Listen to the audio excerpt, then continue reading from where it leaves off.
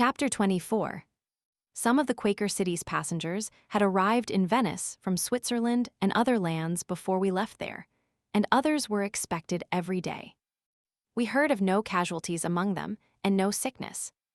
We were a little fatigued with sightseeing, and so we rattled through a good deal of country by rail without caring to stop. I took few notes. I find no mention of Bologna in my memorandum book, except that we arrived there in good season, but saw none of the sausages for which the place is so justly celebrated. Pisto awoke but a passing interest. Florence pleased us for a while. I think we appreciated the great figure of David in the Grand Square, and the sculptured group they call the Rape of the Sabines. We wandered through the endless collections of paintings and statues of the Pitti and Uffizi galleries, of course. I make that statement in self-defense, there let it stop. I could not rest under the imputation that I visited Florence and did not traverse its weary miles of picture galleries. We tried indolently to recollect something about the Guelphs and Ghibellines and the other historical cutthroats, whose quarrels and assassinations make up so large a share of Florentine history, but the subject was not attractive. We had been robbed of all the fine mountain scenery on our little journey by a system of railroading that had 3 miles of tunnel to 100 yards of daylight, and we were not inclined to be sociable with Florence. We had seen the spot, outside the city somewhere, where these people had allowed the bones of Galileo to rest in unconsecrated ground for an age because his great discovery that the world turned around was regarded as a damning heresy by the Church. And we know that long after the world had accepted his theory and raised his name high in the list of its great men, they had still let him rot there. That we had lived to see his dust in honored sepulture in the church of Santa Croce, we owed to a society of literati, and not to Florence or her rulers. We saw Dante's tomb in that church also, but we were glad to know that his body was not in it, that the ungrateful city that had exiled him and persecuted him would give much to have it there, but need not hope to ever secure that high honor to herself. Medicis are good enough for Florence. Let her plant Medicis and build grand monuments over them to testify how gratefully she was wont to lick the hand that scourged her. Magnanimous Florence. Her jewelry marts are filled with artists in mosaic. Florentine mosaics are the choicest in all the world. Florence loves to have that said. Florence is proud of it. Florence would foster this specialty of hers. She is grateful to the artists that bring to her this high credit and fill her coffers with foreign money, and so she encourages them with pensions. With pensions, think of the lavishness of it. She knows that people who piece together the beautiful trifles die early, because the labor is so confining and so exhausting to hand and brain, and so she has decreed that all these people who reach the age of 60 shall have a pension after that. I have not heard that any of them have called for their dividends yet. One man did fight along till he was 60 and started after his pension, but it appeared that there had been a mistake of a year in his family record, and so he gave it up and died. These artists will take particles of stone or glass no larger than a mustard seed, and piece them together on a sleeve button or a shirt stud, so smoothly and with such nice adjustment of the delicate shades of color the pieces bear, as to form a pygmy rose with stem, thorn, leaves, petals complete, and all as softly and as truthfully tinted as though nature had builded it herself. They will counterfeit a fly or a high-toned bug or the ruined Colosseum within the cramped circle of a breastpin, and do it so deftly and so neatly that any man might think a master painted it. I saw a little table in the great mosaic school in Florence, little trifle of a center table whose top was made of some sort of precious polished stone, and in the stone was inlaid the figure of a flute, with bell mouth and a mazy complication of keys. No painting in the world could have been softer or richer. No shading out of one tint into another could have been more perfect. No work of art of any kind could have been more faultless than this flute, and yet to count the multitude of little fragments of stone of which they swore it was formed would bankrupt any man's arithmetic. I do not think one could have seen where two particles joined each other with eyes of ordinary shrewdness. Certainly, we could detect no such blemish. This tabletop cost the labor of one man for 10 long years, so they said, and it was for sale for $35,000. We went to the Church of Santa Croce, from time to time, in Florence, to weep over the tombs of Michelangelo, Raphael, and Machiavelli. I suppose they are buried there, but it may be that they reside elsewhere and rent their tombs to other parties, such being the fashion in Italy. And between times, we used to go and stand on the bridges and admire the Arno. It is popular to admire the Arno. It is a great historical creek with 4 feet in the channel and some scows floating around. It would be a very plausible river if they would pump some water into it. They all call it a river, and they honestly think it is a river, do these dark and bloody Florentines. They even help out the delusion by building bridges over it. I do not see why they are too good to wade. How the fatigues and annoyances of travel fill one with bitter prejudices sometimes. I might enter Florence under happier auspices a month hence, and find it all beautiful, all attractive. But I do not care to think of it now, at all, nor of its roomy shops filled to the ceiling with snowy marble and alabaster copies of all the celebrated sculptures in Europe, copies, so enchanting to the eye that I wonder how they can really be shaped like the dingy, petrified nightmares they are the portraits of. Got lost in Florence at 9 o'clock, one night, and stayed lost in that labyrinth of narrow streets and long rows of vast buildings that look all alike, until toward 3 o'clock in the morning. It was a pleasant night, and at first there were a good many people abroad, and there were cheerful lights about. Later, I grew accustomed to prowling about mysterious drifts and tunnels and astonishing and interesting myself, with coming around corners expecting to find the hotel staring me in the face, and not finding it doing anything of the kind. Later still, I felt tired. I soon felt remarkably tired. But there was no one abroad, now not even a policeman. I walked till I was out of all patience, and very hot and thirsty. At last, somewhere after 1 o'clock, I came unexpectedly to one of the city gates. I knew then that I was very far from the hotel. The soldiers thought I wanted to leave the city, and they sprang up and barred the way with their muskets. I said, "Hotel d'Europe." It was all the Italian I knew, and I was not certain whether that was Italian or French. The soldiers looked stupidly at each other and at me, and shook their heads and took me into custody. I said I wanted to go home. They did not understand me. They took me into the guardhouse and searched me, but they found no sedition on me. They found a small piece of soap. We carry soap with us now, and I made them a present of it, seeing that they regarded it as a curiosity. I continued to say Hotel d'Europe, and they continued to shake their heads, until at last a young soldier nodding in the corner roused up and said something. He said he knew where the hotel was, I suppose, for the officer of the guard sent him away with me. We walked 100 or 150 miles, it appeared to me, and then he got lost. He turned this way and that, and finally gave it up, and signified that he was going to spend the remainder of the morning trying to find the city gate again. At that moment, it struck me that there was something familiar about the house over the way. It was the hotel. It was a happy thing for me that there happened to be a soldier there that knew even as much as he did. For they say that the policy of the government is to change the soldiery from one place to another constantly, and from country to city, so that they cannot become acquainted with the people and grow lax in their duties and enter into plots and conspiracies with friends. My experiences of Florence were chiefly unpleasant. I will change the subject. At Pisa we climbed up to the top of the strangest structure the world has any knowledge of, the Leaning Tower. As everyone knows, it is in the neighborhood of 180 feet high, and I beg to observe that 180 feet reach to about the height of 4 ordinary 3-story buildings, piled one on top of the other, and is a very considerable altitude for a tower of uniform thickness to aspire to. Even when it stands upright, yet this one leans more than 13 feet out of the perpendicular. It is 700 years old, but neither history or tradition say whether it was built as it is, purposely, or whether one of its sides has settled. There is no record that it ever stood straight up.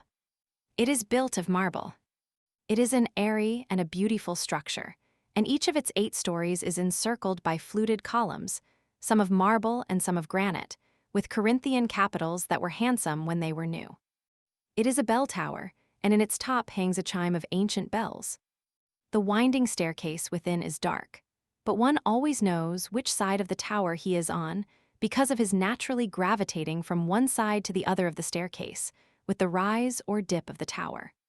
Some of the stone steps are foot-worn only on one end, others only on the other end, others only in the middle. To look down into the tower from the top is like looking down into a tilted well. A rope that hangs from the center of the top touches the wall before it reaches the bottom. Standing on the summit, one does not feel altogether comfortable when he looks down from the high side. But to crawl on your breast to the verge on the lower side and try to stretch your neck out far enough to see the base of the tower makes your flesh creep and convinces you for a single moment, in spite of all your philosophy, that the building is falling. You handle yourself very carefully, all the time, under the silly impression that if it is not falling, your trifling weight will start it, unless you are particular not to bear down on it. The Duomo, close at hand, is one of the finest cathedrals in Europe. It is 800 years old. Its grandeur has outlived the high commercial prosperity and the political importance that made it a necessity, or rather a possibility. Surrounded by poverty, decay, and ruin, it conveys to us a more tangible impression of the former greatness of Pisa than books could give us. The baptistry, which is a few years older than the Leaning Tower, is a stately rotunda of huge dimensions and was a costly structure. In it hangs the lamp whose measured swing suggested to Galileo the pendulum. It looked an insignificant thing to have conferred upon the world of science and mechanics such a mighty extension of their dominions as it has. Pondering in its suggestive presence, I seemed to see a crazy universe of swinging discs, the toiling children of this sedate parent. He appeared to have an intelligent expression about him of knowing that he was not a lamp at all, that he was a pendulum disguised for prodigious and inscrutable purposes of his own deep devising, and not a common pendulum either, but the old original patriarchal pendulum, the Abraham pendulum of the world. This baptistry is endowed with the most pleasing echo of all the echoes we have read of. The guide sounded two sonorous notes, about half an octave apart. The echo answered with the most enchanting, the most melodious, the richest blending of sweet sounds that one can imagine. It was like a long-drawn chord of a church organ, infinitely softened by distance. I may be extravagant in this matter, but if this be the case, my ear is to blame, not my pen. I am describing a memory, and one that will remain long with me.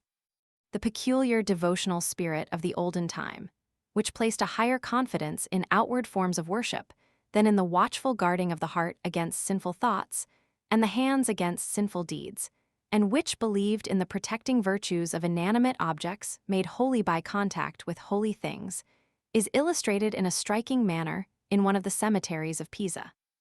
The tombs are set in soil brought in ships from the Holy Land ages ago. To be buried in such ground was regarded by the ancient Pisans as being more potent for salvation than many masses purchased of the church, and the vowing of many candles to the Virgin. Pisa is believed to be about 3,000 years old.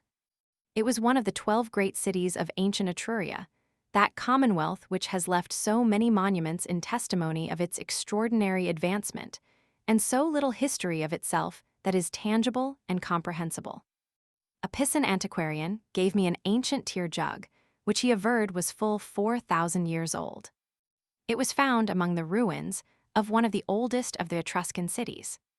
He said it came from a tomb, and was used by some bereaved family in that remote age when even the pyramids of Egypt were young, Damascus a village, Abraham a prattling infant, and ancient Troy not yet of, to receive the tears wept for some lost idol of a household. It spoke to us in a language of its own, and with a pathos more tender than any words might bring, its mute eloquence swept down the long roll of the centuries with its tale of a vacant chair, a familiar footstep missed from the threshold, a pleasant voice gone from the chorus, a vanished form, a tale which is always so new to us, so startling, so terrible, so benumbing to the senses, and behold how threadbare and old it is. No shrewdly worded history could have brought the myths and shadows of that old dreamy age before us, clothed with human flesh, and warmed with human sympathies so vividly, as did this poor little unsentient vessel of pottery. Pisa was a republic in the Middle Ages, with a government of her own, armies and navies of her own, and a great commerce. She was a warlike power, and inscribed upon her banners many a brilliant fight with Genos and Turks. It is said that the city once numbered a population of 400,000, but her scepter has passed from her grasp now, her ships and her armies are gone, her commerce is dead. Her battle flags bear the mold and the dust of centuries, her marts are deserted, she has shrunken far within her crumbling walls, and her great population has diminished to 20,000 souls. She has but one thing left to boast of, and that is not much, viz. She is the second city of Tuscany. We reached Leghorn in time to see all we wished to see of it long before the city gates were closed for the evening, and then came on board the ship. We felt as though we had been away from home and age. We never entirely appreciated before what a very pleasant den our stateroom is, nor how jolly it is to sit at dinner in one's own seat in one's own cabin, and hold familiar conversation with friends in one's own language. Oh, the rare happiness of comprehending every single word that is said, and knowing that every word one says in return will be understood as well. We would talk ourselves to death.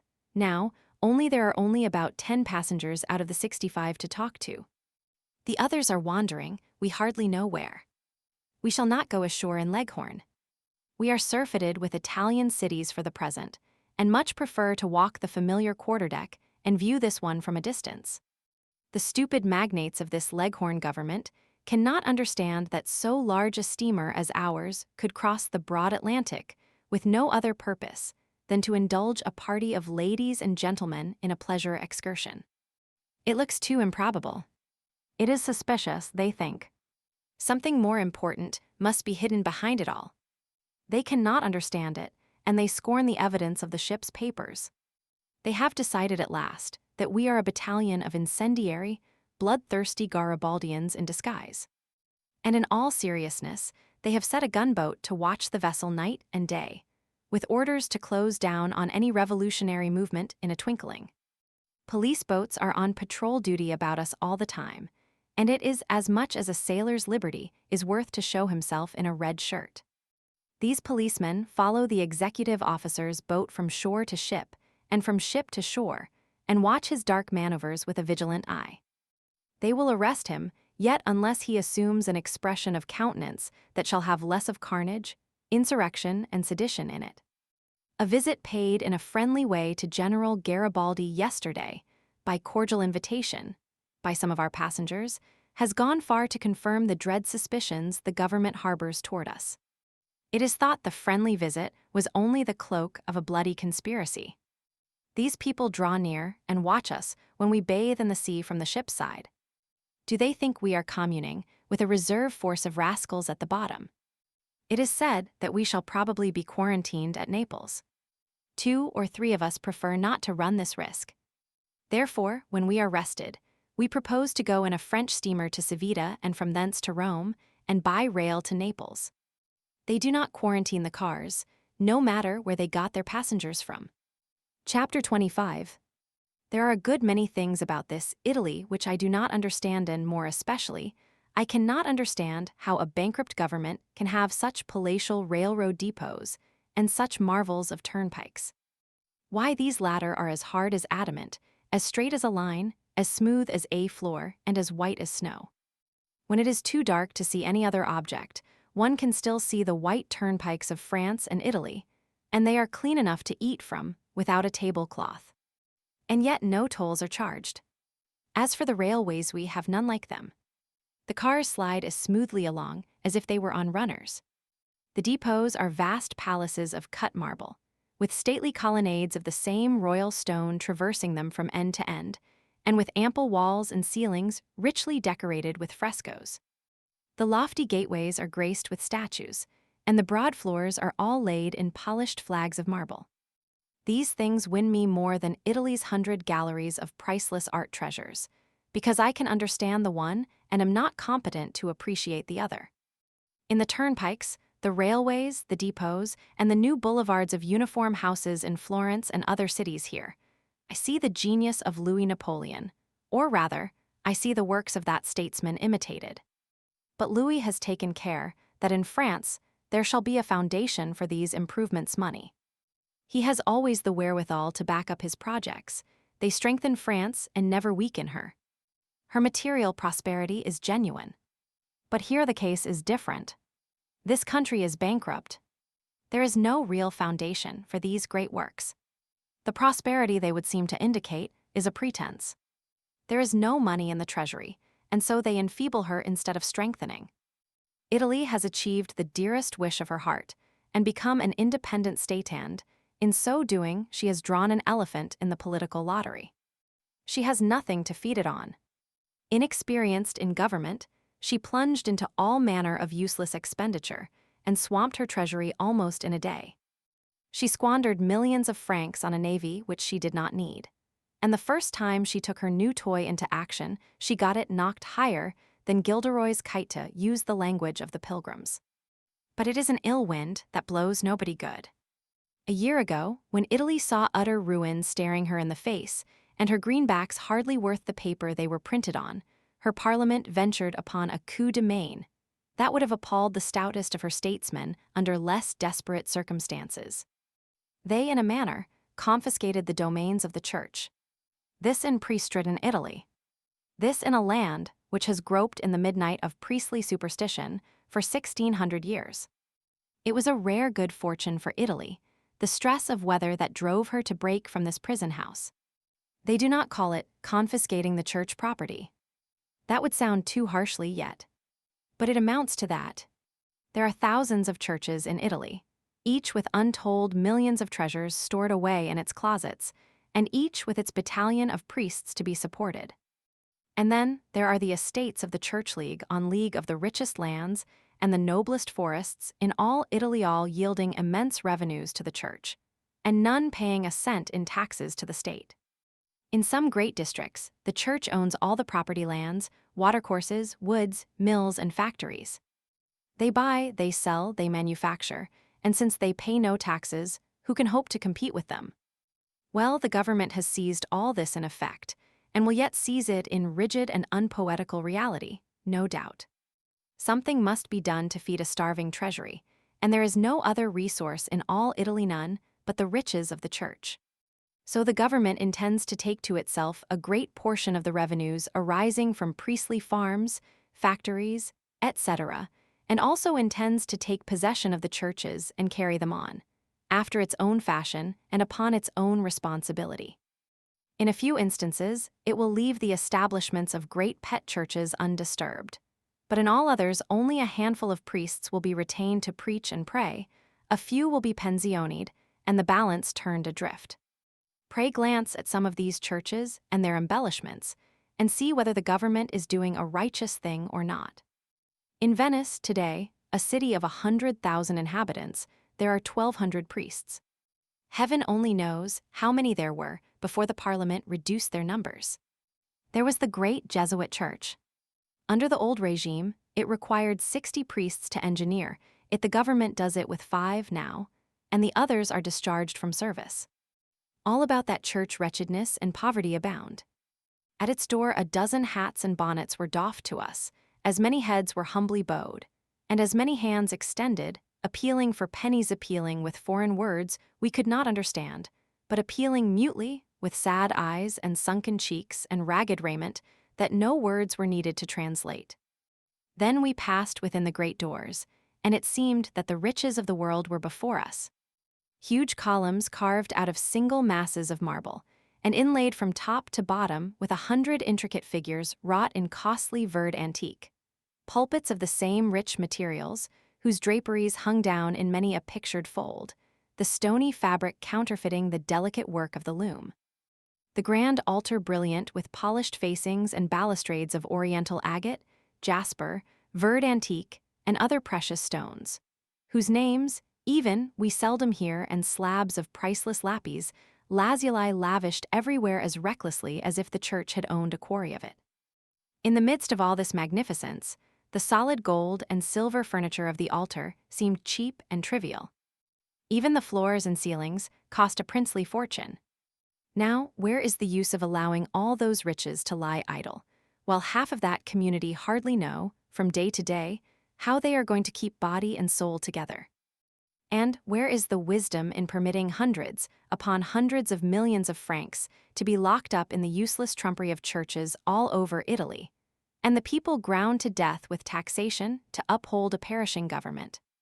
As far as I can see, Italy, for 1,500 years, has turned all her energies, all her finances, and all her industry to the building up of a vast array of wonderful church edifices, and starving half her citizens to accomplish it.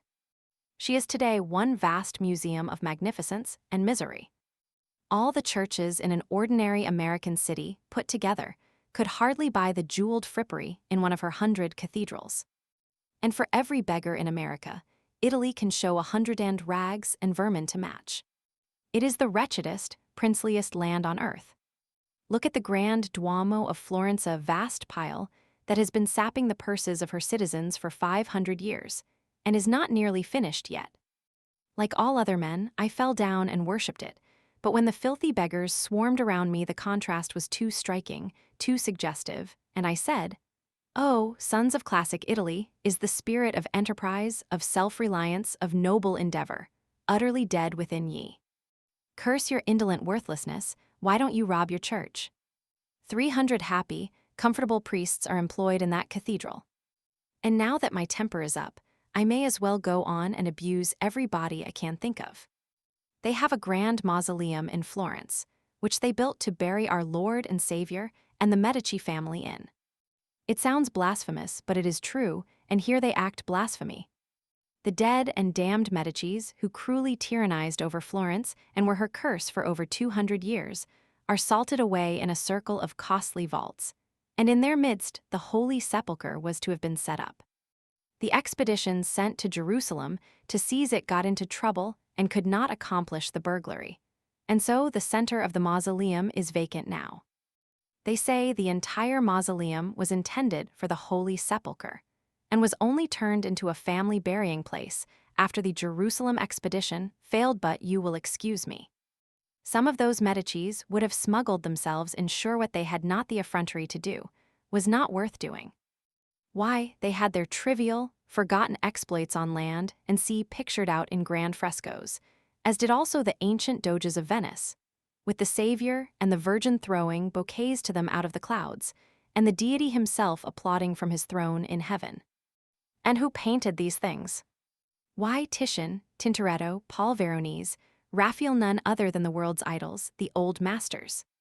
Andrea del Sarto glorified his princes in pictures that must save them forever from the oblivion they merited, and they let him starve. Served him right.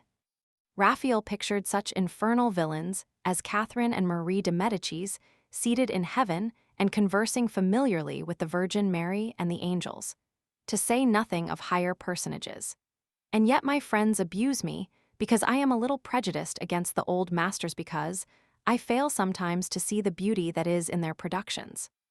I cannot help but see it, now and then, but I keep on protesting against the groveling spirit that could persuade those masters to prostitute their noble talents to the adulation of such monsters as the French, Venetian, and Florentine princes of 200 and 300 years ago, all the same. I am told that the old masters had to do these shameful things for bread, the princes and potentates being the only patrons of art.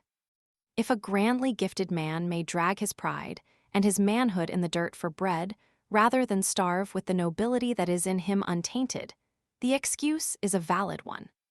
It would excuse theft in Washingtons and Wellingtons, and unchastity in women as well. But somehow, I cannot keep that Medici mausoleum out of my memory. It is as large as a church.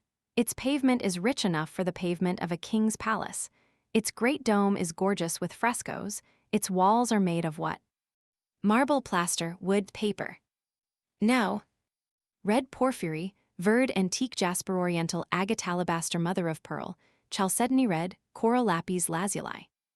All the vast walls are made wholly of these precious stones, worked in and in together in elaborate pattern S and figures, and polished till they glow like great mirrors with the pictured splendors reflected from the dome overhead. And before a statue of one of those dead Medicis reposes a crown that blazes with diamonds and emeralds enough to buy a ship of the line, almost. These are the things the government has its evil eye upon, and a happy thing it will be for Italy when they melt away in the public treasury. And now, however, another beggar approaches. I will go out and destroy him, and then come back and write another chapter of vituperation. Having eat the friendless orphan, having driven away his comrades, having grown calm and reflective at length, I now feel in a kindlier mood.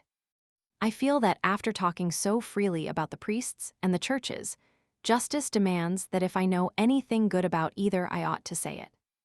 I have heard of many things that redound to the credit of the priesthood, but the most notable matter that occurs to me now is the devotion one of the mendicant orders showed during the prevalence of the cholera last year. I speak of the Dominican friarsmen who wear a coarse, heavy brown robe and a cowl in this hot climate and go barefoot.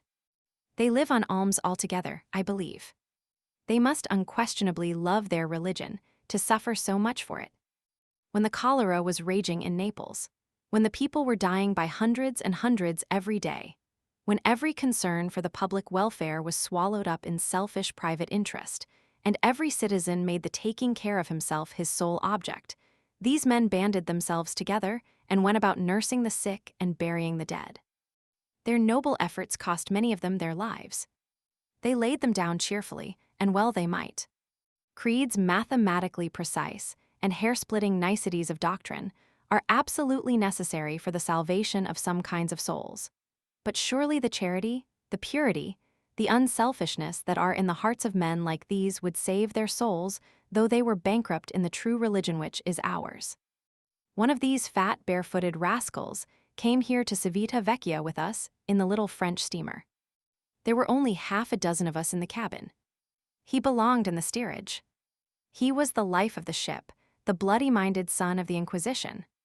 He and the leader of the marine band of a French man-o'-war played on the piano and sang opera turnabout. They sang duets together.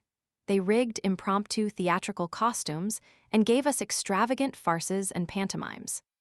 We got along first-rate with the friar and were excessively conversational, albeit he could not understand what we said, and certainly he never uttered a word that we could guess the meaning of. This Civita Vecchia is the finest nest of dirt, vermin, and ignorance we have found yet, except that African perdition they call Tangier, which is just like it. The people here live in alleys 2 yards wide, which have a smell about them which is peculiar but not entertaining. It is well the alleys are not wider, because they hold as much smell now as a person can stand, and of course, if they were wider they would hold more, and then the people would die. These alleys are paved with stone and carpeted with deceased cats and decayed rags and decomposed vegetable tops and remnants of old boots, all soaked with dishwater, and the people sit around on stools and enjoy it. They are indolent as a general thing and yet have few pastimes. They work 2 or 3 hours at a time, but not hard, and then they knock off and catch flies. This does not require any talent, because they only have to grab. If they do not get the one they are after, they get another. It is all the same to them. They have no partialities. Whichever one they get is the one they want. They have other kinds of insects, but it does not make them arrogant. They are very quiet, unpretending people. They have more of these kind of things than other communities, but they do not boast. They are very uncleanly, these people, in face, in person and dress. When they see anybody with a clean shirt on, it arouses their scorn. The women wash clothes half the day at the public tanks in the streets, but they are probably somebody else's. Or maybe they keep one set to wear and another to wash, because they never put on any that have ever been washed. When they get done washing, they sit in the alleys and nurse their cubs. They nurse one ash cat at a time, and the others scratch their backs against the doorpost and are happy. All this country belongs to the Papal States. They do not appear to have any schools here, and only one billiard table. Their education is at a very low stage. One portion of the men go into the military, another into the priesthood, and the rest into the shoemaking business. They keep up the passport system here, but so they do in Turkey. This shows that the Papal States are as far advanced as Turkey. This fact will be alone sufficient to silence the tongues of malignant calumniators. I had to get my passport vised for Rome and Florence, And then they would not let me come ashore here until a policeman had examined it on the wharf and sent me a permit. They did not even dare to let me take my passport in my hands for 12 hours. I looked so formidable. They judged it best to let me cool down. They thought I wanted to take the town, likely. Little did they know me. I wouldn't have it. They examined my baggage at the depot. They took one of my ablest jokes and read it over carefully twice and then read it backwards. But it was too deep for them. They passed it around, and everybody speculated on it a while, but it mastered them all. It was no common joke. At length, a veteran officer spelled it over deliberately and shook his head 3 or 4 times and said that in his opinion it was seditious. That was the first time I felt alarmed. Immediately said I would explain the document, and they crowded around. And so I explained and explained and explained, and they took notes of all I said. But the more I explained, the more they could not understand it, and when they desisted at last, I could not even understand it myself.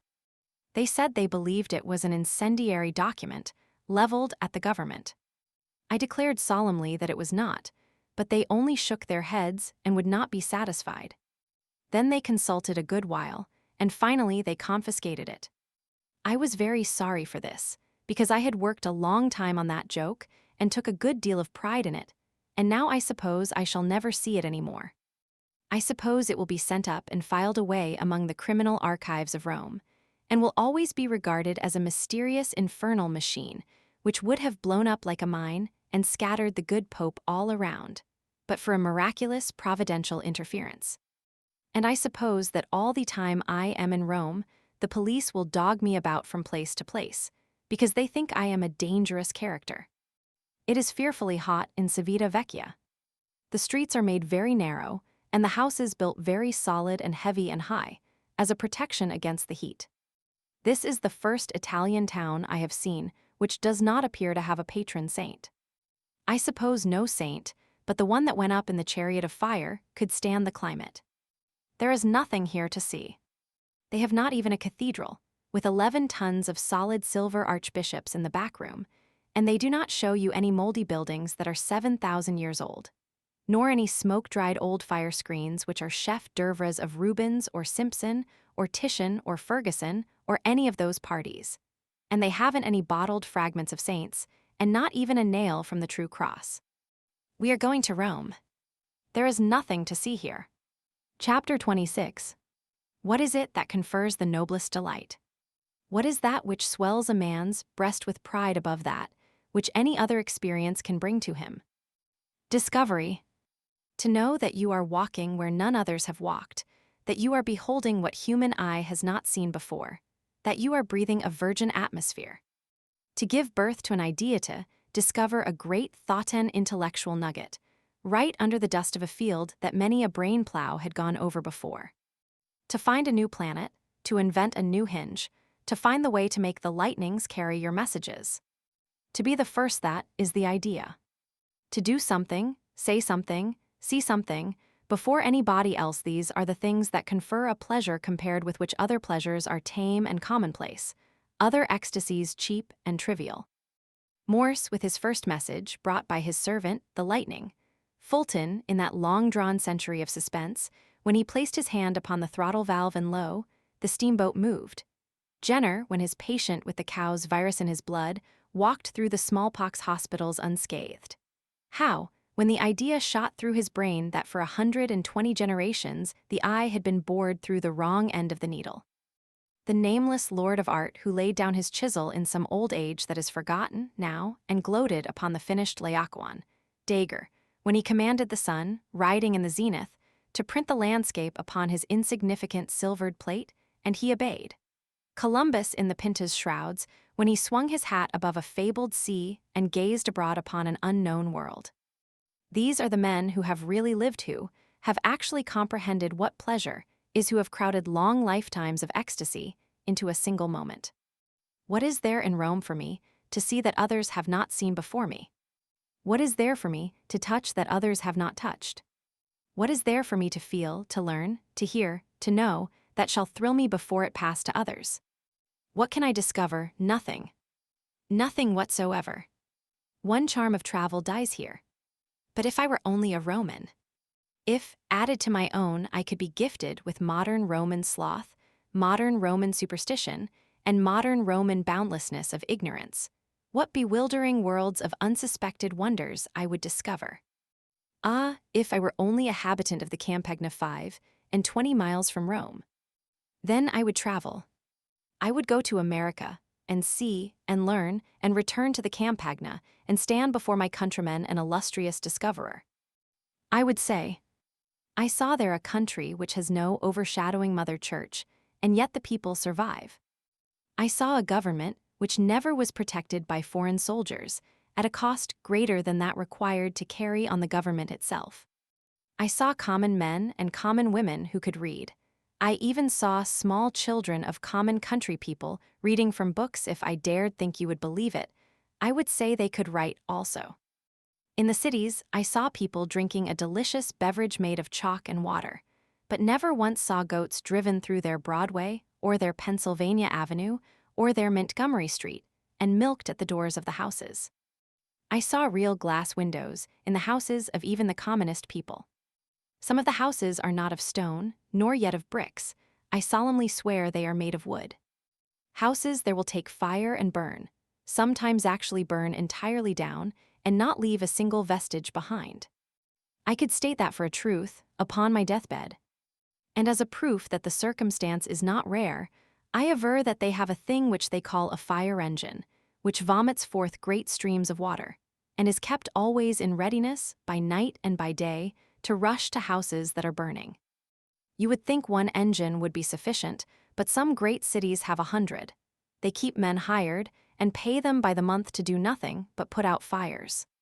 For a certain sum of money other men will ensure that your house shall not burn down, and if it burns, they will pay you for it.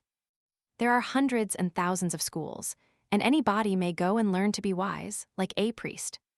In that singular country, if a rich man dies a sinner, he is damned. He cannot buy salvation with money for masses. There is really not much use in being rich there. Not much use as far as the other world is concerned, but much, very much use as concerns this. Because there, if a man be rich, he is very greatly honored, and can become a legislator, a governor, a general, a senator, no matter how ignorant an ass he is, just as in our beloved Italy the nobles hold all the great places, even though sometimes they are born noble idiots. There, if a man be rich, they give him costly presents, they ask him to feasts, they invite him to drink complicated beverages. But if he be poor and in debt, they require him to do that which they term to settle. The women put on a different dress almost every day.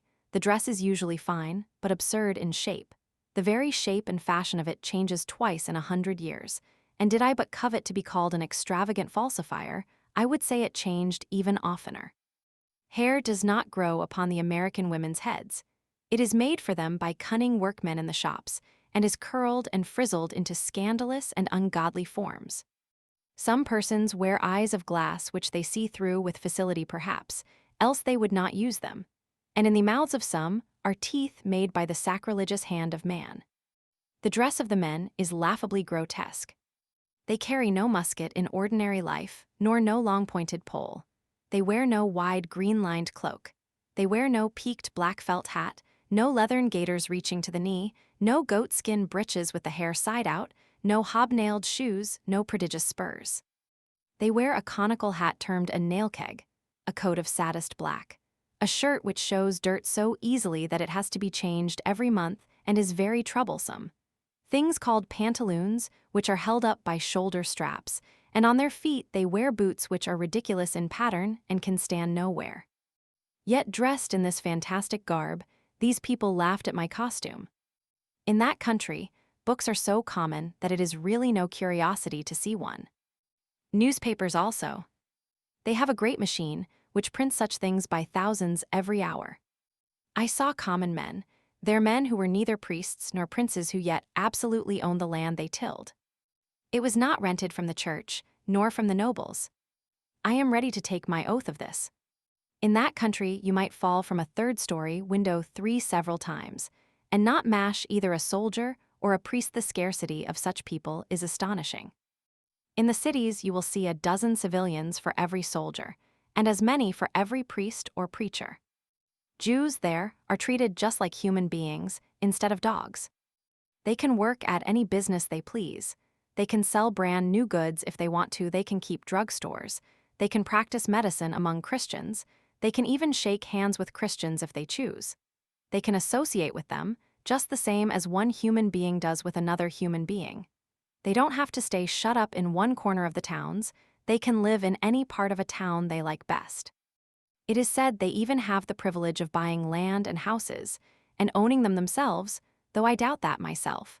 They never have had to run races naked through the public streets, against jackasses, to please the people in carnival time.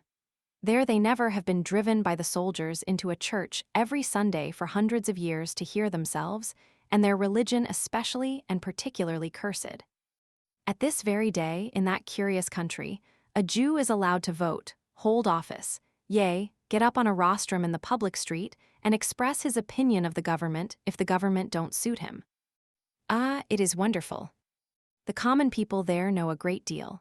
They even have the effrontery to complain if they are not properly governed, and to take hold and help conduct the government themselves.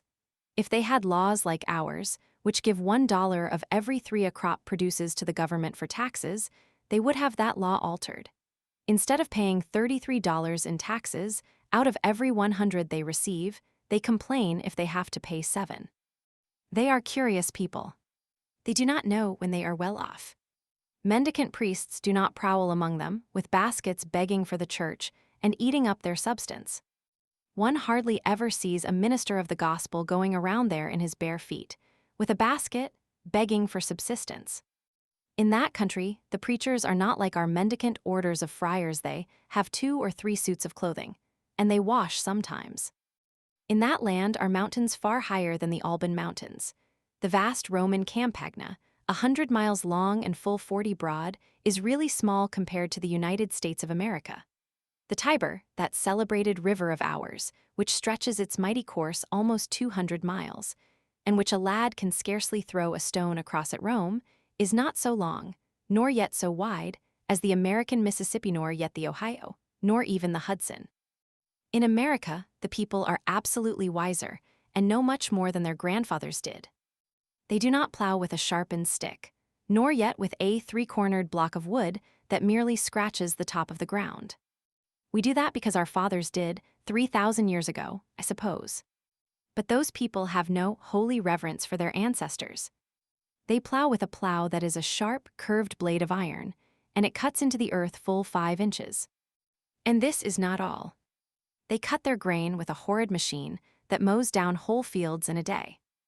If I dared, I would say that sometimes they use a blasphemous plow that works by fire and vapor, and tears up an acre of ground in a single hour, but I see by your looks that you do not believe the things I am telling you. Alas, my character is ruined, and I am a branded speaker of untruths.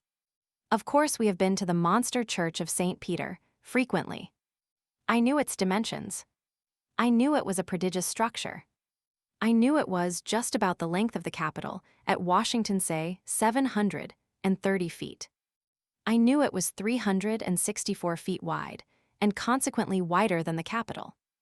I knew that the cross on the top of the dome of the church was 438 feet above the ground, and therefore about 100 or may be 125 feet higher than the dome of the Capitol. Thus, I had one gauge. I wished to come as near forming a correct idea of how it was going to look as possible. I had a curiosity to see how much I would err. I erred considerably. St. Peter's did not look nearly so large as the Capitol, and certainly not a 20th part as beautiful from the outside.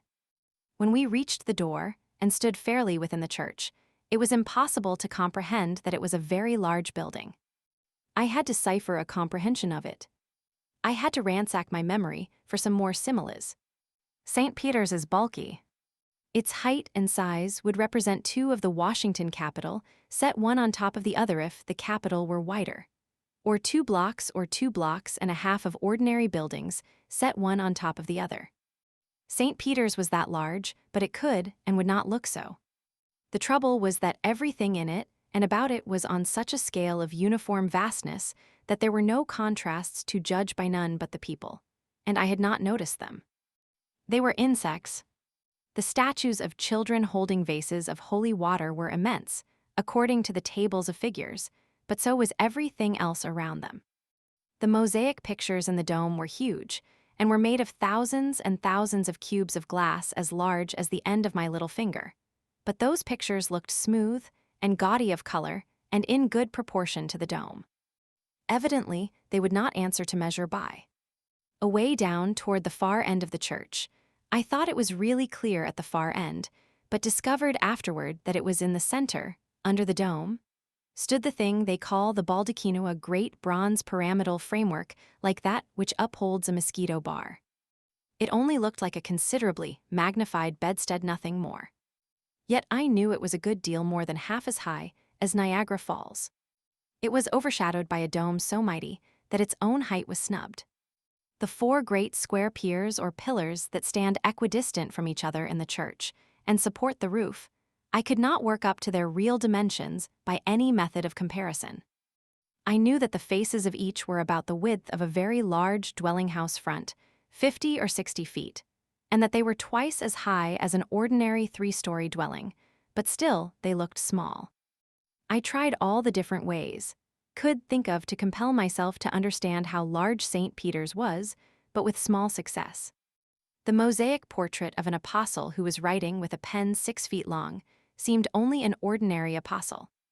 But the people attracted my attention after a while. To stand in the door of St. Peter's and look at men down toward its further extremity, 2 blocks away, has a diminishing effect on them.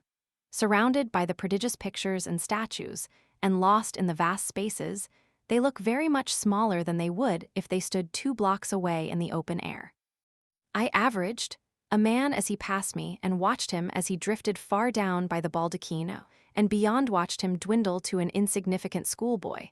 And then, in the midst of the silent throng of human pygmies gliding about him, I lost him. The church had lately been decorated, on the occasion of a great ceremony in honor of St. Peter, and men were engaged, now, in removing the flowers and gilt paper from the walls and pillars. As no ladders could reach the great heights, the men swung themselves down from balustrades and the capitals of pilasters by ropes to do this work. The upper gallery, which encircles the inner sweep of the dome, is 240 feet above the floor of the church. Very few steeples in America could reach up to it. Visitors always go up there to look down into the church, because one gets the best idea of some of the heights and distances from that point. While we stood on the floor, one of the workmen swung loose from that gallery at the end of a long rope. I had not supposed before that a man could look so much like a spider. He was insignificant in size, and his rope seemed only a thread.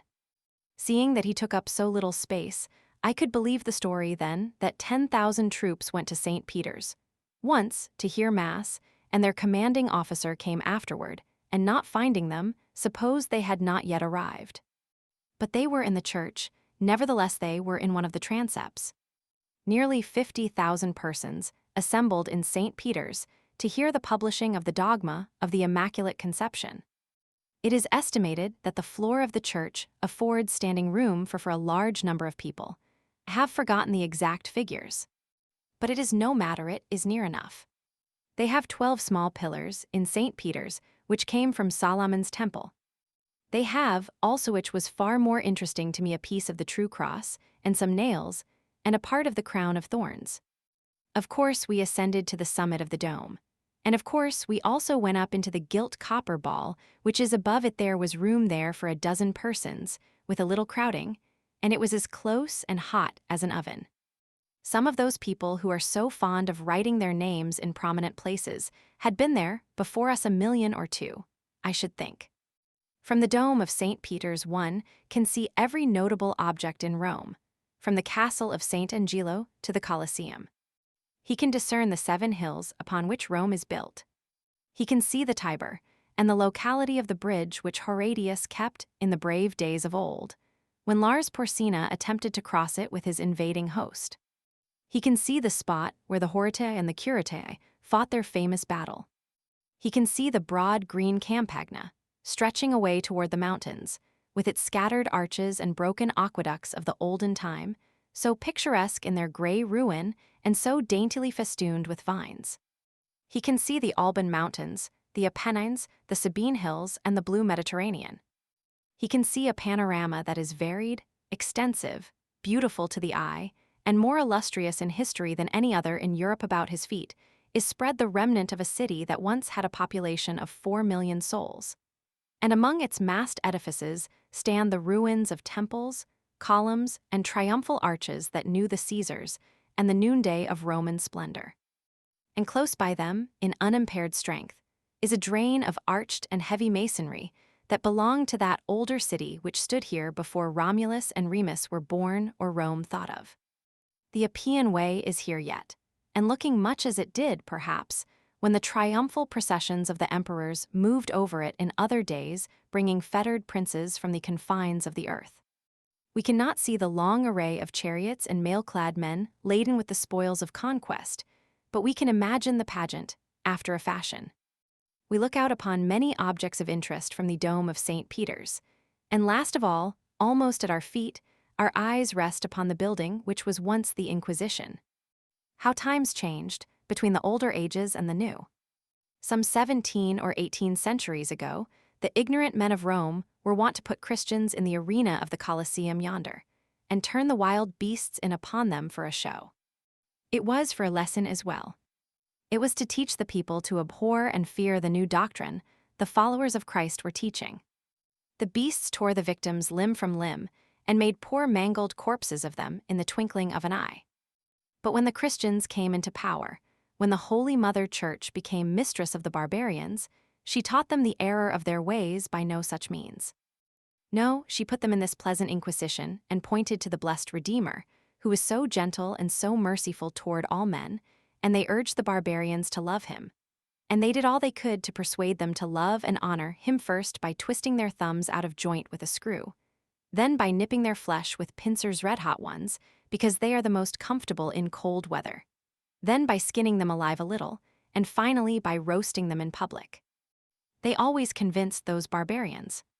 The true religion, properly administered, as the good Mother Church used to administer it, is very, very soothing. It is wonderfully persuasive, also. There is a great difference between feeding parties to wild beasts and stirring up their finer feelings in an inquisition.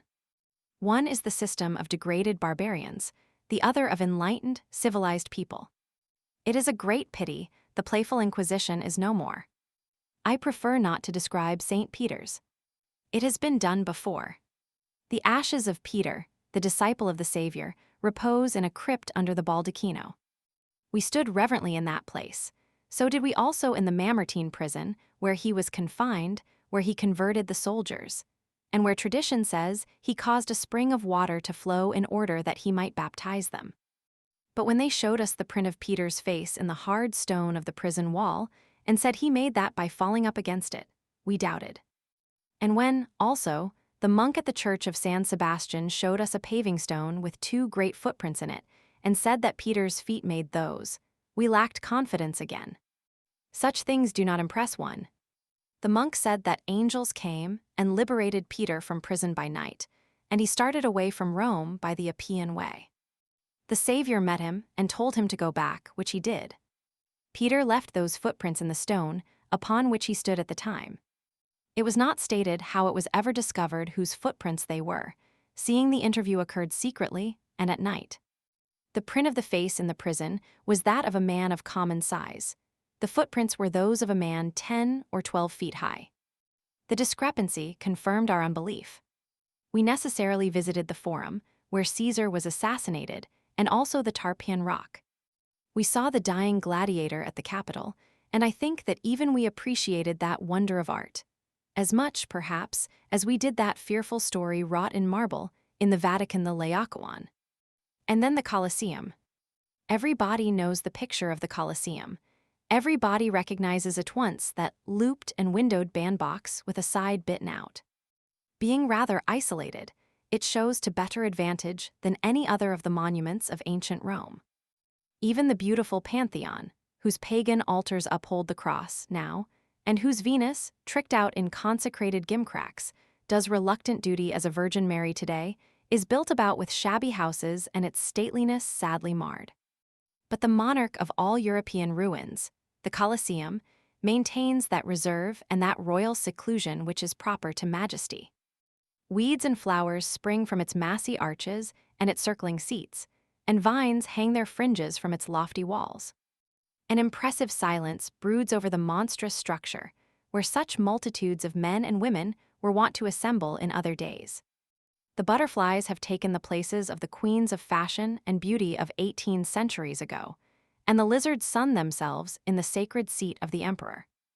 More vividly than all the written histories, the Colosseum tells the story of Rome's grandeur and Rome's decay. It is the worthiest type of both that exists.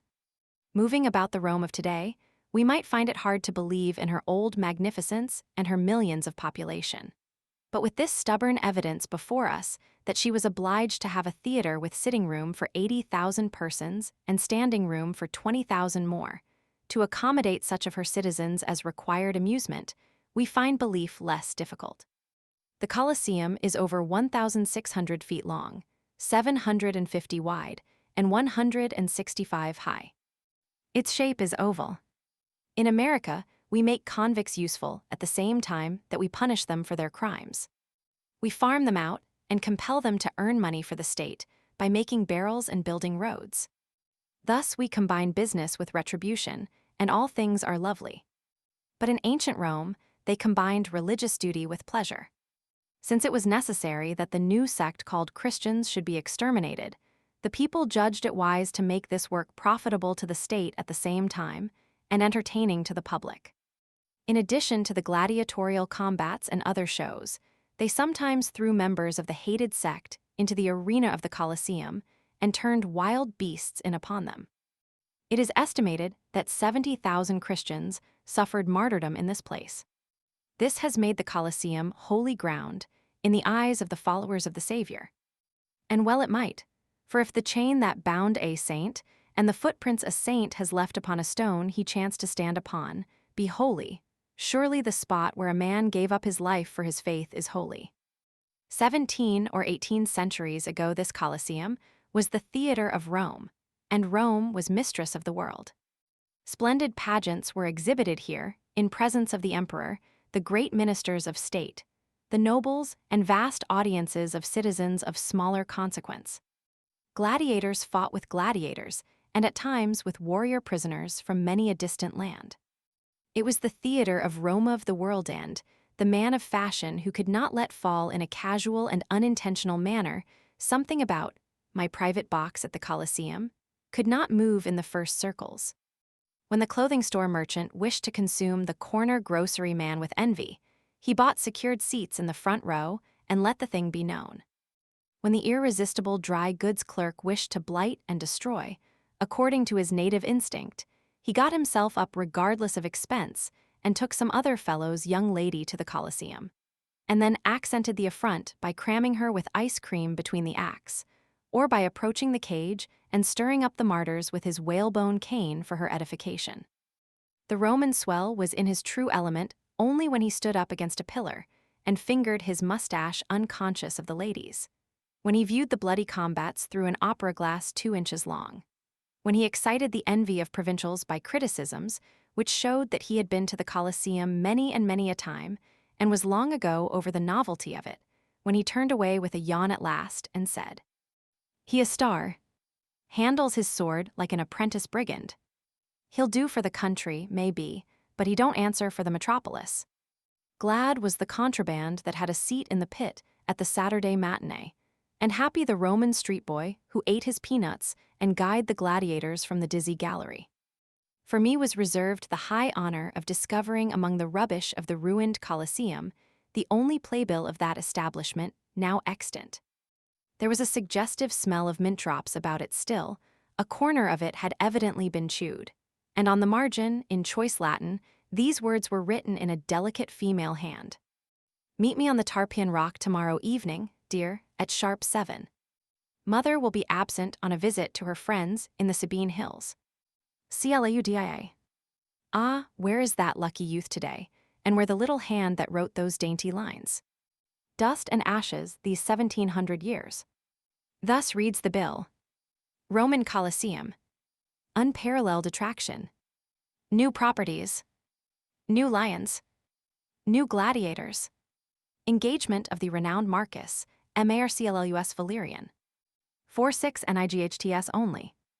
The management beg leave to offer to the public an entertainment, surpassing in magnificence anything that has heretofore been attempted on any stage. No expense has been spared to make the opening season one, which shall be worthy the generous patronage, which the management feel sure will crown their efforts. The management beg leave to state that they have succeeded in securing the services of a galaxy of talent, such as has not been beheld in Rome before. The performance will commence this evening with a grand broadsword combat between two young and promising amateurs and a celebrated Parthian gladiator who has just arrived a prisoner from the camp of Varus.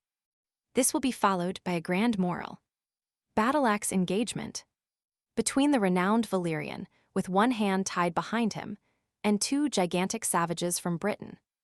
After which the renowned Valerian, if he survive, will fight with the broadsword left HANDD against 6 sophomores and a freshman from the gladiatorial college. A long series of brilliant engagements will follow, in which the finest talent of the empire will take part. After which the celebrated infant prodigy known as the young Achilles will engage 4 tiger whelps in combat, armed with no other weapon than his little spear. The whole to conclude with a chaste and elegant general slaughter, in which 13 African lions and 22 barbarian prisoners will war with each other until all are exterminated. Box office now open. Dress circle $1, children and servants half price. An efficient police force will be on hand to preserve order and keep the wild beasts from leaping the railings and discommoding the audience.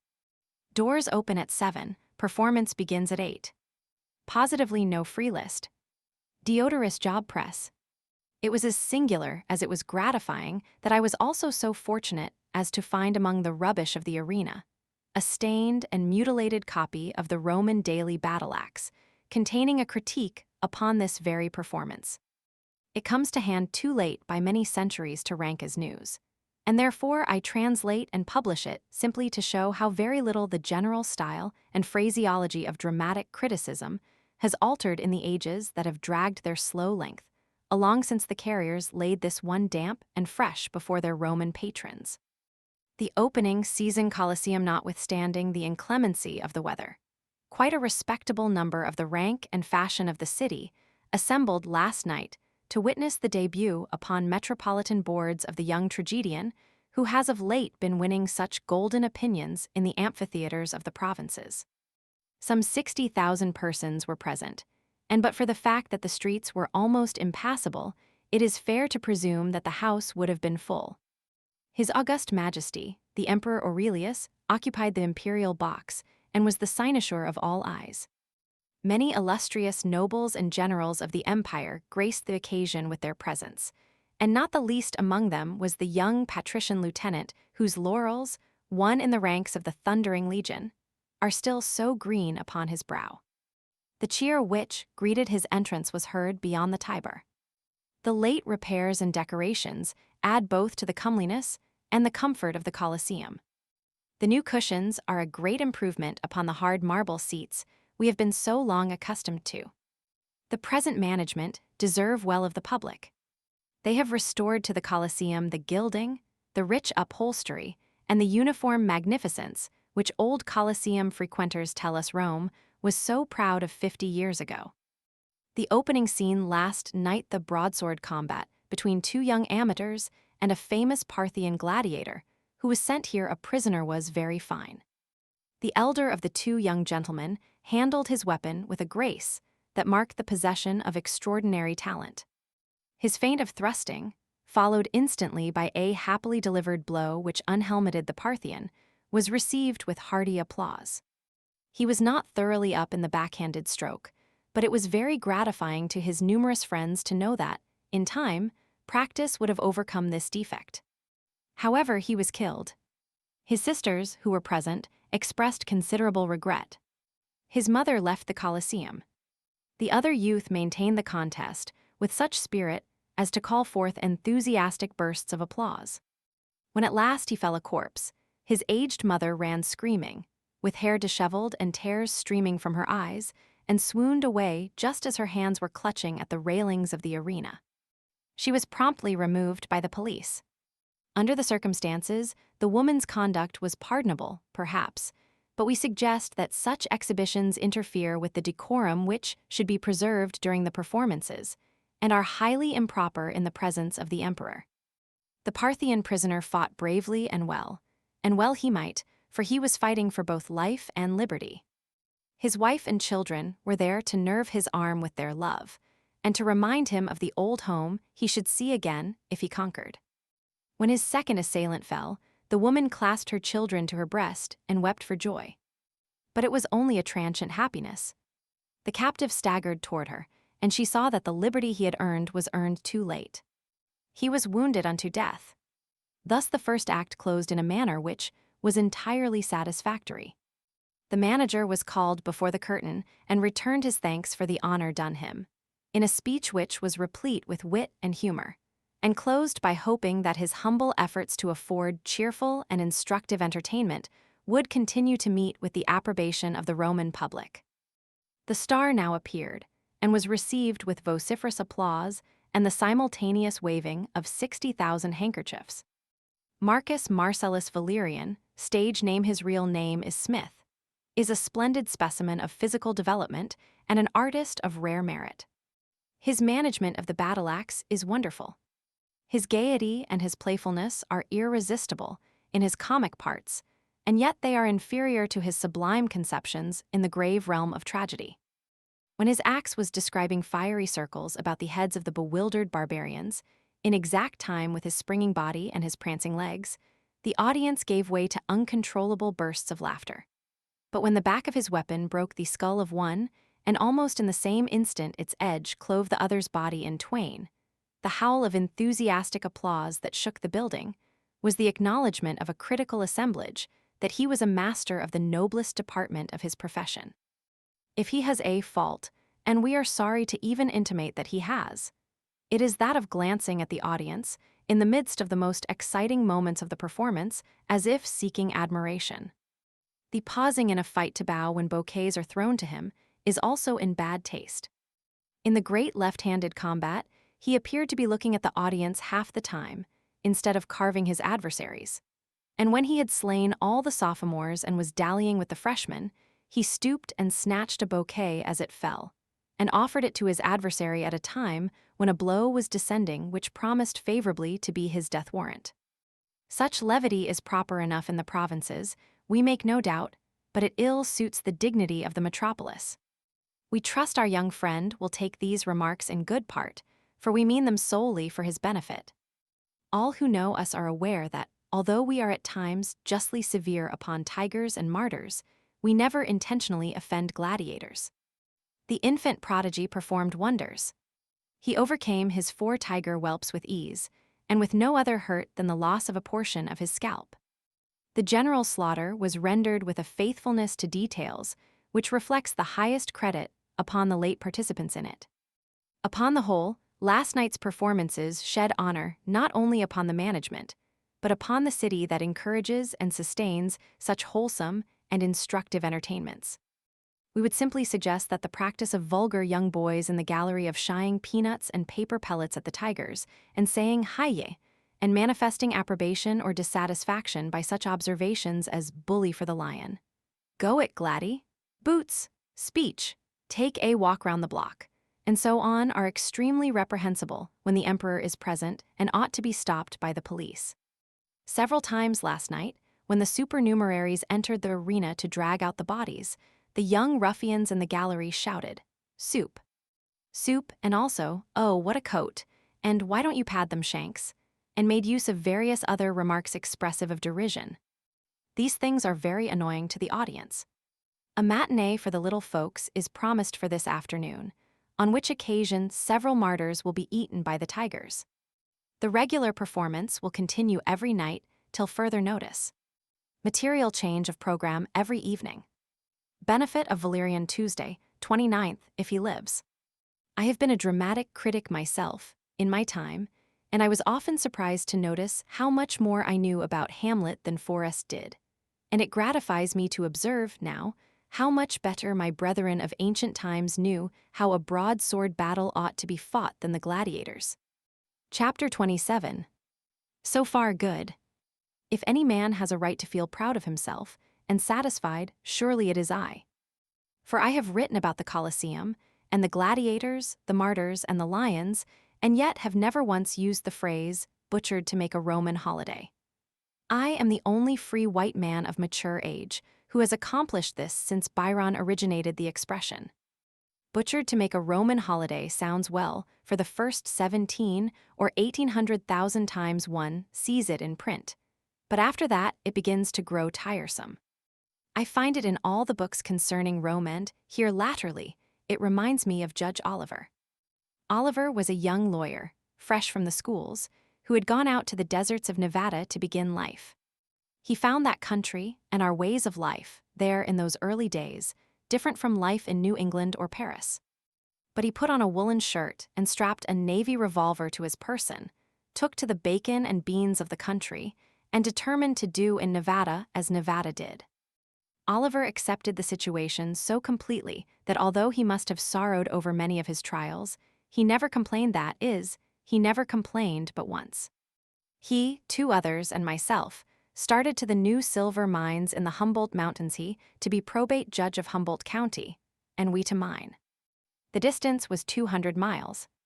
It was dead of winter. We bought a 2-horse wagon and put 1,800 pounds of bacon, flour, beans, blasting powder, picks, and shovels in it. We bought 2 sorry-looking Mexican plugs, with the hair turned the wrong way and more corners on their bodies than there are on the Mosque of Omar. We hitched up and started. It was a dreadful trip, but Oliver did not complain. The horses dragged the wagon 2 miles from town and then gave out. Then we 3 pushed the wagon 7 miles, and Oliver moved ahead and pulled the horses after him by the bits. We complained, but Oliver did not. The ground was frozen, and it froze our backs while we slept.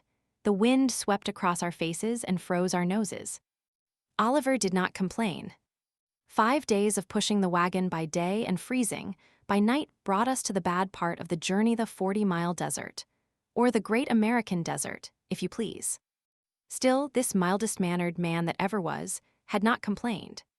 We started across at 8 in the morning, pushing through sand that had no bottom, toiling all day long by the wrecks of 1,000 wagons, the skeletons of 10,000 oxen, by wagon tires enough to hoop the Washington Monument to the top, and ox chains enough to girdle Long Island, by human graves, with our throats parched always with thirst, lips bleeding from the alkali dust. Hungry, perspiring, and very, very weary, so weary that when we dropped in the sand every 50 yards to rest the horses, we could hardly keep from going to sleep. No complaints from Oliver. None the next morning at 3 o'clock when we got across, tired to death. Awakened 2 or 3 nights afterward at midnight, in a narrow canon, by the snow falling on our faces, and appalled at the imminent danger of being snowed in. We harnessed up and pushed on till 8 in the morning, passed the divide, and knew we were saved. No complaints. 15 days of hardship and fatigue brought us to the end of the 200 miles, and the judge had not complained. We wondered if anything could exasperate him. We built a Humboldt house. It is done in this way. You dig a square in the steep base of the mountain and set up 2 uprights and top them with 2 joists. Then you stretch a great sheet of cotton domestic from the point where the joists join the hillside down over the joists to the ground. This makes the roof and the front of the mansion. The sides and back are the dirt walls your digging has left. A chimney is easily made by turning up one corner of the roof. Oliver was sitting alone in this dismal den, one night, by a sagebrush fire, writing poetry. He was very fond of digging poetry out of himself or blasting it out when it came hard. He heard an animal's footsteps close to the roof. A stone or 2 and some dirt came through and fell by him. He grew uneasy and said, "Hi, clear out from there, can't you?" from time to time. But by and by he fell asleep where he sat, and pretty soon a mule fell down the chimney. The fire flew in every direction, and Oliver went over backwards. About 10 nights after that, he recovered confidence enough to go to writing poetry again. Again he dozed off to sleep, and again a mule fell down the chimney. This time, about half of that side of the house came in with the mule. Struggling to get up, the mule kicked the candle out and smashed most of the kitchen furniture, and raised considerable dust. These violent awakenings must have been annoying to Oliver, but he never complained. He moved to a mansion on the opposite side of the cannon, because he had noticed the mules did not go there. One night about 8 o'clock, he was endeavoring to finish his poem, when a stone rolled in, then a hoof appeared below the canvas, then part of a cow, the after part. He leaned back in dread and shouted, "Hooey! Hooey! Get out of this!" And the cow struggled, manfully lost ground steadily, dirt and dust streamed down, and before Oliver could get well away, the entire cow crashed through onto the table and made a shapeless wreck of everything. Then, for the first time in his life, I think, Oliver complained. He said, "This thing is growing monotonous." Then he resigned his judgeship and left Humboldt County. Butchered to make a Roman holiday has grown monotonous to me. In this connection, I wish to say one word about Michelangelo Buonarroti. I used to worship the mighty genius of Michelangelo, that man, who was great in poetry, painting, sculpture, architecture, great in everything he undertook. But I do not want Michelangelo for breakfast, for luncheon, for dinner, for tea, for supper, for between meals. I like a change occasionally. In Genoa, he designed everything. In Milan, he or his pupils designed everything. He designed the Lake of Como. In Padua, Verona, Venice, Bologna, who did we ever hear of from guides but Michelangelo? In Florence, he painted everything, designed everything nearly, and what he did not design he used to sit on a favorite stone and look at, and they showed us the stone. In Pisa, he designed everything but the old shot tower, and they would have attributed that to him if it had not been so awfully out of the perpendicular. He designed the piers of Leghorn and the custom house regulations of Civita Vecchia. But here it is frightful. He designed St. Peter's. He designed the Pope. He designed the Pantheon, the uniform of the Pope's soldiers, the Tiber, the Vatican, the Colosseum, the Capitol, the Tarpeian Rock, the Barberini Palace, St. John Lateran, the Campagna, the Appian Way, the Seven Hills, the Baths of Caracalla, the Claudian Aqueduct. The Cloaca Maxima, the Eternal Boar, designed the Eternal City, and unless all men and books do lie, he painted everything in it. Dan said the other day to the guide, "Enough, enough, enough. Say no more. Lump the whole thing. Say that the Creator made Italy from designs by Michelangelo."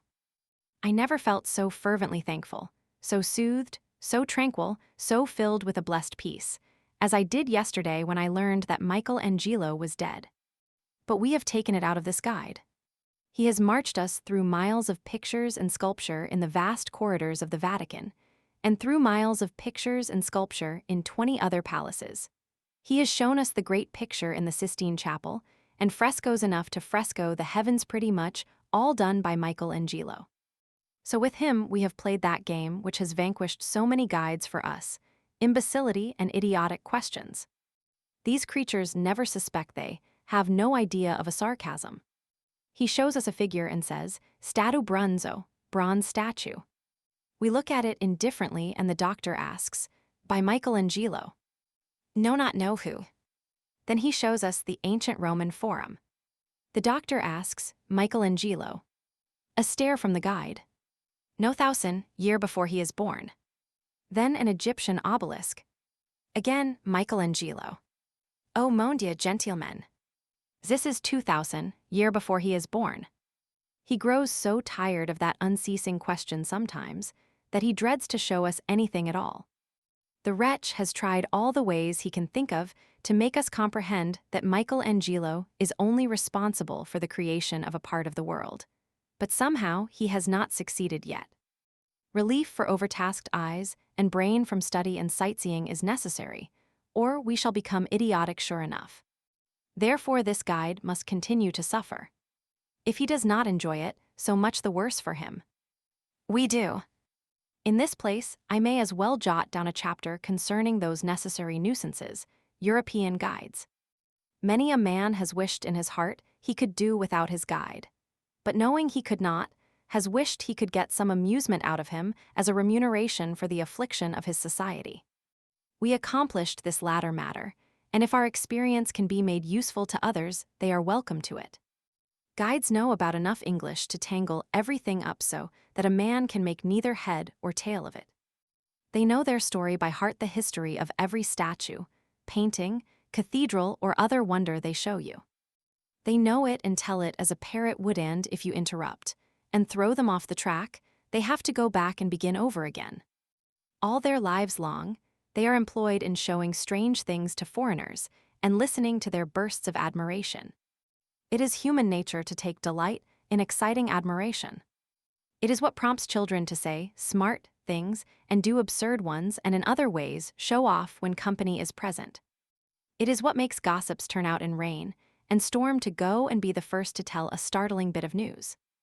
Think then what a passion it becomes with a guide, whose privilege it is, every day, to show to strangers wonders that throw them into perfect ecstasies of admiration. He gets so that he could not by any possibility live in a soberer atmosphere. After we discovered this, we never went into ecstasies any more, we never admired anything, we never showed any but impassible faces and stupid indifference, in the presence of the sublimest wonders a guide had to display. We had found their weak point. We have made good use of it ever since. We have made some of those people savage at times, but we have never lost our own serenity. The doctor asks the questions, generally, because he can keep his countenance and look more like an inspired idiot, and throw more imbecility into the tone of his voice than any man that lives. It comes natural to him. The guides in Genoa are delighted to secure an American party, because Americans so much wonder and deal so much in sentiment and emotion before any relic of Columbus. Our guide there fidgeted about as if he had swallowed a spring mattress. He was full of animation, full of impatience. He said, "Come wise me, gentlemen, come. I show you Z letter writing by Christopher Colombo, write it himself, write it wise his own hand. Come." He took us to the municipal palace. After much impressive fumbling of keys and opening of locks, the stained and aged document was spread before us. The guide's eyes sparkled.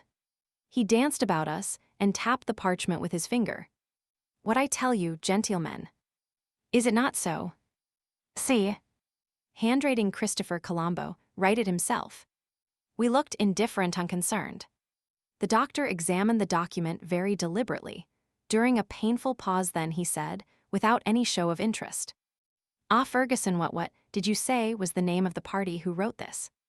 "Christopher Colombo. Z great Christopher Colombo." Another deliberate examination. "Ah, did he write it himself, or how?" "He write it himself, Christopher Colombo. His own handwriting, right by himself." Then the doctor laid the document down and said, "Why, I have seen boys in America, only 14 years old, that could write better than that. But this is Z great Christo. I don't care who it is. It's the worst writing I ever saw. Now you mustn't think you can impose on us because we are strangers. We are not fools by a good deal. If you have got any specimens of penmanship of real merit, trot them out, and if you haven't, drive on." We drove on. The guide was considerably shaken up, but he made one more venture. He had something which he thought would overcome us. He said, "Ah, gentlemen, you come wise me.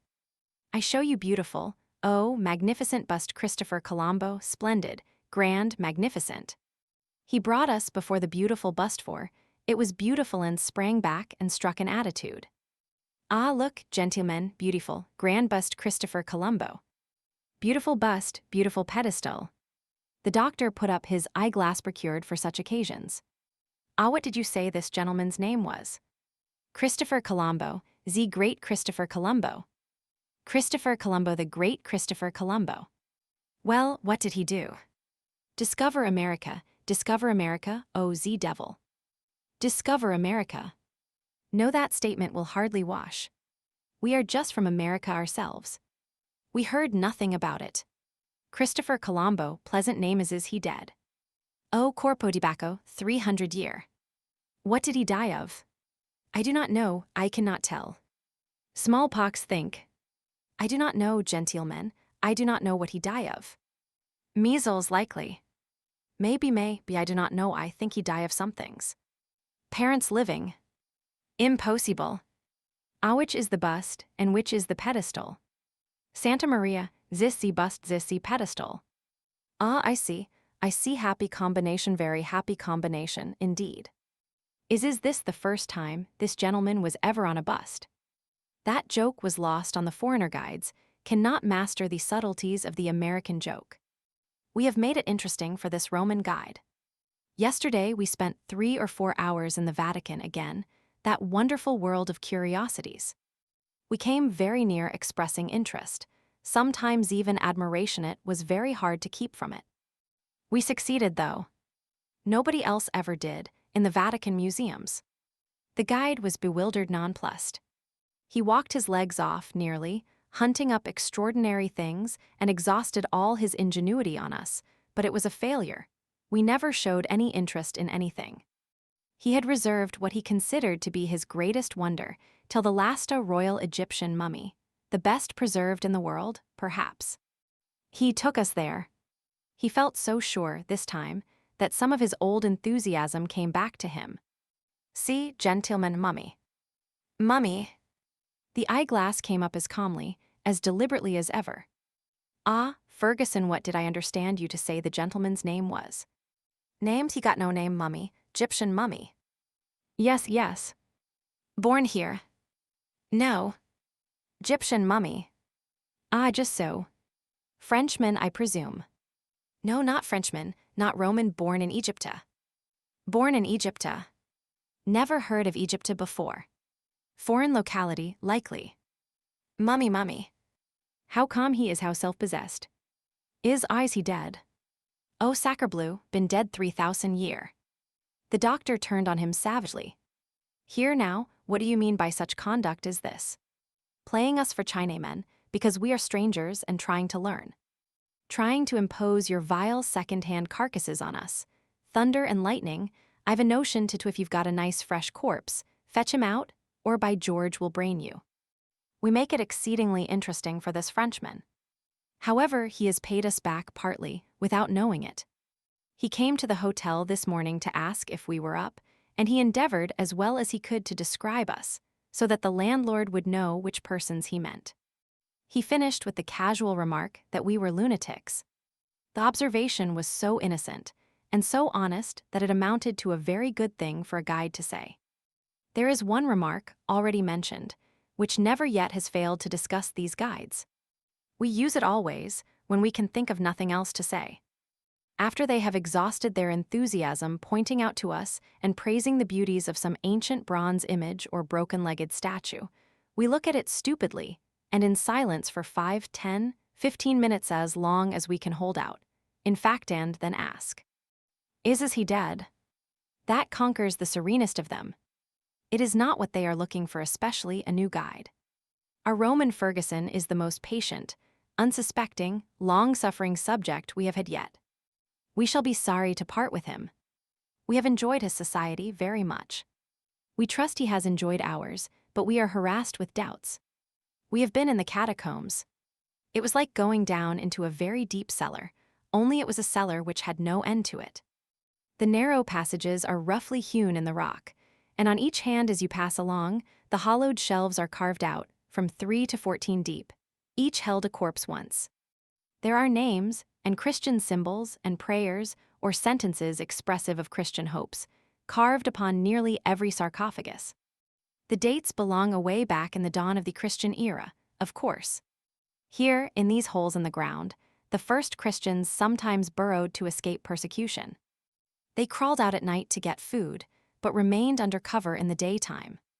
The priest told us that Saint Sebastian lived underground for some time while he was being hunted. He went out one day, and the soldiery discovered and shot him to death with arrows.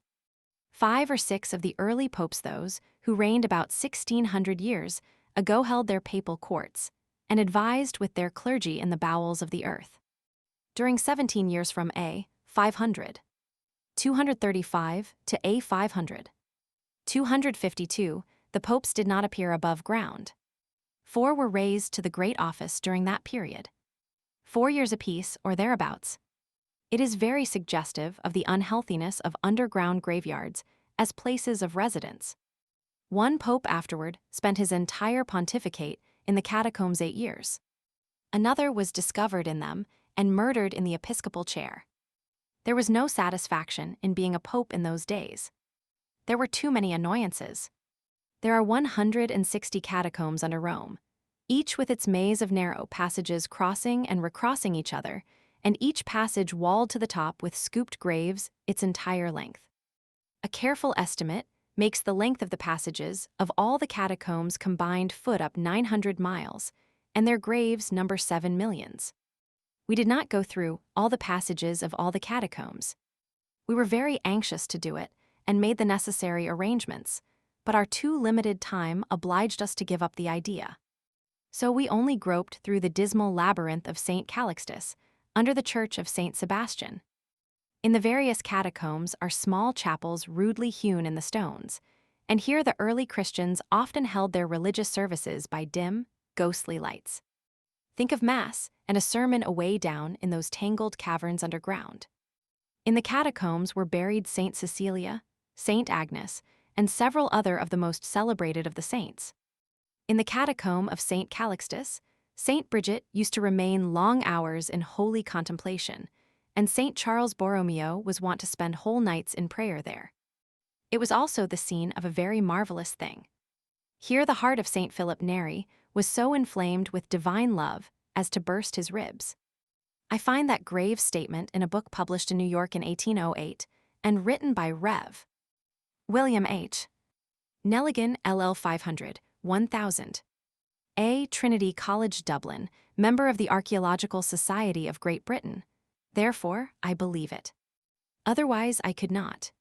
Under other circumstances, I should have felt a curiosity to know what Philip had for dinner. This author puts my credulity on its mettle every now and then. He tells of one Saint Joseph Calasanctius, whose house in Rome he visited. He visited only the house the priest has been dead 200 years. He says the Virgin Mary appeared to this saint. Then he continues.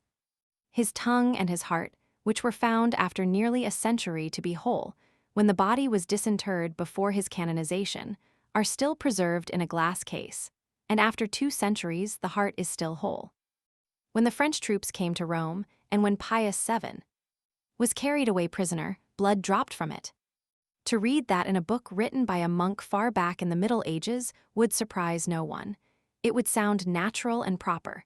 But when it is seriously stated in the middle of the 19th century by a man of finished education, an LL 500, 1000, and an archaeological magnate, it sounds strangely enough. Still, I would gladly change my unbelief for Nelligan's faith, and let him make the conditions as hard as he pleased. The old gentleman's undoubting, unquestioning simplicity has a rare freshness about it in these matter-of-fact railroading and telegraphing days. Hear him concerning the church of Araceli. In the roof of the church, directly above the high altar, is engraved, Regina Caeli Lider Alleluia. In the 6th century, Rome was visited by a fearful pestilence. Gregory the Great urged the people to do penance, and a general procession was formed. It was to proceed from Araceli to St. Peter's. As it passed before the mole of Adrian, now the castle of St. Angelo, the sound of heavenly voices was heard singing. It was Easter morn. Regina Caeli Lider. Alleluia. Quiaquem meruisti porter, Alleluia. Resurrexit sicut dixit, Alleluia. The pontiff, carrying in his hands the portrait of the Virgin, which is over the high altar and is said to have been painted by St. Luke, answered with the astonished people, Ora pro nobis diem, Alleluia. At the same time, an angel was seen to put up a sword in a scabbard, and the pestilence ceased on the same day. There are 4 circumstances which confirm this miracle. The annual procession which takes place in the Western Church on the feast of St. Mark, the statue of St. Michael, placed on the mole of Adrian, which has since that time been called the castle of St. Angelo, the antiphon Regina Caeli, which the Catholic Church sings during Paschal time, and the inscription in the church. Chapter 28. From the sanguinary sports of the Holy Inquisition, the slaughter of the Colosseum, and the dismal tombs of the catacombs, I naturally pass to the picturesque horrors of the Capuchin convent. We stopped a moment in a small chapel in the church to admire a picture of Saint Michael vanquishing Satan, a picture which is so beautiful that I cannot but think it belongs to the reviled Renaissance. Notwithstanding, I believe they told us one of the ancient old masters painted it, and then we descended into the vast vault underneath. Here was a spectacle for sensitive nerves. Evidently, the old masters had been at work in this place. There were 6 divisions in the apartment, and each division was ornamented with a style of decoration peculiar to itself, and these decorations were in every instance formed of human bones. There were shapely arches, built wholly of thigh bones. There were startling pyramids, built wholly of grinning skulls. There were quaint architectural structures of various kinds, built of shin bones and the bones of the arm. On the wall were elaborate frescoes, whose curving vines were made of knotted human vertebrae, whose delicate tendrils were made of sinews and tendons, whose flowers were formed of kneecaps and toenails. Every lasting portion of the human frame was represented in these intricate designs. They were by Michelangelo, I think. And there was a careful finish about the work, and an attention to details that betrayed the artist's love of his labors as well as his schooled ability. I asked the good-natured monk who accompanied us, who did this. And he said, "We did it," meaning himself and his brethren upstairs. I could see that the old friar took a high pride in his curious show. We made him talkative by exhibiting an interest we never betrayed to guides. Who were these people? We upstairs monks of the Capuchin order, my brethren. How many departed monks were required to upholster these 6 parlors? These are the bones of 4,000. It took a long time to get enough. Many, many centuries. Their different parts are well-separated: skulls in one room, legs in another, ribs in another. There would be stirring times here for a while if the last trump should blow. Some of the brethren might get hold of the wrong leg, in the confusion, and the wrong skull, and find themselves limping, and looking through eyes that were wider apart or closer together than they were used to. You cannot tell any of these parties apart, I suppose. Oh yes, I know many of them. He put his finger on a skull. This was brother Anselmo, dead 300 years, a good man. He touched another. This was brother Alexander, dead 280 years. This was brother Carlo, dead about as long. Then he took a skull and held it in his hand and looked reflectively upon it, after the manner of the grave digger when he discourses of Yorick. This, he said, was brother Thomas. He was a young prince, the scion of a proud house that traced its lineage back to the grand old days of Rome, well nigh 2,000 years ago. He loved beneath his estate. His family persecuted him, persecuted the girl as well. They drove her from Rome, he followed, he sought her far and wide, he found no trace of her. He came back and offered his broken heart at our altar, and his weary life to the service of God. But look you, shortly his father died, and likewise his mother. The girl returned, rejoicing. She sought everywhere for him, whose eyes had used to look tenderly into hers out of this poor skull, but she could not find him. At last, in this coarse garb we wear, she recognized him in the street. He knew her. It was too late. He fell where he stood. They took him up and brought him here. He never spoke afterward. Within the week he died. You can see the color of his hair faded, somewhat by this thin shred that clings still to the temple. This was his. The veins of this leaf and the decorations over your head were his finger joints, 150 years ago.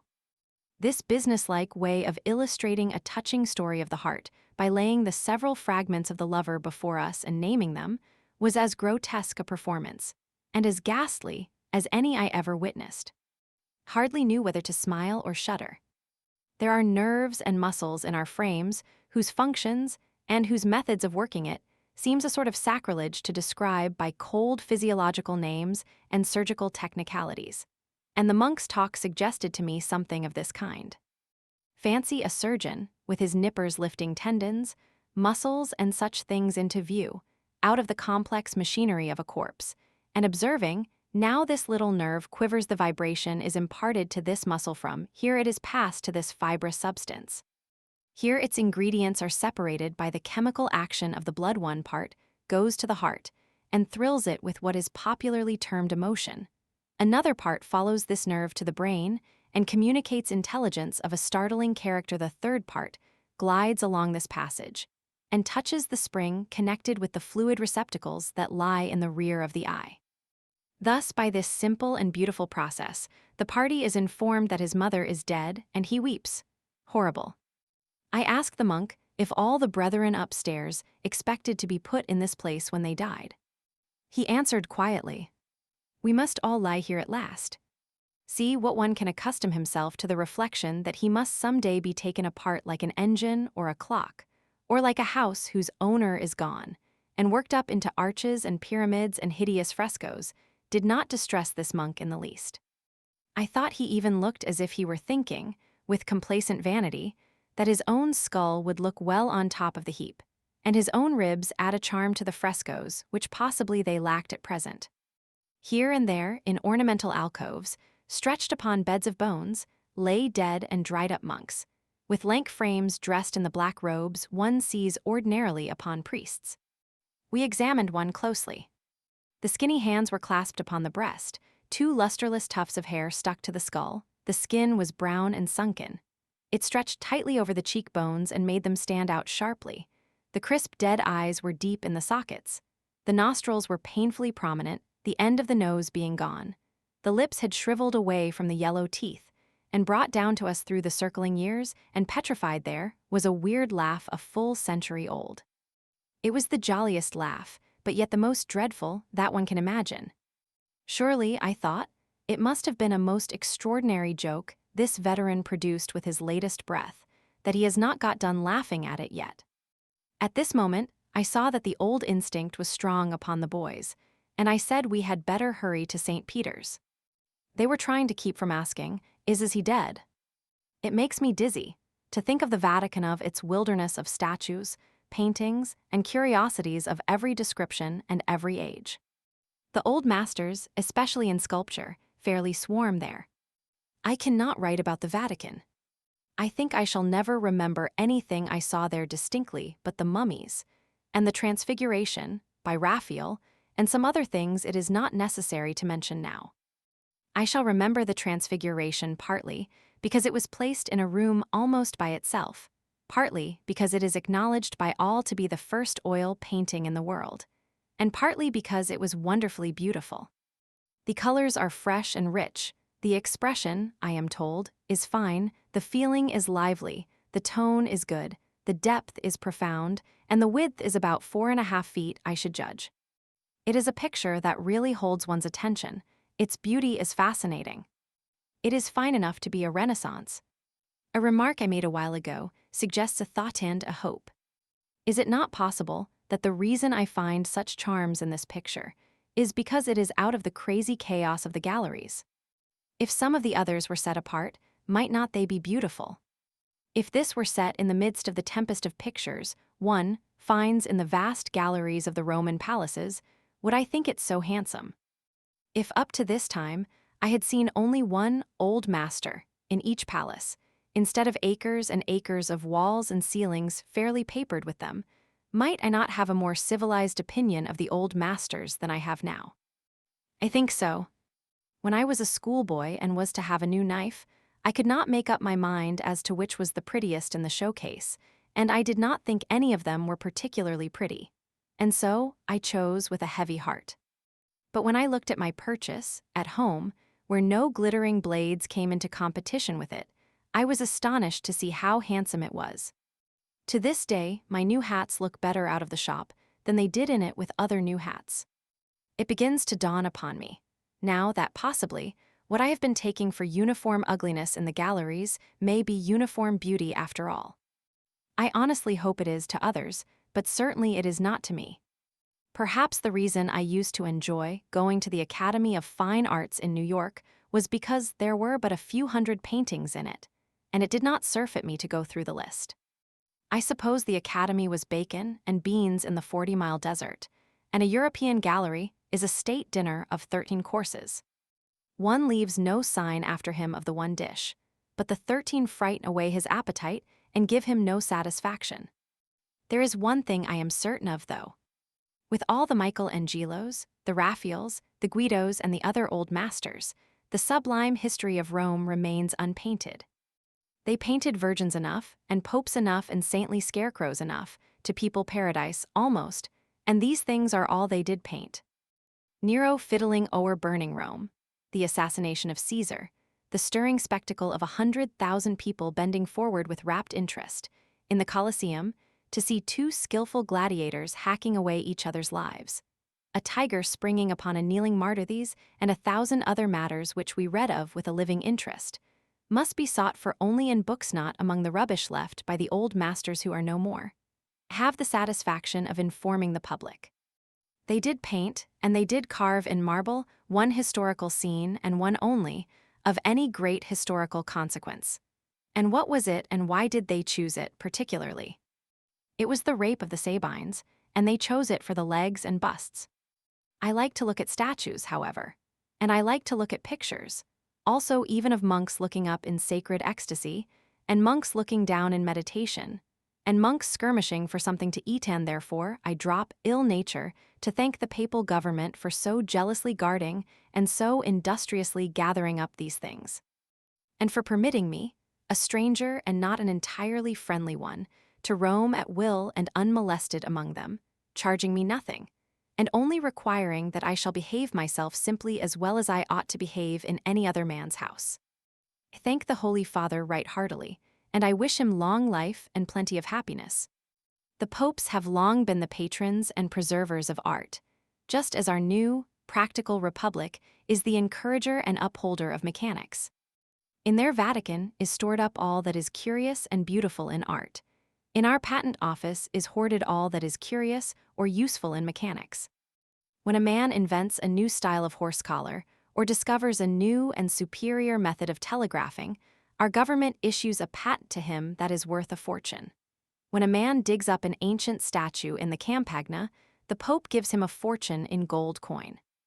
We can make something of a guess at a man's character by the style of nose he carries on his face. The Vatican and the Patent Office are governmental noses, and they bear a deal of character about them. The guide showed us a colossal statue of Jupiter in the Vatican, which he said looked so damaged and rusty, so like the god of the vagabonds, because it had but recently been dug up in the Campagna. He asked how much we supposed this Jupiter was worth. I replied, with intelligent promptness, that he was probably worth about $4 may be 4.5. $100,000, Ferguson said. Ferguson said, further, that the Pope permits no ancient work of this kind to leave his dominions.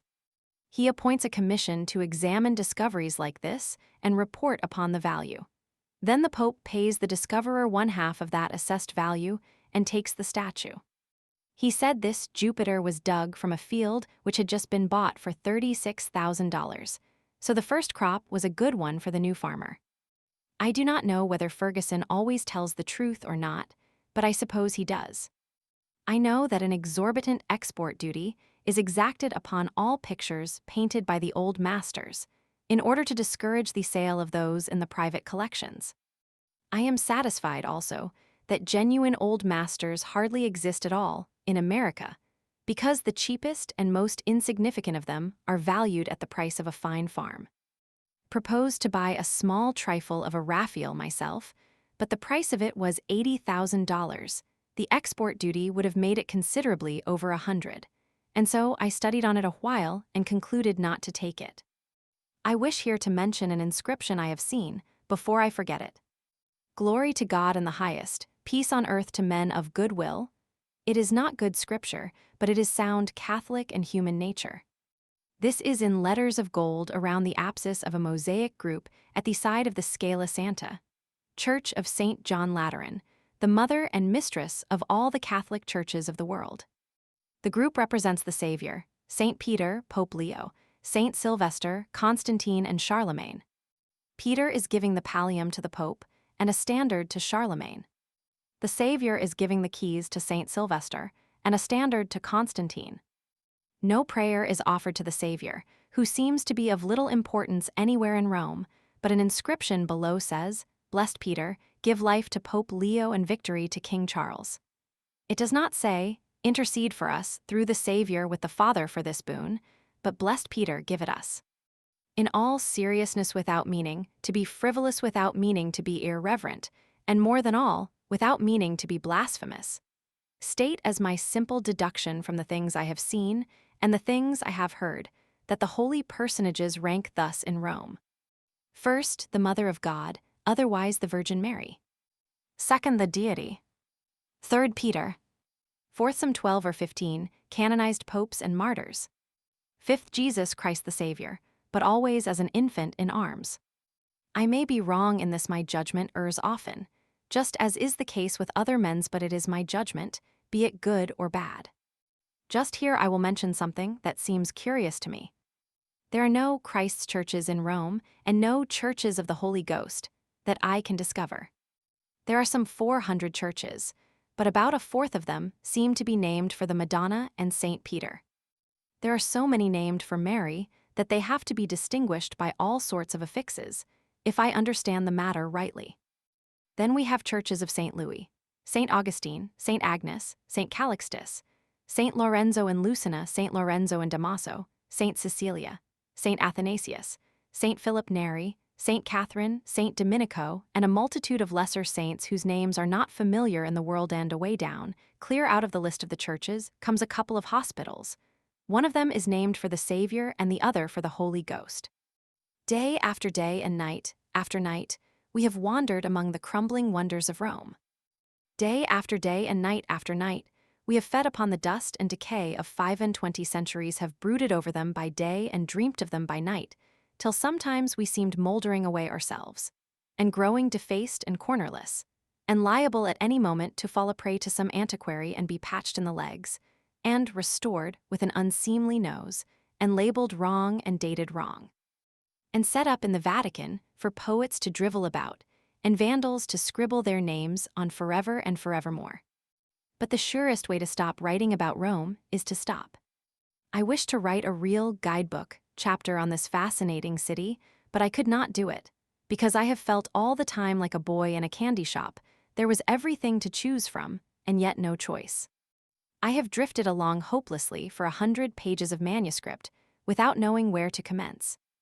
I will not commence at all. Our passports have been examined. We will go to Naples. Chapter 29. The ship is lying here in the harbor of Naples, quarantined. She has been here several days and will remain several more. We that came by rail from Rome have escaped this misfortune. Of course, no one is allowed to go on board the ship or come ashore from her. She is a prison now. The passengers probably spend the long, blazing days looking out from under the awnings at Vesuvius and the beautiful city, and in swearing. Think of 10 days of this sort of pastime.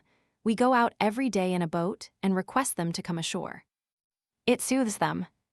We lie 10 steps from the ship and tell them how splendid the city is, and how much better the hotel fare is here than anywhere else in Europe, and how cool it is, and what frozen continents of ice cream there are, and what a time we are having cavorting about the country and sailing to the islands in the bay. This tranquilizes them. Ascent of Vesuvius. I shall remember our trip to Vesuvius for many a day, partly because of its sightseeing experiences, but chiefly on account of the fatigue of the journey. 2 or 3 of us had been resting ourselves among the tranquil and beautiful scenery of the island of Ischia, 18 miles out in the harbor, for 2 days. We called it resting, but I do not remember now what the resting consisted of, for when we got back to Naples, we had not slept for 48 hours. We were just about to go to bed early in the evening and catch up on some of the sleep we had lost when we heard of this Vesuvius expedition. There was to be 8 of us in the party, and we were to leave Naples at midnight. We laid in some provisions for the trip, engaged carriages to take us to Annunciation, and then moved about the city to keep awake till 12. We got away punctually, and in the course of an hour and a half arrived at the town of Annunciation. Annunciation is the very last place under the sun. In other towns in Italy, the people lie around quietly and wait for you to ask them a question, or do some overt act that can be charged for, but in Annunciation they have lost even that fragment of delicacy. They seize a lady's shawl from a chair and hand it to her and charge a penny. They open a carriage door and charge for it, shut it when you get out, and charge for it. They help you to take off a dust or 2 cents, brush your clothes, and make them worse than they were before 2 cents. Smile upon you 2 cents. Beau, with a lickspittle smirk, hat in hand 2 cents. They volunteer all information, such as that the mules will arrive presently 2 cents warm day. Sir 2 cents take you 4 hours to make the ascent 2 cents. And so they go. They crowd you and fest you swarm about you, and sweat and smell offensively, and look sneaking and mean and obsequious. There is no office too degrading for them to perform, for money. I have had no opportunity to find out anything about the upper classes by my own observation. But from what I hear said about them, I judge that what they lack in one or two of the bad traits the canaille have, they make up in one or two others that are worse. How the people beg, many of them very well dressed too. I said I knew nothing against the upper classes by personal observation. I must recall it. I had forgotten. What I saw their bravest and their fairest do last night, the lowest multitude that could be scraped up out of the purlieus of Christendom would blush to do, I think. They assembled by hundreds, and even thousands, in the great theater of San Carlo, to do what?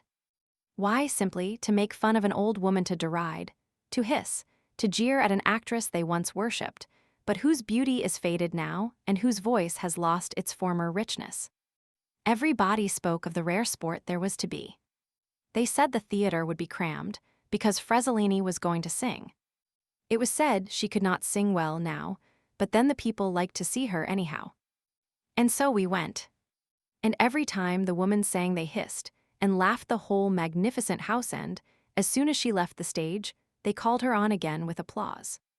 Once or twice, she was encored 5 and 6 times in succession, and received with hisses when she appeared, and discharged with hisses and laughter when she had finished, then instantly encored and insulted again. And how the high-born knaves enjoyed it! White-kitted gentlemen and ladies laughed till the tears came, and clapped their hands in very ecstasy when that unhappy old woman would come meekly out for the 6th time, with uncomplaining patience, to meet a storm of hisses. It was the cruelest exhibition, the most wanton, the most unfeeling. The singer would have conquered an audience of American rowdies by her brave, unflinching tranquility, for she answered encore after encore, and smiled and bowed pleasantly, and sang the best she possibly could, and went bowing off, through all the jeers and hisses, without ever losing countenance or temper. And surely in any other land than Italy her sex and her helplessness must have been an ample protection to her. She could have needed no other. Think what a multitude of small souls were crowded into that theater last night. If the manager could have filled his theater with Neapolitan souls alone, without the bodies, he could not have cleared less than $90 millions. What traits of character must a man have to enable him to help 3,000 miscreants to hiss, and jeer, and laugh at one friendless old woman, and shamefully humiliate her? He must have all the vile, mean traits there are. My observation persuades me, I do not like to venture beyond my own personal observation, that the upper classes of Naples possess those traits of character. Otherwise they may be very good people, I cannot say. Ascent of Vesuvius continued. In this city of Naples, they believe in and support one of the wretchedest of all the religious impostures one can find in Italy, the miraculous liquefaction of the blood of Saint Januarius. Twice a year the priests assemble all the people at the cathedral, and get out this vial of clotted blood, and let them see it slowly dissolve and become liquidand every day for 8 days. This dismal farce is repeated, while the priests go among the crowd and collect money for the exhibition. The first day, the blood liquefies in 47 minutes. The church is crammed then, and time must be allowed the collectors to get around. After that it liquefies a little quicker and a little quicker, every day, as the houses grow smaller, till on the 8th day, with only a few dozens present to see the miracle, it liquefies in 4 minutes.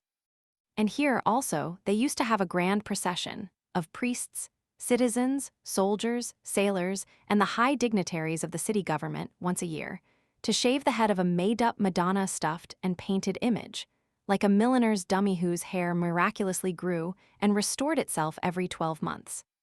They still kept up this shaving procession as late as 4 or 5 years ago. It was a source of great profit to the church that possessed the remarkable effigy, and the ceremony of the public barbering of her was always carried out with the greatest possible eclat and display the more the better. Because the more excitement there was about it, the larger the crowds it drew, and the heavier the revenues it produced. But at last a day came when the Pope and his servants were unpopular in Naples, and the city government stopped the Madonna's annual show. There we have two specimens of these Neapolitans too, of the silliest possible frauds, which half the population religiously and faithfully believed, and the other half either believed also or else said nothing about, and thus lent themselves to the support of the imposture. I am very well satisfied to think the whole population believed in those poor, cheap miracles of people who want 2 cents every time they bow to you, and who abuse a woman are capable of it, I think. Ascent of Vesuvius continued. These Neapolitans always ask 4 times as much money as they intend to take, but if you give them what they first demand, they feel ashamed of themselves for aiming so low and immediately ask more. When money is to be paid and received, there is always some vehement jawing and gesticulating about it. One cannot buy and pay for 2 cents worth of clams without trouble and a quarrel. 1 course in a 2-horse carriage costs a franc. That is law, but the hackman always demands more, on some pretense or other, and if he gets it, he makes a new demand. It is said that a stranger took a 1-horse carriage for a course tariff, half a franc. He gave the man 5 francs by way of experiment.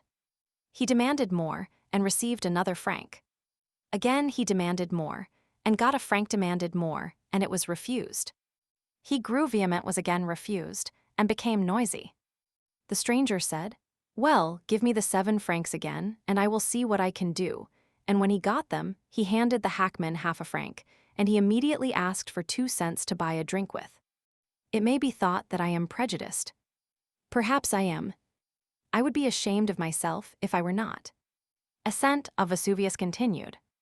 Well, as I was saying, we got our mules and horses, after an hour and a half of bargaining with the population of Annunciation, and started sleepily up the mountain, with a vagrant at each mule's tail who pretended to be driving the brute along, but was really holding on and getting himself dragged up instead. I made slow headway at first, but I began to get dissatisfied at the idea of paying my minion 5 francs to hold my mule back by the tail and keep him from going up the hill, and so I discharged him. I got along faster then. We had one magnificent picture of Naples from a high point on the mountain side. We saw nothing but the gas lamps, of course 2/3 of a circle, skirting the great bay, a necklace of diamonds glinting up through the darkness from the remote distance, less brilliant than the stars overhead, but more softly, richly beautiful, and over all the great city, the lights crossed and recrossed each other in many and many a sparkling line and curve. And back of the town, far around and abroad over the miles of level Campagna, were scattered rows and circles and clusters of lights, all glowing like so many gems and marking where a score of villages were sleeping. About this time, the fellow who was hanging on to the tail of the horse in front of me and practicing all sorts of unnecessary cruelty upon the animal, got kicked some 14 rods, and this incident, together with the fairy spectacle of the lights far in the distance, made me serenely happy, and I was glad I started to Vesuvius. Ascent of Mount Vesuvius continued. This subject will be excellent matter for a chapter, and tomorrow or next day I will write it. Chapter 30. Ascent of Vesuvius continued. See Naples and die. Well, I do not know that one would necessarily die after merely seeing it, but to attempt to live there might turn out a little differently. To see Naples, as we saw it in the early dawn from far up on the side of Vesuvius, is to see a picture of wonderful beauty. At that distance, its dingy buildings looked white-tanned so, rank on rank of balconies, windows, and roofs, they piled themselves up from the blue ocean till the colossal castle of St. Elmo topped the grand white pyramid and gave the picture symmetry, emphasis, and completeness. And when its lilies turned to roses, when it blushed under the sun's first kiss, it was beautiful beyond all description. One might well say, then, see Naples and die. The frame of the picture was charming itself. In front, the smooth sea, a vast mosaic of many colors, the lofty islands swimming in a dreamy haze in the distance. At our end of the city, the stately double peak of Vesuvius, and its strong black ribs and seams of lava stretching down to the limitless level Campagna, a green carpet that enchants the eye and leads it on and on, past clusters of trees and isolated houses, and snowy villages, until it shreds out in a fringe of mist and general vagueness far away. It is from the Hermitage, there on the side of Vesuvius, that one should see Naples and die. But do not go within the walls and look at it in detail. That takes away some of the romance of the thing.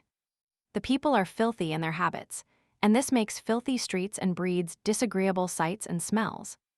There never was a community so prejudiced against the cholera as these Neapolitans are. But they have good reason to be. The cholera generally vanquishes a Neapolitan when it seizes him, because, you understand, before the doctor can dig through the dirt and get at the disease, the man dies. The upper classes take a sea bath every day and are pretty decent. The streets are generally about wide enough for one wagon, and how they do swarm with people. It is Broadway repeated in every street, in every court, in every alley. Such masses, such throngs, such multitudes of hurrying, bustling, struggling humanity. We never saw the like of it, hardly even in New York, I think. There are seldom any sidewalks, and when there are, they are not often wide enough to pass a man on without caromming on him. So everybody walks in the street end, where the street is wide enough. Carriages are forever dashing along. Why 1,000 people are not run over and crippled every day is a mystery that no man can solve. But if there is an eighth wonder in the world, it must be the dwelling houses of Naples. I honestly believe a good majority of them are 100 feet high. And the solid brick walls are 7 feet through. You go up 9 flights of stairs before you get to the first floor. No, not 9, but there or thereabouts.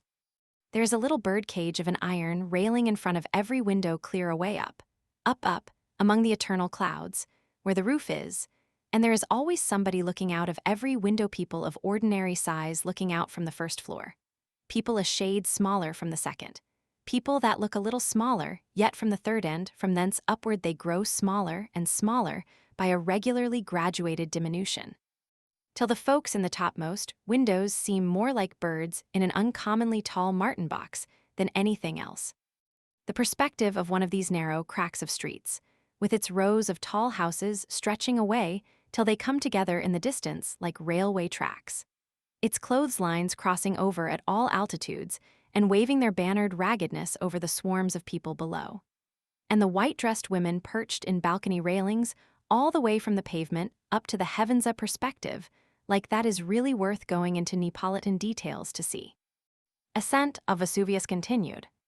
Naples, with its immediate suburbs, contains 625,000 inhabitants, but I am satisfied it covers no more ground than an American city of 150,000.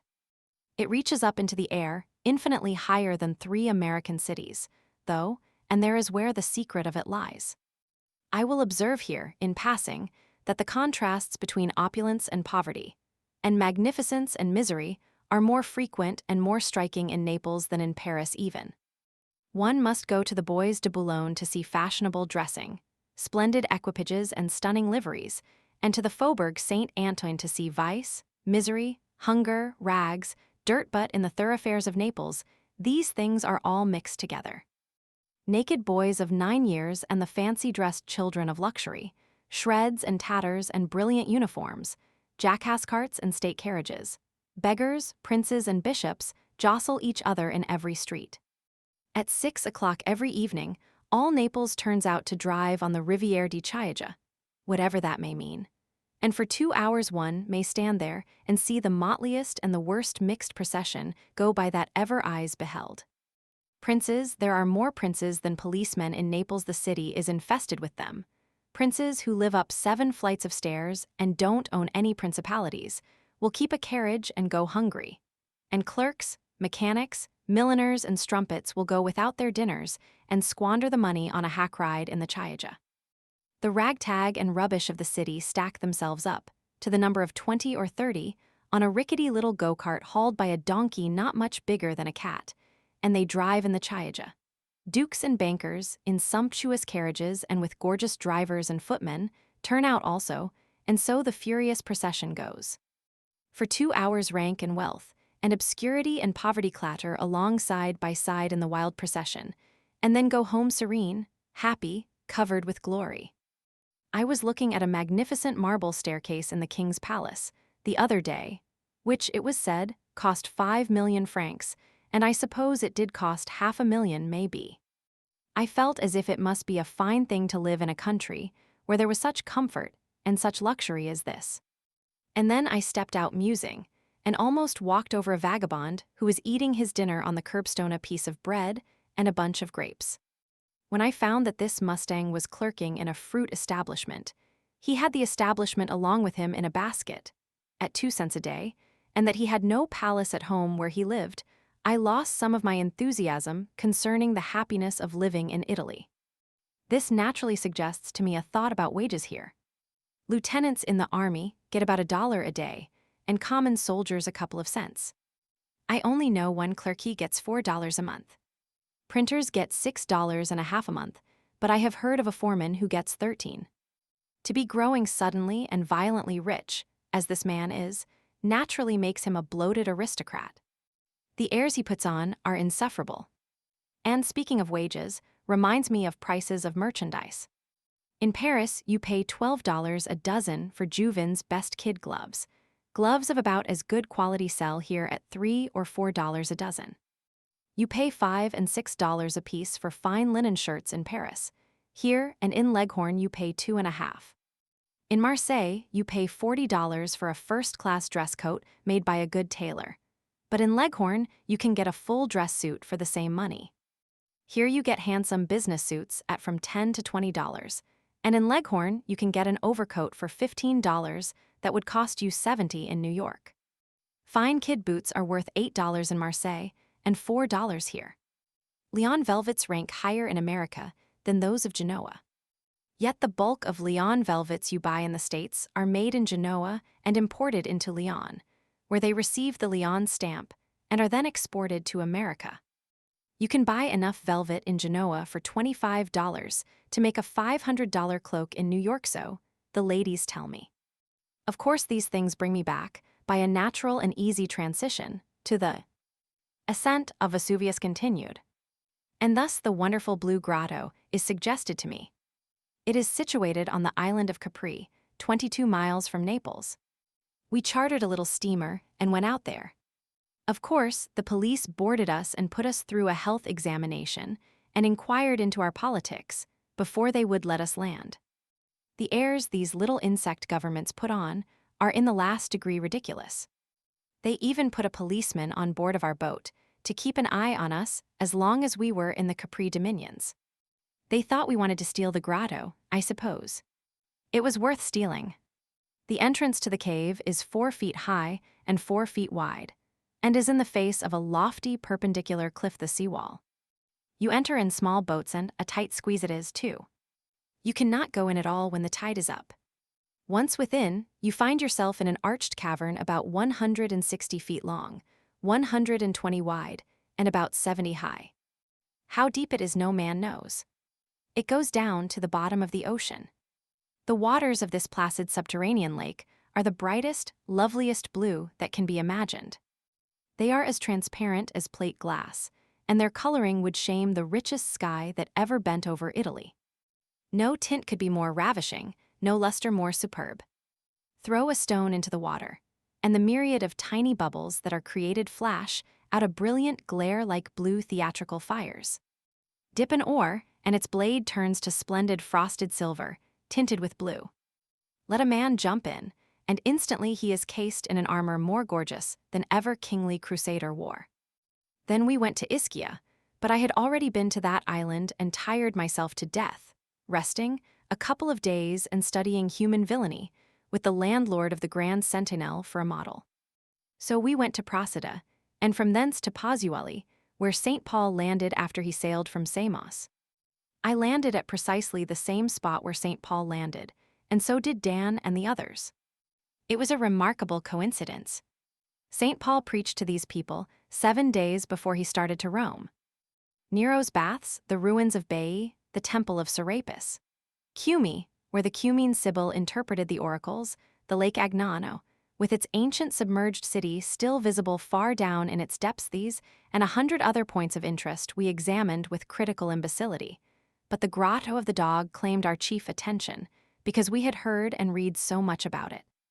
Everybody has written about the Grotto del Cane and its poisonous vapors, from Pliny down to Smith, and every tourist has held a dog over its floor by the legs to test the capabilities of the place.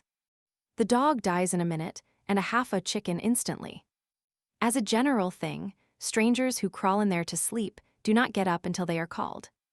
And then they don't either. The stranger that ventures to sleep there takes a permanent contract. I long to see this grotto. I resolved to take a dog and hold him myself, suffocate him a little and time him, suffocate him some more and then finish him. We reached the grotto at about 3 in the afternoon and proceeded at once to make the experiments. But now, an important difficulty presented itself. We had no dog. Ascent of Vesuvius continued. At the Hermitage, we were about 15 or 1800 feet above the sea, and thus far a portion of the ascent had been pretty abrupt. For the next 2 miles, the road was a mixture. Sometimes the ascent was abrupt, and sometimes it was not. But one characteristic it possessed all the time, without failure, without modification, it was all uncompromisingly and unspeakably infamous. It was a rough, narrow trail, and led over an old lava flow, a black ocean, which was tumbled into 1,000 fantastic shapes, a wild chaos of ruin, desolation, and barrenness, a wilderness of billowy upheavals, of furious whirlpools, of miniature mountains rent asunder, of gnarled and knotted, wrinkled and twisted masses of blackness that mimicked branching roots, great vines, trunks of trees, all interlaced and mingled together. And all these weird shapes, all this turbulent panorama, all this stormy, far-stretching waste of blackness, with its thrilling suggestiveness of life, of action, of boiling, surging, furious motion, was petrified, all stricken dead and cold in the instant of its maddest rioting, fettered, paralyzed, and left to glower at heaven in impotent rage forevermore.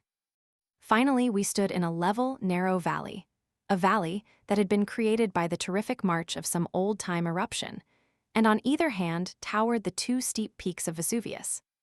The one we had to climb, the one that contains the active volcano, seemed about 800 or 1,000 feet high, and looked almost too straight up and down for any man to climb, and certainly no mule could climb it with a man on his back.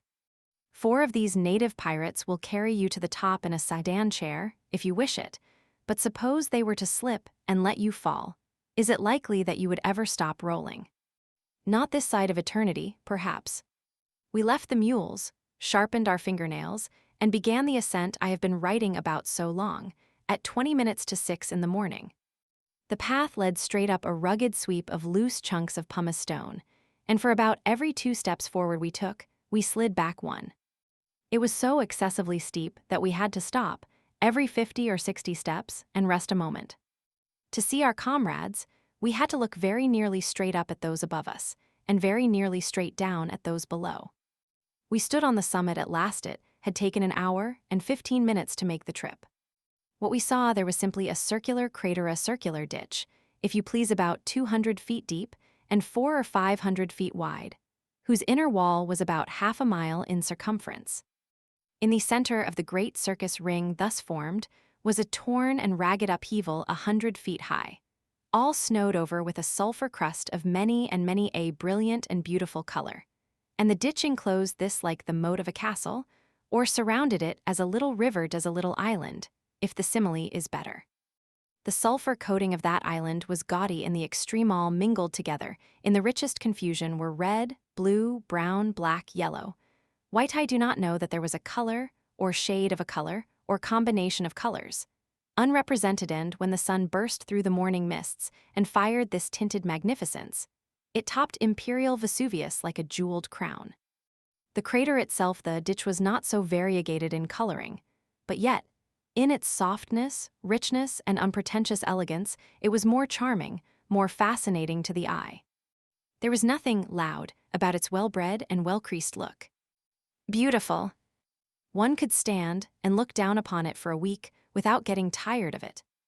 It had the semblance of a pleasant meadow, whose slender grasses and whose velvety mosses were frosted with a shining dust, and tinted with palest green that deepened gradually to the darkest hue of the orange leaf, and deepened yet again into gravest brown, then faded into orange, then into brightest gold, and culminated in the delicate pink of a new-blown rose. where portions of the meadow had sunk, and where other portions had been broken up like an ice floe, the cavernous openings of the one, and the ragged upturned edges exposed by the other, were hung with a lacework of soft-tinted crystals of sulfur that changed their deformities into quaint shapes and figures that were full of grace and beauty. The walls of the ditch were brilliant with yellow banks of sulfur, and with lava and pumice stone of many colors. No fire was visible anywhere, but gusts of sulfurous steam issued silently and invisibly from 1,000 little cracks and fissures in the crater, and were wafted to our noses with every breeze. But so long as we kept our nostrils buried in our handkerchiefs, there was small danger of suffocation. Some of the boys thrust long slips of paper down into holes and set them on fire, and so achieved the glory of lighting their cigars by the flames of Vesuvius, and others cooked eggs over fissures in the rocks and were happy. The view from the summit would have been superb, but for the fact that the sun could only pierce the mists at long intervals. Thus the glimpses we had of the grand panorama below were only fitful and unsatisfactory. The descent of the mountain was a labor of only 4 minutes. Instead of stalking down the rugged path we ascended, we chose one which was bedded knee-deep in loose ashes, and plowed our way with prodigious strides that would almost have shamed the performance of him of the 7-league boots. The Vesuvius of today is a very poor affair compared to the mighty volcano of Kilauea in the Sandwich Islands, but I am glad I visited it. It was well worth it. It is said that during one of the grand eruptions of Vesuvius, it discharged massy rocks weighing many tons 1,000 feet into the air.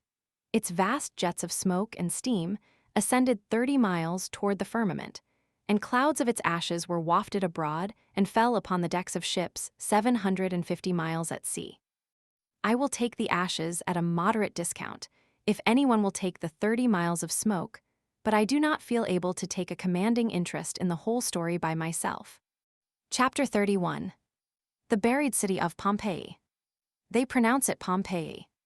I always had an idea that you went down into Pompeii with torches, by the way of damp, dark stairways, just as you do in silver mines, and traversed gloomy tunnels with lava overhead, and something on either hand like dilapidated prisons gouged out of the solid earth, that faintly resembled houses. But you do nothing the kind. Fully 1/2 of the buried city, perhaps, is completely exhumed and thrown open freely to the light of day.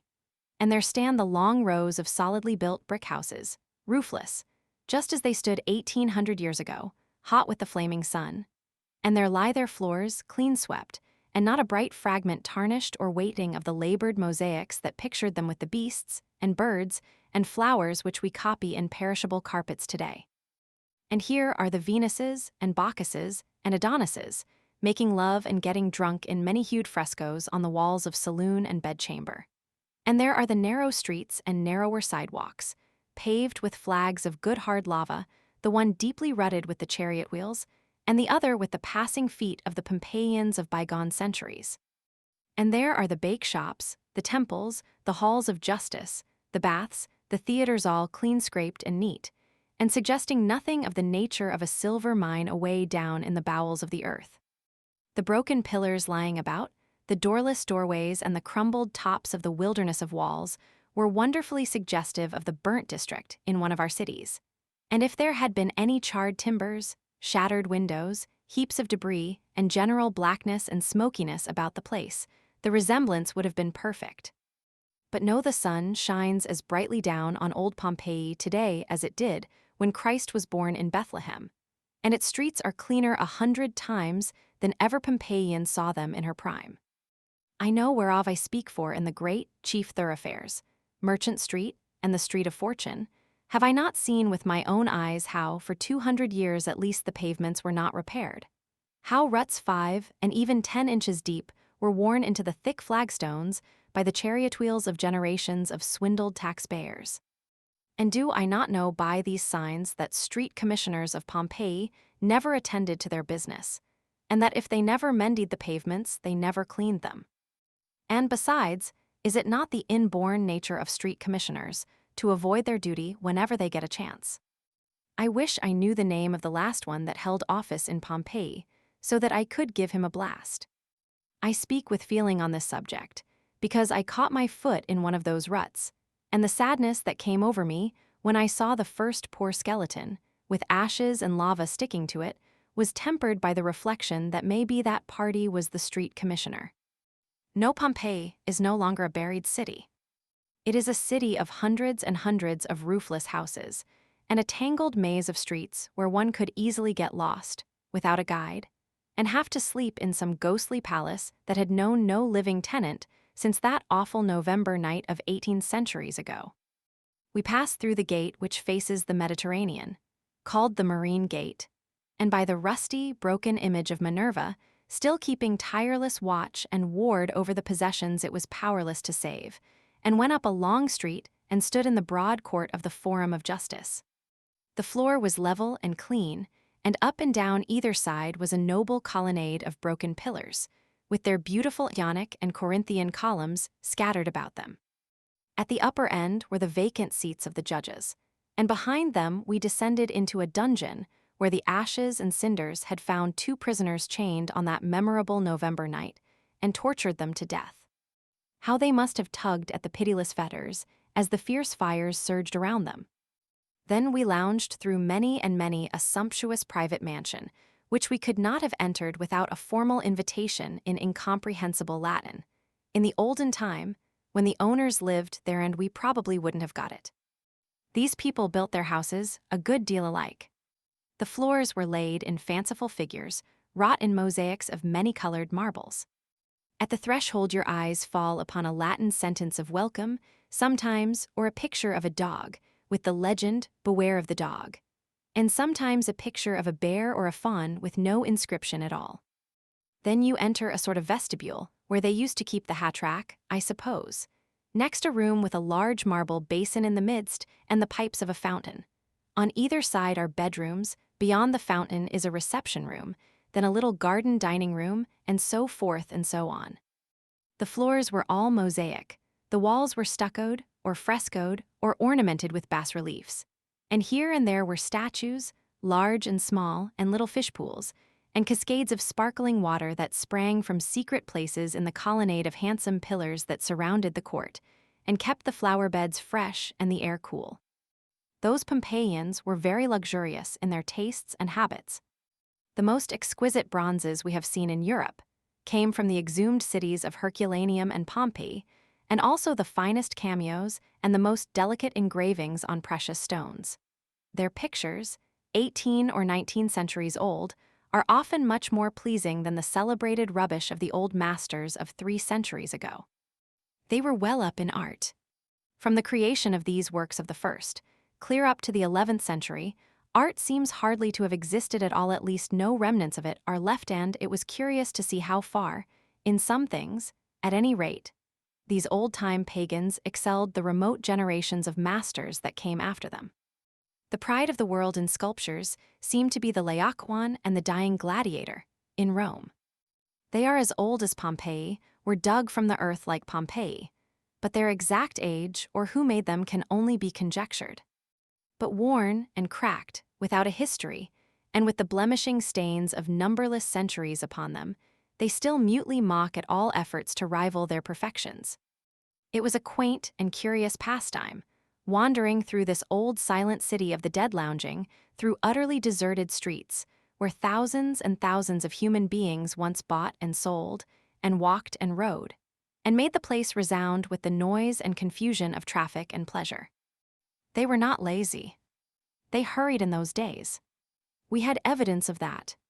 There was a temple on one corner, and it was a shorter cut to go between the columns of that temple from one street to the other than to go around, and behold, that pathway had been worn deep into the heavy flagstone floor of the building by generations of time-saving feet. They would not go around when it was quicker to go through. We do that way in our cities. Everywhere, you see things that make you wonder how old these old houses were before the night of destruction came, things, too, which bring back those long dead inhabitants and place the living before your eyes. For instance, the steps 2 feet thick lava blocks that lead up out of the school, and the same kind of steps that lead up into the dress circle of the principal theater, are almost worn through. For ages the boys hurried out of that school, and for ages their parents hurried into that theater, and the nervous feet that have been dust and ashes for 18 centuries have left their record for us to read today.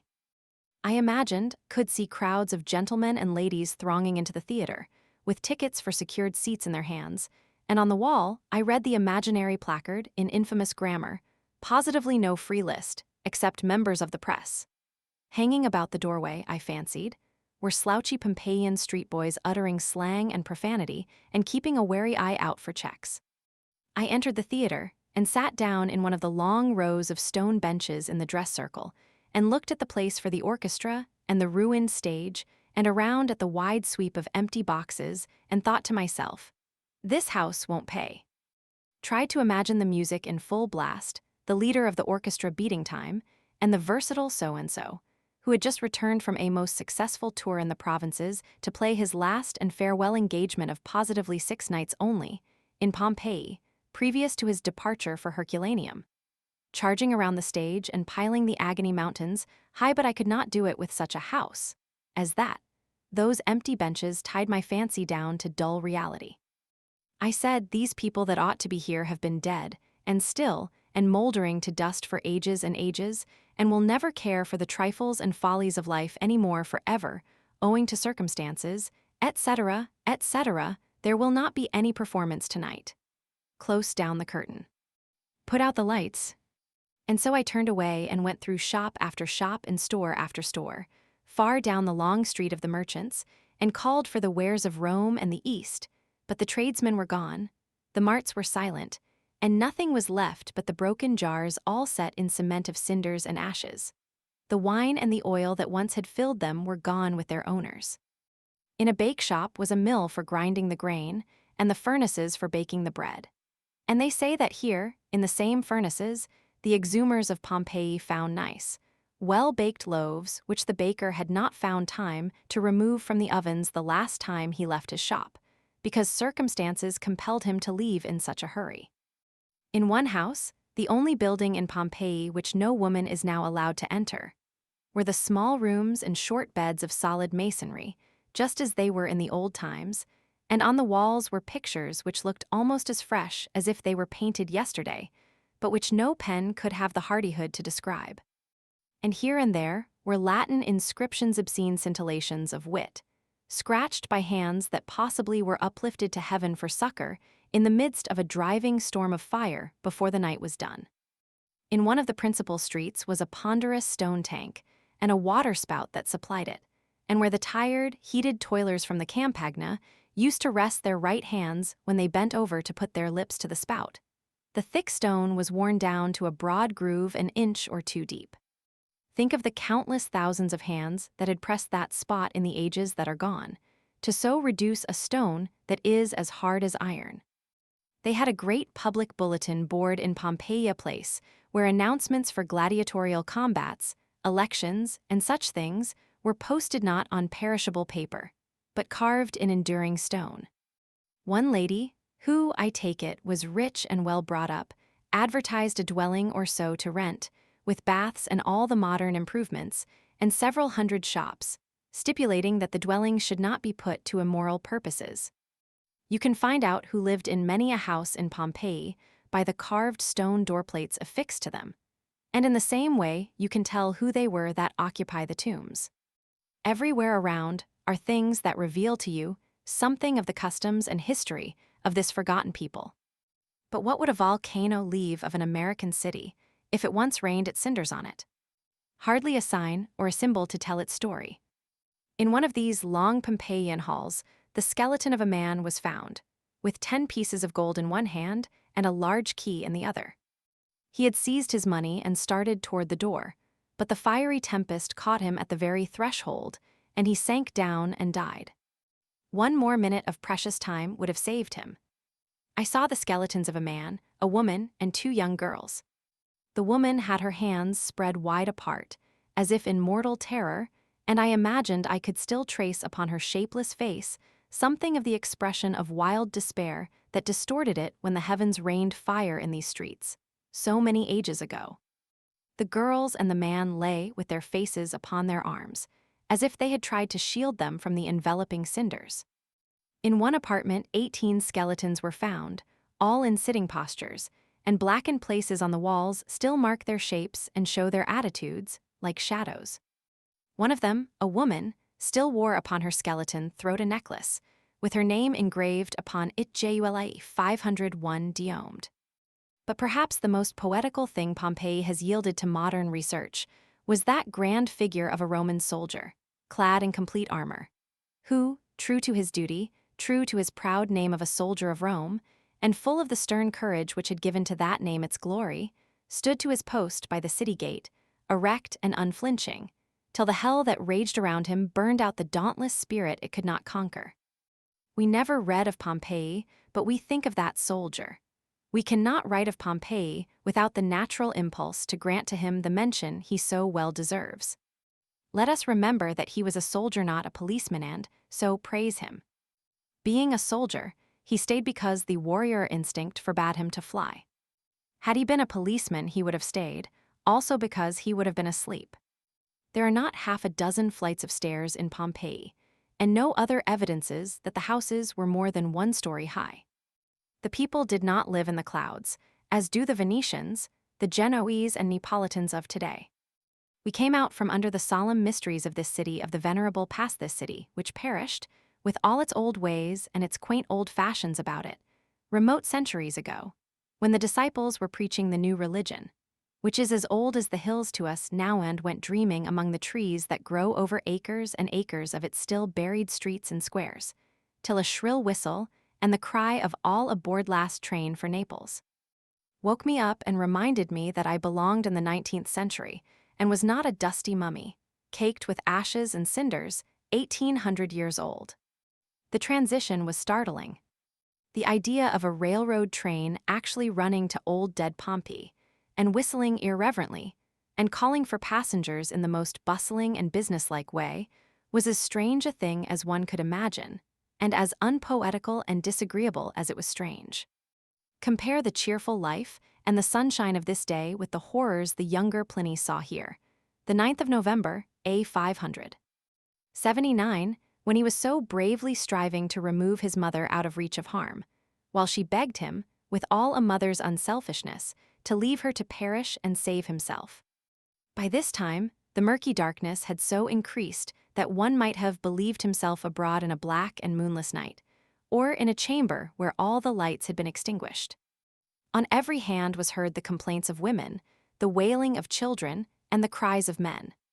One called his father, another his son, and another his wife, and only by their voices could they know each other. Many in their despair begged that death would come and end their distress. Some implored the gods to succor them, and some believed that this night was the last, the eternal night which should engulf the universe. Even so it seemed to me, and I consoled myself for the coming death with the reflection, behold, the world is passing away. After browsing among the stately ruins of Rome, of Baiae, of Pompeii, and after glancing down the long marble ranks of battered and nameless imperial heads that stretch down the corridors of the Vatican, one thing strikes me with a force it never had before: the unsubstantial, unlasting character of fame. Men lived long lives in the olden time and struggled feverishly through them, toiling like slaves in oratory, in generalship, or in literature, and then laid them down and died, happy in the possession of an enduring history and a deathless name. Well, 20 little centuries flutter away, and what is left of these things? A crazy inscription on a block of stone, which snuffy antiquaries bother over and tangle up and make nothing out of but a bare name, which they spell wrong, no history, no tradition, no poetry, nothing that can give it even a passing interest. What may be left of General Grant's great name 40 centuries hence? This in the encyclopedia for A. 500. 5868, possibly. Uriah S. Or Z. Graunt, popular poet of ancient times in the Aztec provinces of the United States of British America. Some authors say flourished about A. 500. 742, but the learned Fufu states that he was a contemporary of Shakespeare, the English poet, and flourished about A. 500. 1328, some 3 centuries after the Trojan War instead of before it. He wrote, "Rock me to sleep, mother. These thoughts sadden me. I will to bed." Chapter 32. Home again. For the first time in many weeks, the ship's entire family met and shook hands on the quarterdeck. They had gathered from many points of the compass and from many lands, but not one was missing. There was no tale of sickness or death among the flock to dampen the pleasure of the reunion. Once more there was a full audience on deck to listen to the sailors' chorus as they got the anchor up, and to wave an adieu to the land as we sped away from Naples. The seats were full at dinner again, the domino parties were complete, and the life and bustle on the upper deck in the fine moonlight at night was like old times that had been gone weeks only. But yet they were weeks so crowded with incident, adventure, and excitement that they seemed almost like years. There was no lack of cheerfulness on board the Quaker City. For once, her title was a misnomer.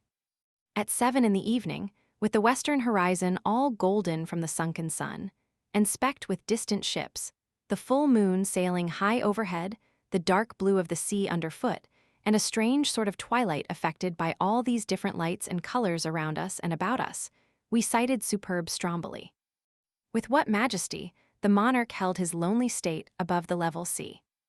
Distance clothed him in a purple gloom, and added a veil of shimmering mist that so softened his rugged features that we seemed to see him through a web of silver gauze. His torch was out, his fires were smoldering.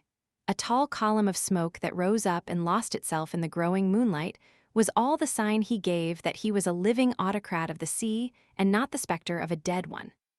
At 2 in the morning, we swept through the Straits of Messina, and so bright was the moonlight that Italy on the one hand and Sicily on the other seemed almost as distinctly visible, as though we looked at them from the middle of a street we were traversing. The city of Messina, milk-white and starred and spangled all over with gaslights, was a fairy spectacle. A great party of us were on deck smoking and making a noise, and waiting to see famous Scylla and Charybdis. And presently, the oracle stepped out with his eternal spyglass and squared himself on the deck like another Colossus of Rhodes. It was a surprise to see him abroad at such an hour. Nobody supposed he cared anything about an old fable like that of Scylla and Charybdis. One of the boys said, "Hello, doctor, what are you doing up here at this time of night? What do you want to see this place for?" "What do I want to see this place for?" "Young man, little do you know me, or you wouldn't ask such a question. I wish to see all the places that's mentioned in the Bible." "Stuff, this place isn't mentioned in the Bible." "It ain't mentioned in the Bible. This place ain't. Well now, what place is this, since you know so much about it?" "Why, it's Scylla and Charybdis." "Scylla and Chalkin found it. I thought it was Sodom and Gomorrah." And he closed up his glass and went below. The above is the ship story. Its plausibility is marred a little by the fact that the oracle was not a biblical student, and did not spend much of his time instructing himself about scriptural localities. They say the oracle complains, in this hot weather lately, that the only beverage in the ship that is passable is the butter. He did not mean butter, of course, but inasmuch as that article remains in a melted state now since we are out of ice, it is fair to give him the credit of getting one long word in the right place, anyhow, for once in his life. He said in Rome that the Pope was a noble-looking old man, but he never did think much of his Iliad. We spent one pleasant day skirting along the Isles of Greece. They are very mountainous. Their prevailing tints are gray and brown, approaching to red. Little white villages surrounded by trees nestle in the valleys or roost upon the lofty perpendicular seawalls. We had one fine sunset, a rich carmine flush that suffused the western sky, and cast a ruddy glow far over the sea. Fine sunsets seem to be rare in this part of the world, or at least striking ones. They are soft, sensuous, lovely. They are exquisite, refined, effeminate, but we have seen no sunsets here yet like the gorgeous conflagrations that flame in the track of the sinking sun in our high northern latitudes. But what were sunsets to us, with the wild excitement upon us of approaching the most renowned of cities? What cared we for outward visions, when Agamemnon, Achilles, and 1,000 other heroes of the great past were marching in ghostly procession through our fancies? What were sunsets to us, who were about to live and breathe and walk in actual Athens? Yea, and go far down into the dead centuries and bid in person for the slaves, Diogenes and Plato, in the public marketplace, or gossip with the neighbors about the siege of Troy or the splendid deeds of Marathon. We scorned to consider sunsets. We arrived and entered the ancient harbor of the Piraeus at last. We dropped anchor within half a mile of the village. Away off, across the undulating plain of Attica, could be seen a little square-topped hill with a something on it, which our glasses soon discovered to be the ruined edifices of the citadel of the Athenians, and most prominent among them loomed the venerable Parthenon. So exquisitely clear and pure is this wonderful atmosphere that every column of the noble structure was discernible through the telescope, and even the smaller ruins about it assumed some semblance of shape. This at a distance of 5 or 6 miles. In the valley, near the Acropolis, the square-topped hill before spoken of, Athens itself could be vaguely made out with an ordinary lorgnette. Every body was anxious to get ashore and visit these classic localities as quickly as possible. No land we had yet seen had aroused such universal interest among the passengers. But bad news came. The commandant of the Piraeus came in his boat and said we must either depart or else get outside the harbor and remain imprisoned in our ship, under rigid quarantine, for 11 days. So we took up the anchor and moved outside to lie a dozen hours or so, taking in supplies, and then sail for Constantinople. It was the bitterest disappointment we had yet experienced. To lie a whole day in sight of the Acropolis, and yet be obliged to go away without visiting Athens. Disappointment was hardly a strong enough word to describe the circumstances. All hands were on deck, all the afternoon, with books and maps and glasses, trying to determine which narrow rocky ridge was the Areopagus, which sloping hill the Phoenix, which elevation the Museum Hill, and so on. And we got things confused. Discussion became heated, and party spirit ran high. Church members were gazing with emotion upon a hill which they said was the one St. Paul preached from, and another faction claimed that that hill was Hymettus, and another that it was Pentelicon. After all the trouble, we could be certain of only one thing: this square-topped hill was the Acropolis, and the grand ruin that crowned it was the Parthenon, whose picture we knew in infancy in the school books. We inquired of every body who came near the ship, whether there were guards in the Piraeus, whether they were strict, what the chances were of capture should any of us slip ashore, and in case any of us made the venture and were caught, what would be probably done to us. The answers were discouraging. There was a strong guard or police force. The Piraeus was a small town, and any stranger seen in it would surely attract attention. Capture would be certain. The commandant said the punishment would be heavy. When asked how heavy, he said it would be very severe. That was all we could get out of him. At 11 o'clock at night, when most of the ship's company were abed, 4 of us stole softly ashore in a small boat, a clouded moon favoring the enterprise, and started 2 and 2 and far apart over a low hill, intending to go clear around the Piraeus, out of the range of its police. Picking our way so stealthily over that rocky, nettle-grown eminence made me feel a good deal as if I were on my way somewhere to steal something. My immediate comrade and I talked in an undertone about quarantine laws and their penalties, but we found nothing cheering in the subject. I was posted.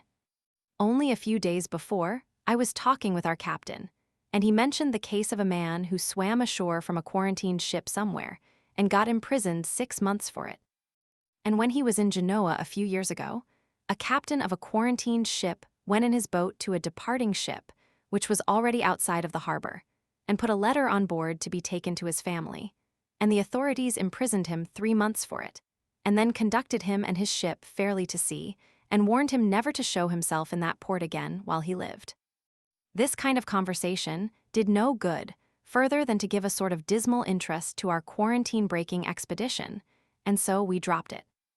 We made the entire circuit of the town without seeing anybody but one man who stared at us curiously, but said nothing, and a dozen persons asleep on the ground before their doors, whom we walked among and never woke, but we woke up dogs enough. In all conscience we always had 1 or 2 barking at our heels, and several times we had as many as 10 and 12 at once. They made such a preposterous din that persons aboard our ship said they could tell how we were progressing for a long time, and where we were, by the barking of the dogs. The clouded moon still favored us. When we had made the whole circuit and were passing among the houses on the further side of the town, the moon came out splendidly, but we no longer feared the light. As we approached a well near a house to get a drink, the owner merely glanced at us and went within. He left the quiet, slumbering town at our mercy. I record it here proudly that we didn't do anything to it. Seeing no road, we took a tall hill to the left of the distant Acropolis for a mark, and steered straight for it over all obstructions, and over a little rougher piece of country than exists anywhere else outside of the state of Nevada, perhaps. Part of the way it was covered with small, loose stones we trod on 6 at a time, and they all rolled. Another part of it was dry, loose, newly plowed ground. Still another part of it was a long stretch of low grapevines, which were tanglesome and troublesome, and which we took to be brambles. The Attic plain, barring the grapevines, was a barren, desolate, unpoetical waste. I wonder what it was in Greece's age of glory, 500 years before Christ.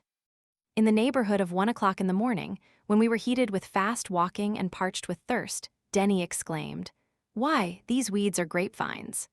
And in 5 minutes we had a score of bunches of large, white, delicious grapes, and were reaching down for more when a dark shape rose mysteriously up out of the shadows beside us and said, "Ho!" And so we left. In 10 minutes more we struck into a beautiful road, and unlike some others we had stumbled upon at intervals, it led in the right direction. We followed it. It was broad and smooth and white handsome and in perfect repair, and shaded on both sides for a mile or so with single ranks of trees, and also with luxuriant vineyards. Twice we entered and stole grapes, and the second time somebody shouted at us from some invisible place. Whereupon we left again. We speculated in grapes no more on that side of Athens. Shortly we came upon an ancient stone aqueduct, built upon arches, and from that time forth we had ruins all about us. We were approaching our journey's end. We could not see the Acropolis now or the high hill, either, and I wanted to follow the road till we were abreast of them, but the others overruled me, and we toiled laboriously up the stony hill immediately in our front, and from its summit saw another, climbed it, and saw another. It was an hour of exhausting work. Soon we came upon a row of open graves, cut in the solid rock. For a while one of them served Socrates for a prison. We passed around the shoulder of the hill, and the citadel, in all its ruined magnificence, burst upon us. We hurried across the ravine and up a winding road, and stood on the old Acropolis, with the prodigious walls of the citadel towering above our heads. We did not stop to inspect their massive blocks of marble, or measure their height, or guess at their extraordinary thickness, but passed at once through a great arched passage like a railway tunnel, and went straight to the gate that leads to the ancient temples. It was locked. So, after all, it seemed that we were not to see the great Parthenon face to face. We sat down and held a council of war. Result, the gate was only a flimsy structure of wood. We would break it down. It seemed like desecration, but then we had traveled far, and our necessities were urgent. We could not hunt up guides and keepers. We must be on the ship before daylight. So we argued. This was all very fine, but when we came to break the gate, we could not do it. We moved around an angle of the wall and found a low bastion 8 feet high, without 10 or 12 within. Denny prepared to scale it, and we got ready to follow. By dint of hard scrambling, he finally straddled the top, but some loose stones crumbled away and fell with a crash into the court within. There was instantly a banging of doors and a shout. Denny dropped from the wall in a twinkling, and we retreated in disorder to the gate. Xerxes took that mighty citadel 480 years before Christ, when his 5 millions of soldiers and camp followers followed him to Greece, and if we 4 Americans could have remained unmolested 5 minutes longer, we would have taken it too. The garrison had turned out 4 Greeks. We clamored at the gate, and they admitted us. We crossed a large court, entered a great door, and stood upon a pavement of purest white marble, deeply worn by footprints. Before us, in the flooding moonlight, rose the noblest ruins we had ever looked upon, the Propylae, a small temple of Minerva, the temple of Hercules, and the grand Parthenon. We got these names from the Greek guide, who didn't seem to know more than 7 men ought to know. These edifices were all built of the whitest Pentelic marble, but have a pinkish stain upon them now. Where any part is broken, however, the fracture looks like fine loaf sugar. 6 caryatides, or marble women, clad in flowing robes, support the portico of the Temple of Hercules, but the porticos and colonnades of the other structures are formed of massive Doric and Ionic pillars, whose flutings and capitals are still measurably perfect, notwithstanding the centuries that have gone over them and the sieges they have suffered. The Parthenon, originally, was 226 feet long, 100 wide and 70 high, and had 2 rows of great columns, 8 in each at either end, and single rows of 17 each down the sides, and was one of the most graceful and beautiful edifices ever erected. Most of the Parthenon's imposing columns are still standing, but the roof is gone. It was a perfect building 250 years ago, when a shell dropped into the Venetian magazine stored here, and the explosion which followed wrecked and unroofed it. I remember but little about the Parthenon, and I have put in 1 or 2 facts and figures for the use of other people with short memories. Got them from the guidebook. As we wandered thoughtfully down the marble-paved length of this stately temple, the scene about us was strangely impressive. Here and there, in lavish profusion, were gleaming white statues of men and women, propped against blocks of marble, some of them armless, some without legs, others headless but all looking mournful in the moonlight and startlingly human. They rose up and confronted the midnight intruder on every side. They stared at him with stony eyes from unlooked-for nooks and recesses. They peered at him over fragmentary heaps far down the desolate corridors.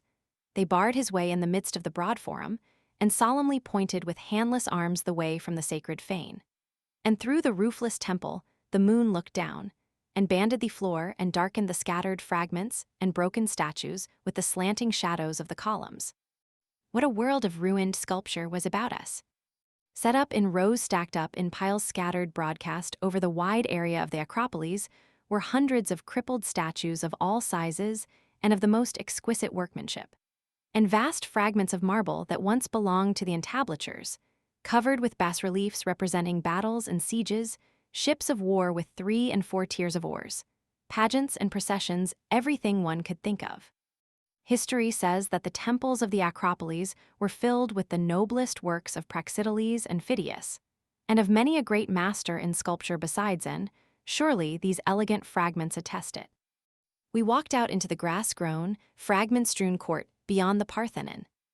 It startled us, every now and then, to see a stony white face stare suddenly up at us out of the grass with its dead eyes. The place seemed alive with ghosts. I half expected to see the Athenian heroes of 20 centuries ago glide out of the shadows and steal into the old temple they knew so well and regarded with such boundless pride. The full moon was riding high in the cloudless heavens now. We sauntered carelessly and unthinkingly to the edge of the lofty battlements of the citadel and looked down a vision. And such a vision! Athens by moonlight.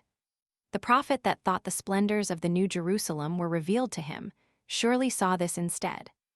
It lay in the level plain right under our feet, all spread abroad like a picture, and we looked down upon it as we might have looked from a balloon. We saw no semblance of a street, but every house, every window, every clinging vine, every projection was as distinct and sharply marked as if the time were noonday. And yet there was no glare, no glitter. Nothing harsh or repulsive. The noiseless city was flooded with the mellowest light that ever streamed from the moon, and seemed like some living creature wrapped in peaceful slumber.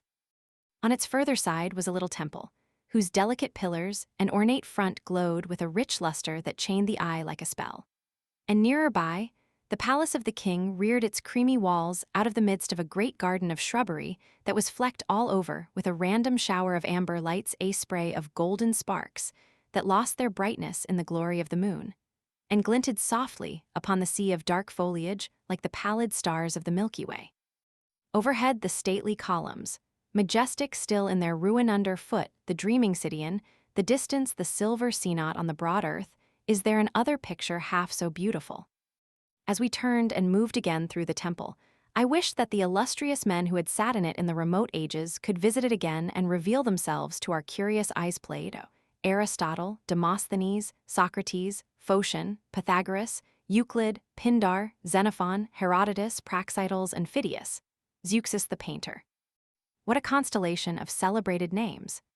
But more than all, I wished that old Diogenes, groping so patiently with his lantern, searching so zealously for one solitary honest man in all the world, might meander along and stumble on our party. I ought not to say it, may be, but still I suppose he would have put out his light. We left the Parthenon to keep its watch over old Athens, as it had kept it for 2,300 years, and went and stood outside the walls of the citadel.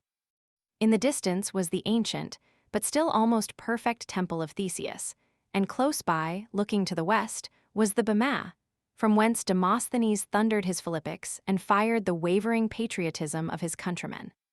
To the right was Mars Hill, where the Areopagus sat in ancient times and where St. Paul defined his position, and below was the marketplace where he disputed daily with the gossip-loving Athenians. We climbed the stone steps St. Paul ascended, and stood in the square-cut place he stood in, and tried to recollect the Bible account of the matter, but for certain reasons could not recall the words. I have found them since. Now, while Paul waited for them at Athens, his spirit was stirred in him, when he saw the city wholly given up to idolatry. Therefore disputed he in the synagogue with the Jews, and with the devout persons, and in the market daily with them that met with him. And they took him and brought him unto Areopagus, saying, May we know what this new doctrine whereof thou speakest is? Then Paul stood in the midst of Mars Hill, and said, Ye men of Athens, I perceive that in all things ye are too superstitious. For as I passed by and beheld your devotions, I found an altar with this inscription, To the unknown God. Whom therefore ye ignorantly worship, him declare I unto you. Acts ch. Romans 17. It occurred to us, after a while, that if we wanted to get home before daylight betrayed us, we had better be moving. So we hurried away. When far on our road, we had a parting view of the Parthenon, with the moonlight streaming through its open colonnades and touching its capitals with silver. As it looked then, solemn, grand, and beautiful, it will always remain in our memories. As we marched along, we began to get over our fears and ceased to care much about quarantine scouts or anybody else. We grew bold and reckless, and once, in a sudden burst of courage, I even threw a stone at a dog. It was a pleasant reflection, though, that I did not hit him, because his master might just possibly have been a policeman. Inspired by this happy failure, my valor became utterly uncontrollable, and at intervals I absolutely whistled, though on a moderate key. But boldness breeds boldness, and shortly I plunged into a vineyard, in the full light of the moon, and captured a gallon of superb grapes, not even minding the presence of a peasant who rode by on a mule. Denny and Birch followed my example. Now I had grapes enough for a dozen, but then Jackson was all swollen up with courage, too, and he was obliged to enter a vineyard presently. The first bunch he seized brought trouble. A frowsy, bearded brigand sprang into the road with a shout, and flourished a musket in the light of the moon. We sidled toward the Piraeus, not running, you understand, but only advancing with celerity. The brigand shouted again, but still we advanced. It was getting late, and we had no time to fool away on every ass that wanted to drivel Greek platitudes to us. We would just as soon have talked with him as not if we had not been in a hurry. Presently Denny said, Those fellows are following us. We turned, and sure enough, there they were, 3 fantastic pirates armed with guns. We slackened our pace to let them come up, and in the meantime, I got out my cargo of grapes and dropped them firmly but reluctantly into the shadows by the wayside. But I was not afraid. Only felt that it was not right to steal grapes. And all the more so when the owner was around, and not only around, but with his friends around also. The villains came up and searched a bundle Dr. Birch had in his hand, and scowled upon him when they found it had nothing in it but some holy rocks from Mars Hill, and these were not contraband. They evidently suspected him of playing some wretched fraud upon them, and seemed half inclined to scalp the party. But finally they dismissed us with a warning, couched in excellent Greek, I suppose, and dropped tranquilly in our wake. When they had gone 300 yards they stopped, and we went on rejoiced. But behold, another armed rascal came out of the shadows and took their place, and followed us 200 yards. Then he delivered us over to another miscreant, who emerged from some mysterious place, and he in turn to another. For a mile and a half our rear was guarded all the while by armed men. I never traveled in so much state before in all my life. It was a good while after that before we ventured to steal any more grapes, and when we did we stirred up another troublesome brigand, and then we ceased all further speculation in that line. I suppose that fellow that rode by on the mule posted all the sentinels, from Athens to the Piraeus, about us. Every field on that long route was watched by an armed sentinel, some of whom had fallen asleep, no doubt, but were on hand, nevertheless. This shows what sort of a country modern Attica is a community of questionable characters. These men were not there to guard their possessions against strangers, but against each other. For strangers seldom visit Athens and the Piraeus, and when they do, they go in daylight and can buy all the grapes they want for a trifle. The modern inhabitants are confiscators and falsifiers of high repute, if gossip speaks truly concerning them, and I freely believe it does. Just as the earliest tinges of the dawn flushed the eastern sky and turned the pillared Parthenon to a broken harp hung in the pearly horizon, we closed our 13th mile of weary, roundabout marching, and emerged upon the seashore abreast the ships, with our usual escort of 1,500 Parian dogs howling at our heels.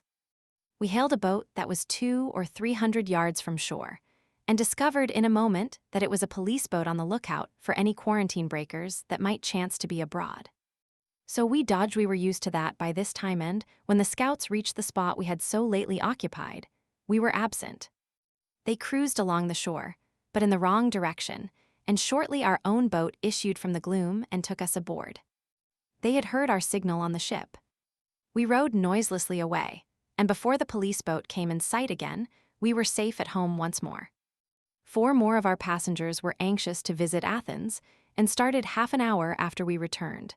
But they had not been ashore 5 minutes till the police discovered and chased them so hotly that they barely escaped to their boat again, and that was all. They pursued the enterprise no further. We set sail for Constantinople today, but some of us little care for that.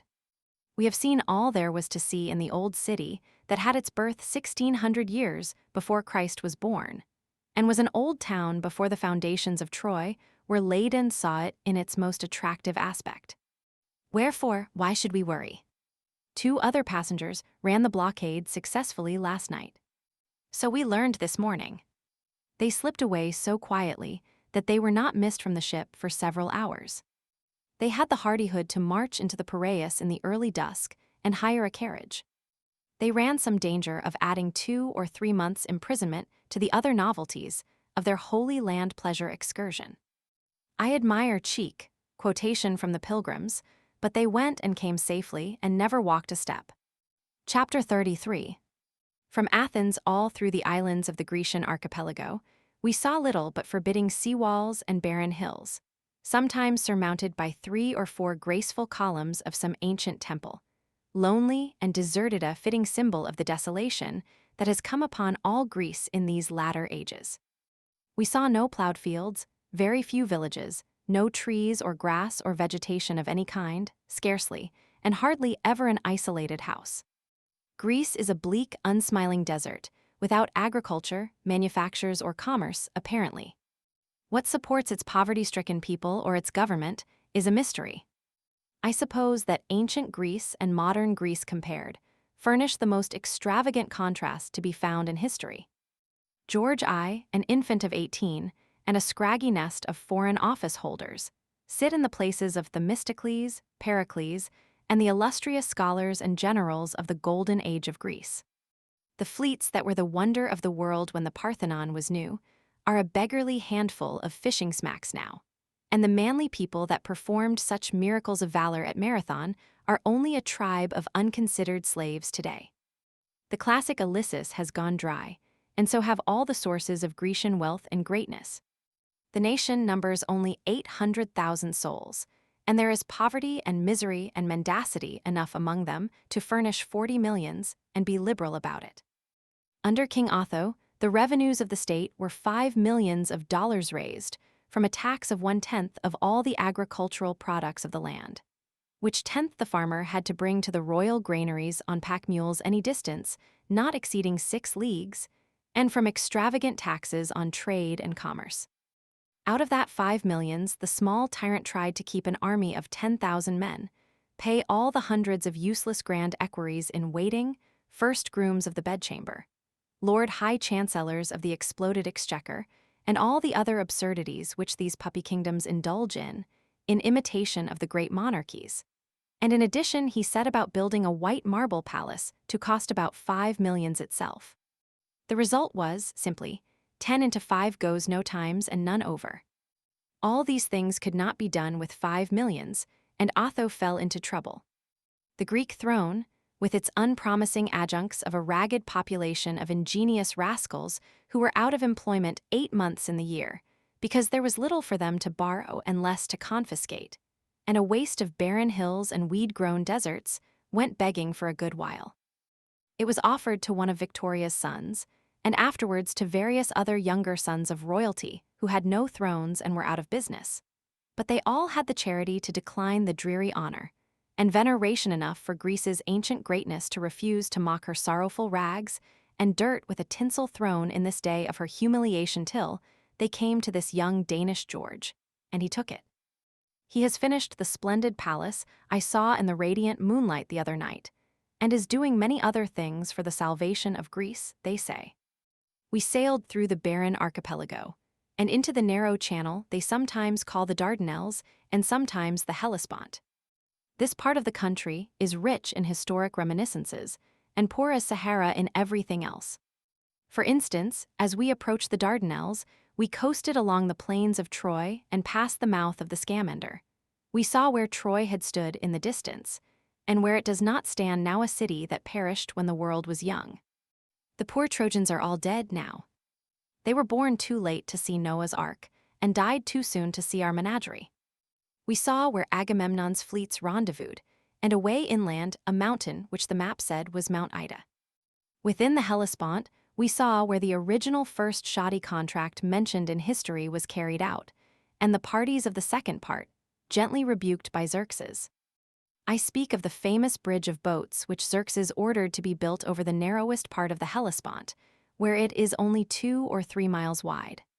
A moderate gale destroyed the flimsy structure, and the king, thinking that to publicly rebuke the contractors might have a good effect on the next set, called them out before the army and had them beheaded.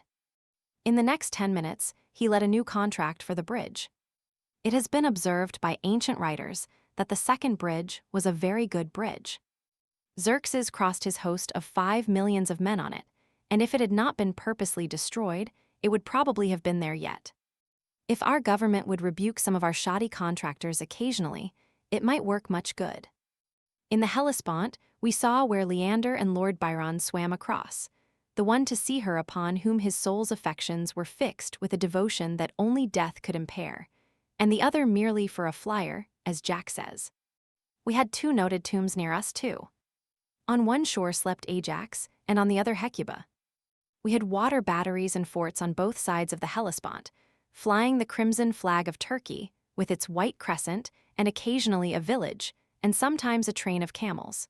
We had all these to look at till we entered the broad sea of Marmora, and then the land soon fading from view, we resumed euchre and whist once more. We dropped anchor in the mouth of the Golden Horn at daylight in the morning. Only 3 or 4 of us were up to see the great Ottoman capital. The passengers do not turn out at unseasonable hours, as they used to get the earliest possible glimpse of strange foreign cities. They are well over that. If we were lying in sight of the pyramids of Egypt, they would not come on deck until after breakfast, nowadays. The Golden Horn is a narrow arm of the sea, which branches from the Bosporus, a sort of broad river which connects the Marmora and Black Seas, and, curving around, divides the city in the middle. Galata and Pira are on one side of the Bosporus, and the Golden Horn, Stambul, ancient Byzantium, is upon the other. On the other bank of the Bosporus is Scutari and other suburbs of Constantinople.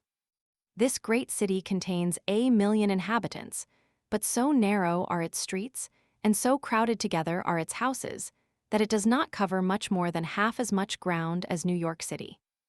Seen from the anchorage or from a mile or so up the Bosporus, it is by far the handsomest city we have seen. Its dense array of houses swells upward from the water's edge and spreads over the domes of many hills. And the gardens that peep out here and there, the great globes of the mosques, and the countless minarets that meet the eye everywhere, invest the metropolis with the quaint oriental aspect one dreams of when he reads books of Eastern travel. Constantinople makes a noble picture, but its attractiveness begins and ends with its picturesqueness. From the time one starts ashore till he gets back again, he execrates it. The boat he goes in is admirably miscalculated for the service it is built for. It is handsomely and neatly fitted up, but no man could handle it well in the turbulent currents that sweep down the Bosporus from the Black Sea, and few men could row it satisfactorily even in still water. It is a long, light canoe caïque, large at one end and tapering to a knife blade at the other. They make that long sharp end the bow, and you can't imagine how these boiling currents spin it about. It has 2 oars, and sometimes 4, and no rudder.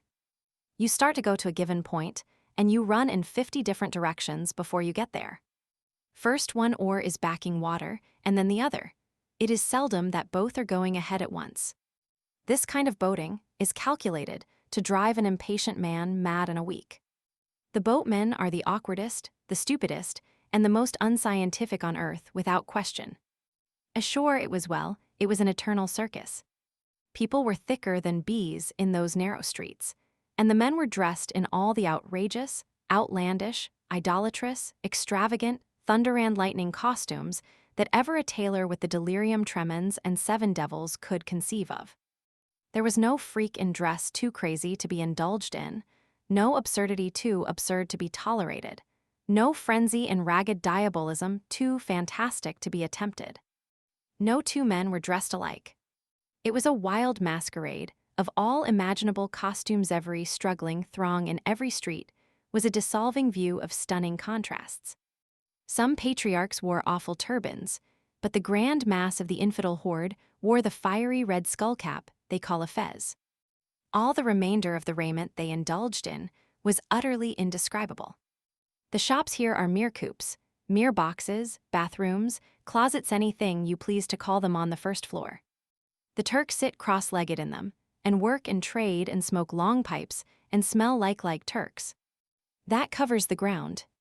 Crowding the narrow streets in front of them are beggars, who beg forever yet never collect anything, and wonderful cripples distorted out of all semblance of humanity, almost vagabonds driving laden asses, porters carrying dry goods boxes as large as cottages on their backs, peddlers of grapes, hot corn, pumpkin seeds, and 100 other things, yelling like fiends and sleeping happily, comfortably, serenely among the hurrying feet are the famed dogs of Constantinople.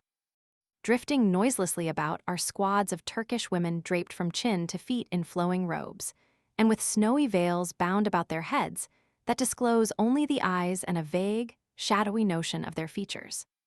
Seen moving about, far away in the dim, arched aisles of the great bazaar, they look as the shrouded dead must have looked when they walked forth from their graves amid the storms and thunders and earthquakes that burst upon Calvary that awful night of the crucifixion. A street in Constantinople is a picture which one ought to see once, not oftener. And then there was the goose rancher, a fellow who drove 100 geese before him about the city and tried to sell them. He had a pole 10 feet long with a crook in the end of it, and occasionally a goose would branch out from the flock and make a lively break around the corner, with wings half lifted and neck stretched to its utmost. Did the goose merchant get excited? No. He took his pole and reached after that goose with unspeakable sang-froid, took a hitch round his neck, and yanked him back to his place in the flock without an effort. He steered his geese with that stick as easily as another man would steer a yawl. A few hours afterward we saw him sitting on a stone at a corner, in the midst of the turmoil, sound asleep in the sun, with his geese squatting around him or dodging out of the way of asses and men. We came by again within the hour, and he was taking account of stock to see whether any of his flock had strayed or been stolen. The way he did it was unique. He put the end of his stick within 6 or 8 inches of a stone wall and made the geese march in single file between it and the wall. He counted them as they went by. There was no dodging that arrangement. If you want dwarfs, I mean just a few dwarfs for a curiosity, go to Genoa. If you wish to buy them by the gross, for retail, go to Milan. There are plenty of dwarfs all over Italy, but it did seem to me that in Milan the crop was luxuriant. If you would see a fair average style of assorted cripples, go to Naples or travel through the Roman states.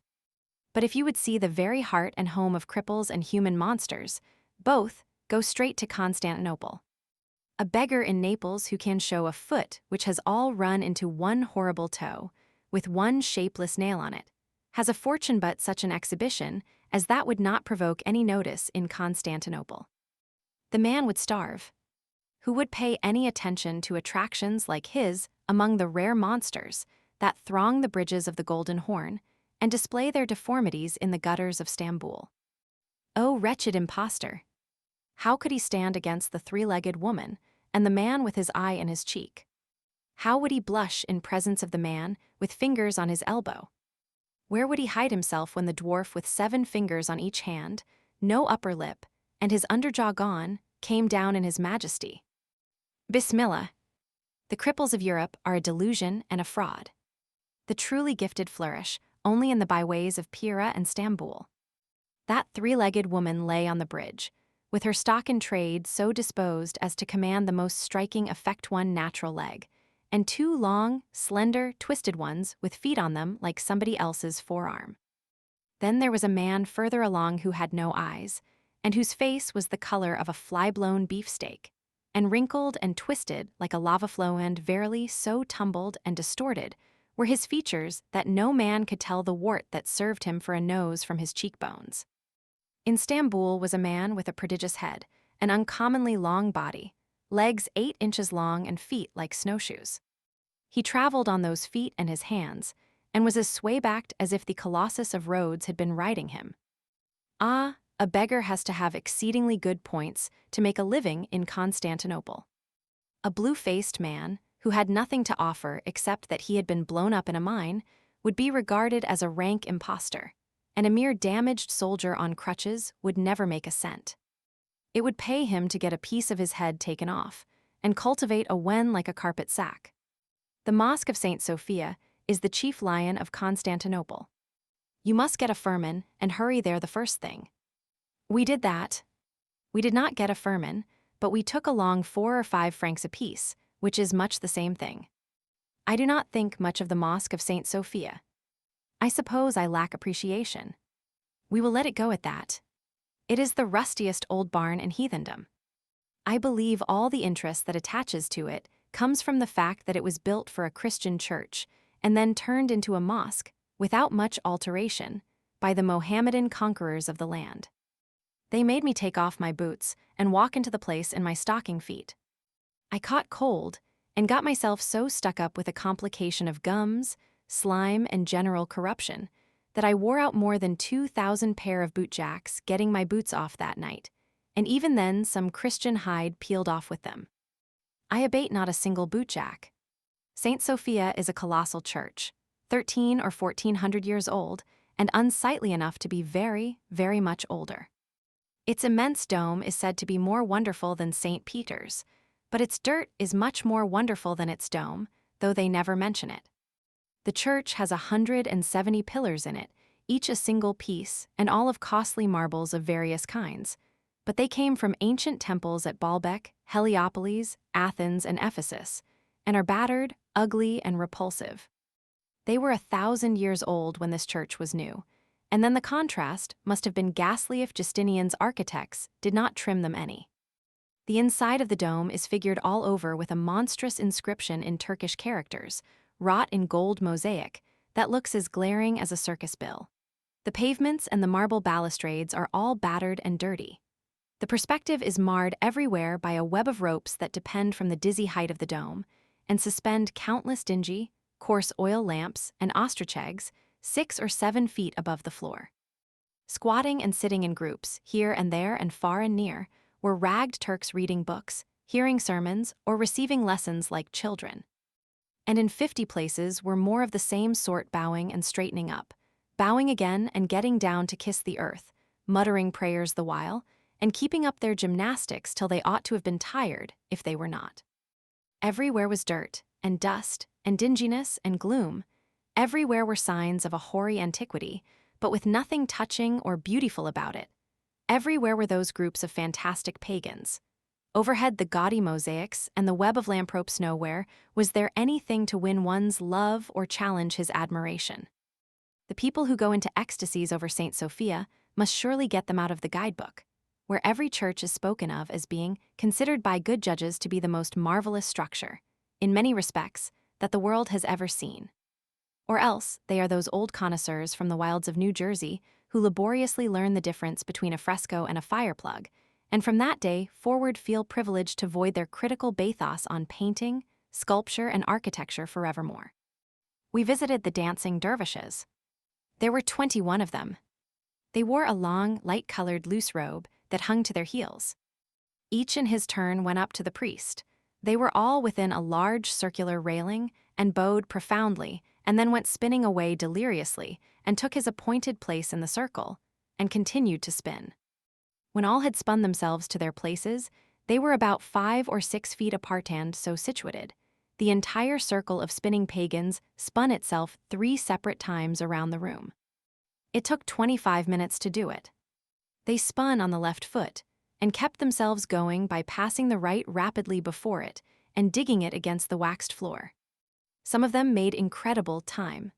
Most of them spun around 40 times in a minute, and one artist averaged about 61 times a minute and kept it up during the whole 25. His robe filled with air and stood out all around him like a balloon. They made no noise of any kind, and most of them tilted their heads back and closed their eyes, entranced with a sort of devotional ecstasy. There was a rude kind of music, part of the time, but the musicians were not visible. None but spinners were allowed within the circle. A man had to either spin or stay outside. It was about as barbarous an exhibition as we have witnessed yet. Then sick persons came and lay down, and beside them women laid their sick children, one a babe at the breast, and the patriarch of the dervishes walked upon their bodies. He was supposed to cure their diseases by trampling upon their breasts or backs, or standing on the back of their necks. This is well enough for a people who think all their affairs are made or marred by viewless spirits of the air by giants, gnomes, and genii, and who still believe, to this day, all the wild tales in the Arabian Nights. Even so, an intelligent missionary tells me. We visited the 1,001 columns. I do not know what it was originally intended for, but they said it was built for a reservoir. It is situated in the center of Constantinople. You go down a flight of stone steps in the middle of a barren place, and there you are. You are 40 feet underground, and in the midst of a perfect wilderness of tall, slender, granite columns of Byzantine architecture. Stand where you would, or change your position as often as you pleased, you were always a center from which radiated a dozen long archways and colonnades that lost themselves in distance and the somber twilight of the place. This old dried-up reservoir is occupied by a few ghostly silk spinners now, and one of them showed me a cross cut high up in one of the pillars.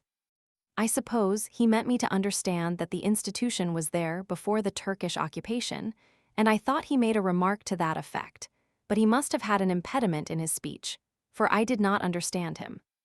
We took off our shoes and went into the marble mausoleum of the Sultan Mahmud, the neatest piece of architecture, inside, that I have seen lately.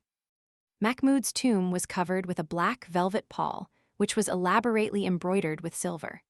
It stood within a fancy silver railing. At the sides and corners were silver candlesticks that would weigh more than 100 pounds, and they supported candles as large as a man's leg. On the top of the sarcophagus was a fez, with a handsome diamond ornament upon it, which an attendant said cost 100,000 pounds, and lied like a Turk when he said it. Mahmud's whole family were comfortably planted around him. We went to the great bazaar in Stamboul, of course, and I shall not describe it further than to say it is a monstrous hive of little shops, thousands. I should say all under one roof, and cut up into innumerable little blocks by narrow streets which are arched overhead. One street is devoted to a particular kind of merchandise, another to another, and so on. When you wish to buy a pair of shoes, you have the swing of the whole street you, do not have to walk yourself down hunting stores in different localities. It is the same with silks, antiquities, shawls, etc. The place is crowded with people all the time. And as the gay-colored Eastern fabrics are lavishly displayed before every shop, the Great Bazaar of Stamboul is one of the sights that are worth seeing. It is full of life and stir, and business, dirt, beggars, asses, yelling peddlers, porters, dervishes, high-born Turkish female shoppers, Greeks, and weird-looking and weirdly dressed Mohammedans from the mountains and the far provinces, and the only solitary thing one does not smell when he is in the Great Bazaar is something which smells good. Chapter 34. Mosques are plenty, churches are plenty, graveyards are plenty, but morals and whiskey are scarce. The Quran does not permit Mohammedans to drink. Their natural instincts do not permit them to be moral. They say the Sultan has 800 wives. This almost amounts to bigamy. It makes our cheeks burn with shame to see such a thing permitted here in Turkey. We do not mind it so much in Salt Lake, however. Circassian and Georgian girls are still sold in Constantinople by their parents, but not publicly. The great slave marts we have all read so much about, where tender young girls were stripped for inspection and criticized and discussed just as if they were horses at an agricultural fair, no longer exist. The exhibition and the sales are private now. Stocks are up, just at present, partly because of a brisk demand created by the recent return of the Sultan's suite from the courts of Europe, partly on account of an unusual abundance of breadstuffs, which leaves holders untortured by hunger and enables them to hold back for high prices, and partly because buyers are too weak to bear the market, while sellers are amply prepared to bull it. Under these circumstances, if the American metropolitan newspapers were published here in Constantinople, their next commercial report would read about as follows, I suppose. Slave Girl Market Report. Best brands: Circassians, crop of 1850, L200, 1852, L250, 1854, L300. Best brands: Georgian, none in market. Second quality, 1851, L180. 19 fair to middling Wallachian girls offered at L130 at, but no takers. 16 prime, a one sold in small lots to close out terms private. Sales of one lot Circassians, prime to good, 1852 to 1854, at L240 at 242, buyer 30. 149er damaged at L23, seller 10, no deposit. Several Georgians, fancy brands, 1852, changed hands to fill orders. The Georgians now on hand are mostly last year's crop, which was unusually poor. The new crop is a little backward, but will be coming in shortly. As regards its quantity and quality, the accounts are most encouraging. In this connection, we can safely say, also, that the new crop of Circassians is looking extremely well. His Majesty the Sultan has already sent in large orders for his new harem, which will be finished within a fortnight, and this has naturally strengthened the market and given Circassian stock a strong upward tendency. Taking advantage of the inflated market, many of our shrewdest operators are selling short. There are hints of a corner on Wallachians. There is nothing new in Nubians. Slow sale. Eunuchs none offering. However, large cargoes are expected from Egypt today. I think the above would be about the style of the commercial report. Prices are pretty high now, and holders firm.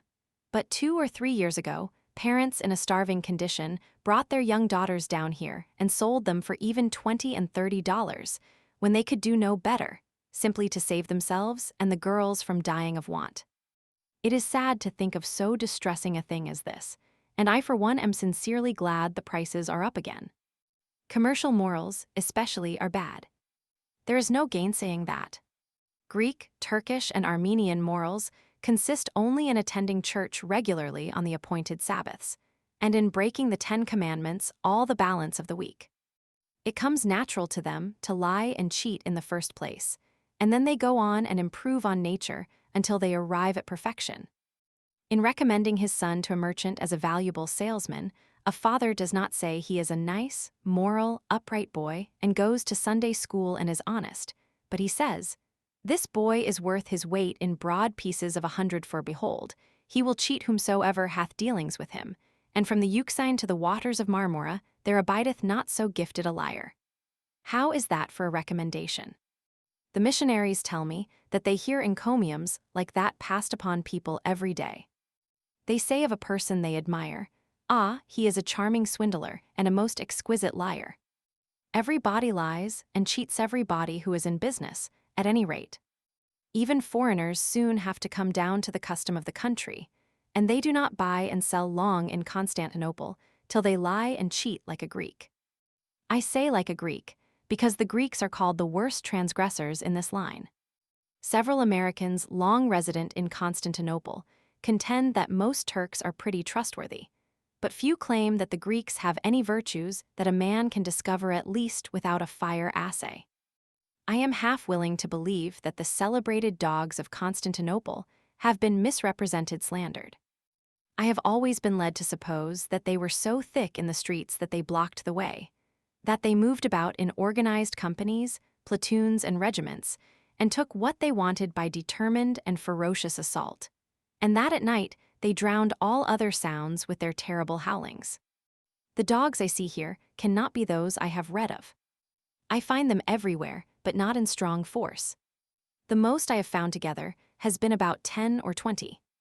And night or day, a fair proportion of them were sound asleep.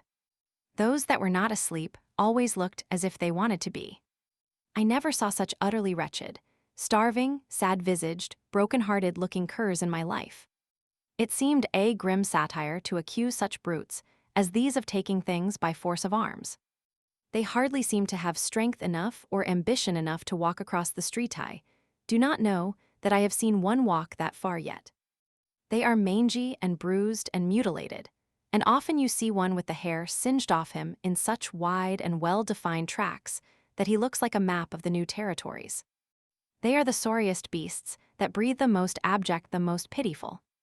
In their faces is a settled expression of melancholy, an air of hopeless despondency. The hairless patches on a scalded dog are preferred by the fleas of Constantinople to a wider range on a healthier dog, and the exposed places suit the fleas exactly. I saw a dog of this kind start to nibble at a flea. A fly attracted his attention, and he made a snatch at him. The flea called for him once more, and that forever unsettled him. He looked sadly at his flea pasture, then sadly looked at his bald spot. Then he heaved a sigh and dropped his head resignedly upon his paws. He was not equal to the situation. The dogs sleep in the streets, all over the city. From one end of the street to the other, I suppose they will average about 8 or 10 to a block. Sometimes, of course, there are 15 or 20 to a block. They do not belong to anybody, and they seem to have no close personal friendships among each other. But they district the city themselves, and the dogs of each district, whether it be half a block in extent or 10 blocks, have to remain within its bounds. Woe to a dog if he crosses the line. His neighbors would snatch the balance of his hair off in a second. So it is said. But they don't look it. They sleep in the streets these days. They are my compass, my guide. When I see the dogs sleep placidly on, while men, sheep, geese, and all moving things turn out and go around them, I know I am not in the great street where the hotel is and must go further.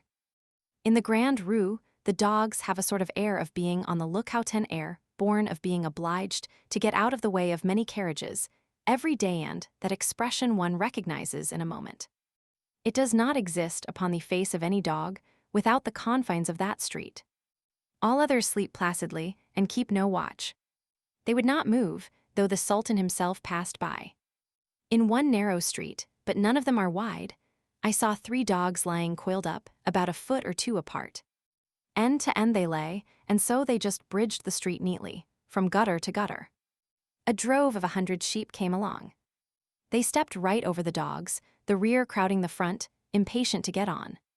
The dogs looked lazily up, flinched a little when the impatient feet of the sheep touched their raw backside, and lay peacefully down again. No talk could be plainer than that. So some of the sheep jumped over them and others scrambled between, occasionally chipping a leg with their sharp hoofs, and when the whole flock had made the trip, the dogs sneezed a little in the cloud of dust, but never budged their bodies an inch. I thought I was lazy, but I am a steam engine compared to a Constantinople dog. But was not that a singular scene for a city of 1 million inhabitants? These dogs are the scavengers of the city. That is their official position, and a hard one it is. However, it is their protection. But for their usefulness in partially cleansing these terrible streets, they would not be tolerated long. They eat anything and everything that comes in their way, from melon rinds and spoiled grapes up through all the grades and species of dirt, and refuse to their own dead friends and relatives, and yet they are always lean, always hungry, always despondent. The people are loath to kill them do not kill them, in fact. The Turks have an innate antipathy to taking the life of any dumb animal, it is said. But they do worse. They hang and kick and stone and scald these wretched creatures to the very verge of death, and then leave them to live and suffer. Once a sultan proposed to kill off all the dogs here, and did begin the work, but the populace raised such a howl of horror about it that the massacre was stayed. After a while, he proposed to remove them all to an island in the Sea of Marmora. No objection was offered, and a shipload or so was taken away. But when it came to be known that somehow or other the dogs never got to the island, but always fell overboard in the night and perished, another howl was raised and the transportation scheme was dropped. So the dogs remain in peaceable possession of the streets. I do not say that they do not howl at night, nor that they do not attack people who have not a red fez on their heads. I only say that it would be mean for me to accuse them of these unseemly things who have not seen them do them with my own eyes, or heard them with my own ears. I was a little surprised to see Turks and Greeks playing newsboy right here in the mysterious land, where the giants and genii of the Arabian Nights once dwelt, where winged horses and hydra-headed dragons guarded enchanted castles, where princes and princesses flew through the air on carpets that obeyed a mystic talisman, where cities, whose houses were made of precious stones, sprang up in a night under the hand of the magician, and where busy marts were suddenly stricken with a spell, and each citizen lay or sat, or stood with weapon raised or foot advanced, just as he was, speechless and motionless, till time had told 100 years. It was curious to see newsboys selling papers in so dreamy a land as that. And to say truly, it is comparatively a new thing here. The selling of newspapers had its birth in Constantinople about a year ago, and was a child of the Prussian and Austrian War. There is one paper published here in the English language, the Levant Herald, and there are generally a number of Greek and a few French papers rising and falling, struggling up and falling again. Newspapers are not popular with the Sultan's government. They do not understand journalism. The proverb says, "The unknown is always great." To the court, the newspaper is a mysterious and rascally institution. They know what a pestilence is, because they have one occasionally that thins the people out at the rate of 2,000 a day, and they regard a newspaper as a mild form of pestilence. When it goes astray, they suppress it, pounce upon it without warning, and throttle it. When it don't go astray for a long time, they get suspicious and throttle it anyhow, because they think it is hatching deviltry. Imagine the Grand Vizier in solemn council with the magnates of the realm, spelling his way through the hated newspaper and finally delivering his profound decision. This thing means mischief, it is too darkly, too suspiciously inoffensive, suppress it. Warn the publisher that we cannot have this sort of thing, put the editor in prison. The newspaper business has its inconveniences in Constantinople. 2 Greek papers and 1 French, one were suppressed here within a few days of each other. No victories of the Cretans are allowed to be printed. From time to time, the Grand Vizier sends a notice to the various editors that the Cretan insurrection is entirely suppressed, and although that editor knows better, he still has to print the notice. The Levant Herald is too fond of speaking praisefully of Americans to be popular with the Sultan, who does not relish our sympathy with the Cretans, and therefore that paper has to be particularly circumspect in order to keep out of trouble. Once the editor, forgetting the official notice in his paper that the Cretans were crushed out, printed a letter of a very different tenor from the American consul in Crete and was fined $250 for it. Shortly, he printed another from the same source and was imprisoned 3 months for his pains. I think I could get the assistant editorship of the Levant Herald, but I am going to try to worry along without it. To suppress a paper here involves the ruin of the publisher, almost. But in Naples, I think they speculate on misfortunes of that kind. Papers are suppressed there every day and spring up the next day under a new name. During the 10 days or a fortnight, we stayed there, one paper was murdered and resurrected twice. The newsboys are smart there, just as they are elsewhere. They take advantage of popular weaknesses. When they find they are not likely to sell out, they approach a citizen mysteriously and say in a low voice, "Last copy, sir, double price, paper just been suppressed." The man buys it, of course, and finds nothing in it. They do say, I do not vouch for it, but they do say that men sometimes print a vast edition of a paper, with a ferociously seditious article in it, distribute it quickly among the newsboys, and clear out till the government's indignation cools.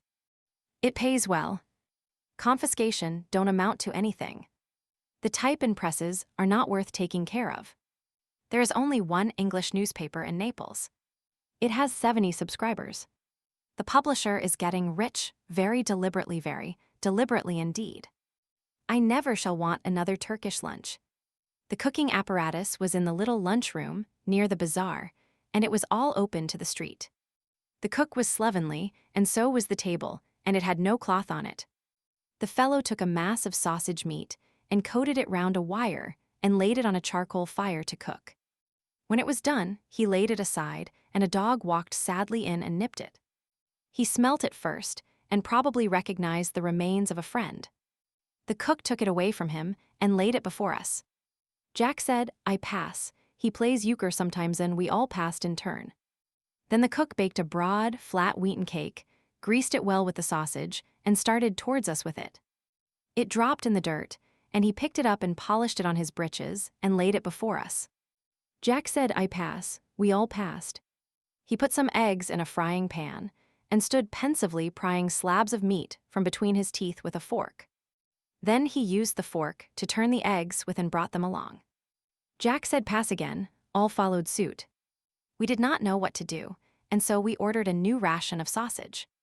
The cook got out his wire, apportioned a proper amount of sausage meat, spat it on his hands, and fell to work. This time, with one accord, we all passed out. We paid and left. That is all I learned about Turkish lunches. A Turkish lunch is good, no doubt, but it has its little drawbacks. When I think how I have been swindled by books of Oriental travel, I want a tourist for breakfast. For years and years, I have dreamed of the wonders of the Turkish bath. For years and years, I have promised myself that I would yet enjoy one. Many and many a time, in fancy, I have lain in the marble bath and breathed the slumberous fragrance of Eastern spices that filled the air.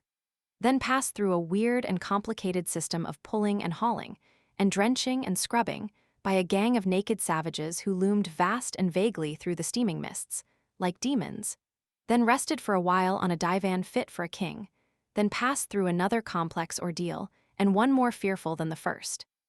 And finally, swathed in soft fabrics, been conveyed to a princely saloon and laid on a bed of eiderdown, where eunuchs, gorgeous of costume, fanned me while I drowsed and dreamed or contentedly gazed at the rich hangings of the apartment, the soft carpets, the sumptuous furniture, the pictures, and drank delicious coffee, smoked the soothing narghileh, and dropped at the last into tranquil repose, lulled by sensuous odors from unseen censers, by the gentle influence of the narghileh's Persian tobacco, and by the music of fountains that counterfeited the pattering of summer rain.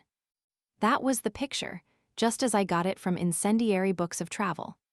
It was a poor, miserable imposture. The reality is no more like it than the 5 points are like the Garden of Eden. They received me in a great court, paved with marble slabs. Around it were broad galleries, one above another, carpeted with seedy matting, railed with unpainted balustrades, and furnished with huge rickety chairs, cushioned with rusty old mattresses, indented with impressions left by the forms of 9 successive generations of men who had reposed upon them. The place was vast, naked, dreary. Its court a barn, its galleries stalls for human horses. The cadaverous, half-nude varlets that served in the establishment had nothing of poetry in their appearance, nothing of romance, nothing of oriental splendor. They shed no entrancing odors, just the contrary. Their hungry eyes and their lank forms continually suggested one glaring, unsentimental fact: they wanted what they term in California a square meal. I went into one of the racks and undressed.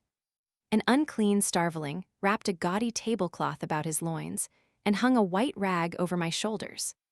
If I had had a tub then, it would have come natural to me to take in washing.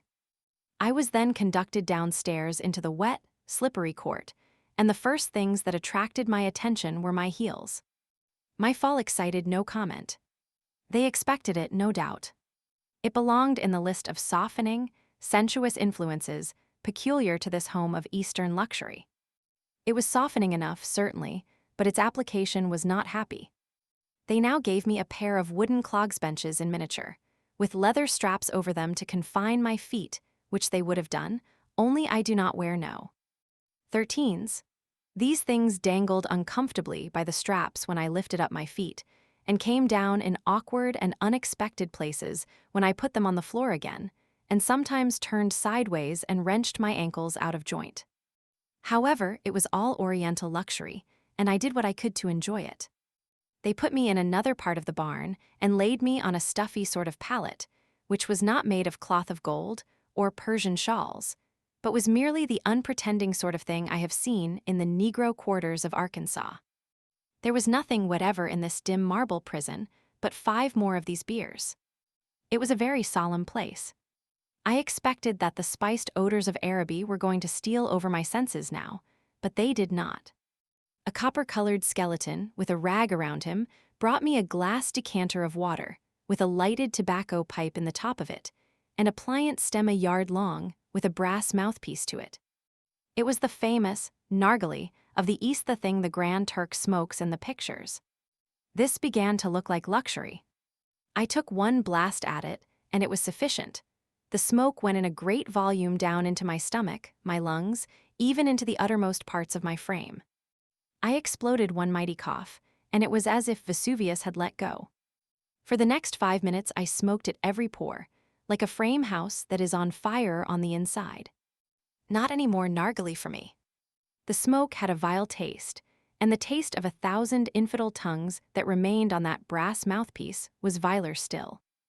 I was getting discouraged. Whenever, hereafter, I see the cross-legged Grand Turk smoking his narghileh, in pretended bliss, on the outside of a paper of Connecticut tobacco, I shall know him for the shameless humbug he is. This prison was filled with hot air. When I had got warmed up sufficiently to prepare me for a still warmer temperature, they took me where it was into a marble room, wet, slippery, and steamy, and laid me out on a raised platform in the center. It was very warm. Presently my man sat me down by a tank of hot water, drenched me well, gloved his hand with a coarse mitten, and began to polish me all over with it. I began to smell disagreeably. The more he polished, the worse I smelt. It was alarming. I said to him, "I perceive that I am pretty far gone. It is plain that I ought to be buried without any unnecessary delay. Perhaps you had better go after my friends at once, because the weather is warm and I cannot keep long." He went on scrubbing and paid no attention. I soon saw that he was reducing my size. He bore hard on his mitten, and from under it rolled little cylinders, like macaroni. It could not be dirt, for it was too white. He pared me down in this way for a long time. Finally I said, "It is a tedious process. It will take hours to trim me to the size you want me. I will wait. Go and borrow a jackplane." He paid no attention at all. After a while he brought a basin, some soap, and something that seemed to be the tail of a horse. He made up a prodigious quantity of soap suds, deluged me with them from head to foot, without warning me to shut my eyes, and then swabbed me viciously with the horsetail. Then he left me there, a snowy statue of lather, and went away. When I got tired of waiting, I went and hunted him up. He was propped against the wall, in another room, asleep. I woke him. He was not disconcerted. He took me back and flooded me with hot water, then turbaned my head, swathed me with dry tablecloths, and conducted me to a latticed chicken coop in one of the galleries, and pointed to one of those Arkansas beds. I mounted it and vaguely expected the odors of Araby again. They did not come. The blank, unornamented coop had nothing about it of that Oriental voluptuousness one reads of so much. It was more suggestive of the county hospital than anything else. The skinny servitor brought a narghileh, and I got him to take it out again without wasting any time about it. Then he brought the world-renowned Turkish coffee that poets have sung so rapturously for many generations, and I seized upon it as the last hope that was left of my old dreams of Eastern luxury. It was another fraud. Of all the unchristian beverages that ever passed my lips, Turkish coffee is the worst. The cup is small, it is smeared with grounds. The coffee is black, thick, unsavory of smell, and execrable in taste. The bottom of the cup has a muddy sediment in it half an inch deep. This goes down your throat, and portions of it lodge by the way, and produce a tickling aggravation that keeps you barking and coughing for an hour. Here endeth my experience of the celebrated Turkish bath, and here also endeth my dream of the bliss the mortal revels in who passes through it. It is a malignant swindle. The man who enjoys it is qualified to enjoy anything that is repulsive to sight or sense, and he that can invest it with a charm of poetry is able to do the same with anything else in the world that is tedious, and wretched, and dismal, and nasty. Chapter 35. We left a dozen passengers in Constantinople, and sailed through the beautiful Bosporus and far up into the Black Sea. We left them in the clutches of the celebrated Turkish guide, Faraway Moses, who will seduce them into buying a shipload of ottar of roses, splendid Turkish vestments, and all manner of curious things they can never have any use for. Murray's invaluable guidebooks have mentioned Faraway Moses' name, and he is a made man. He rejoices daily in the fact that he is a recognized celebrity. However, we cannot alter our established customs to please the whims of guides. We cannot show partialities this late in the day. Therefore, ignoring this fellow's brilliant fame, and ignoring the fanciful name he takes such pride in, we called him Ferguson, just as we had done with all other guides. It has kept him in a state of smothered exasperation all the time. Yet we meant him no harm. After he has gotten himself up regardless of expense, in showy, baggy trousers, yellow, pointed slippers, fiery fez, silken jacket of blue, voluminous waist sash of fancy Persian stuff, filled with a battery of silver-mounted horse pistols, and has strapped on his terrible scimitar, he considers it an unspeakable humiliation to be called Ferguson. It cannot be helped. All guides are Fergusons to us. We cannot master their dreadful foreign names. Sebastopol is probably the worst battered town in Russia or anywhere else. But we ought to be pleased with it, nevertheless, for we have been in no country yet where we have been so kindly received, and where we felt that to be Americans was a sufficient visa for our passports. The moment the anchor was down, the governor of the town immediately dispatched an officer on board to inquire if he could be of any assistance to us, and to invite us to make ourselves at home in Sebastopol. If you know Russia, you know that this was a wild stretch of hospitality. They are usually so suspicious of strangers that they worry them excessively with the delays and aggravations incident to a complicated passport system. Had we come from any other country, we could not have had permission to enter Sebastopol and leave again under 3 days, but as it was, we were at liberty to go and come when and where we pleased. Everybody in Constantinople warned us to be very careful about our passports, see that they were strictly en règle, and never to mislay them for a moment. And they told us of numerous instances of Englishmen and others who were delayed days, weeks, and even months in Sebastopol on account of trifling informalities in their passports, and for which they were not to blame. I had lost my passport and was traveling under my roommates, who stayed behind in Constantinople to await our return. To read the description of him in that passport and then look at me, any man could see that I was no more like him than I am like Hercules. So I went into the harbor of Sebastopol with fear and trembling, full of a vague, horrible apprehension that I was going to be found out and hanged. But all that time, my true passport had been floating gallantly overhead, and behold, it was only our flag. They never asked us for any other. We have had a great many Russian and English gentlemen and ladies on board today, and the time has passed cheerfully away. They were all happy-spirited people, and I never heard our mother tongue sound so pleasantly as it did when it fell from those English lips in this far-off land. I talked to the Russians a good deal, just to be friendly, and they talked to me from the same motive. I am sure that both enjoyed the conversation, but never a word of it either of us understood. I did most of my talking to those English people, though, and I am sorry we cannot carry some of them along with us. We have gone whithersoever we chose today, and have met with nothing but the kindest attentions. Nobody inquired whether we had any passports or not. Several of the officers of the government have suggested that we take the ship to a little watering place 30 miles from here, and pay the Emperor of Russia a visit. He is rusticating there. These officers said they would take it upon themselves to ensure us a cordial reception. They said if we would go, they would not only telegraph the Emperor, but send a special courier overland to announce our coming. Our time is so short, though, and more especially our coal is so nearly out, that we judged it best to forgo the rare pleasure of holding social intercourse with an emperor. Ruined Pompeii is in good condition compared to Sebastopol. Here you may look in whatsoever direction you please, and your eye encounters scarcely anything but ruin, ruin, ruin, fragments of houses, crumbled walls, torn and ragged hills, devastation everywhere. It is as if a mighty earthquake had spent all its terrible forces upon this one little spot. For 18 long months, the storms of war beat upon the helpless town, and left it at last the saddest wreck that ever the sun has looked upon. Not one solitary house escaped unscathed, not one remained habitable, even. Such utter and complete ruin one could hardly conceive of. The houses had all been solid, dressed stone structures.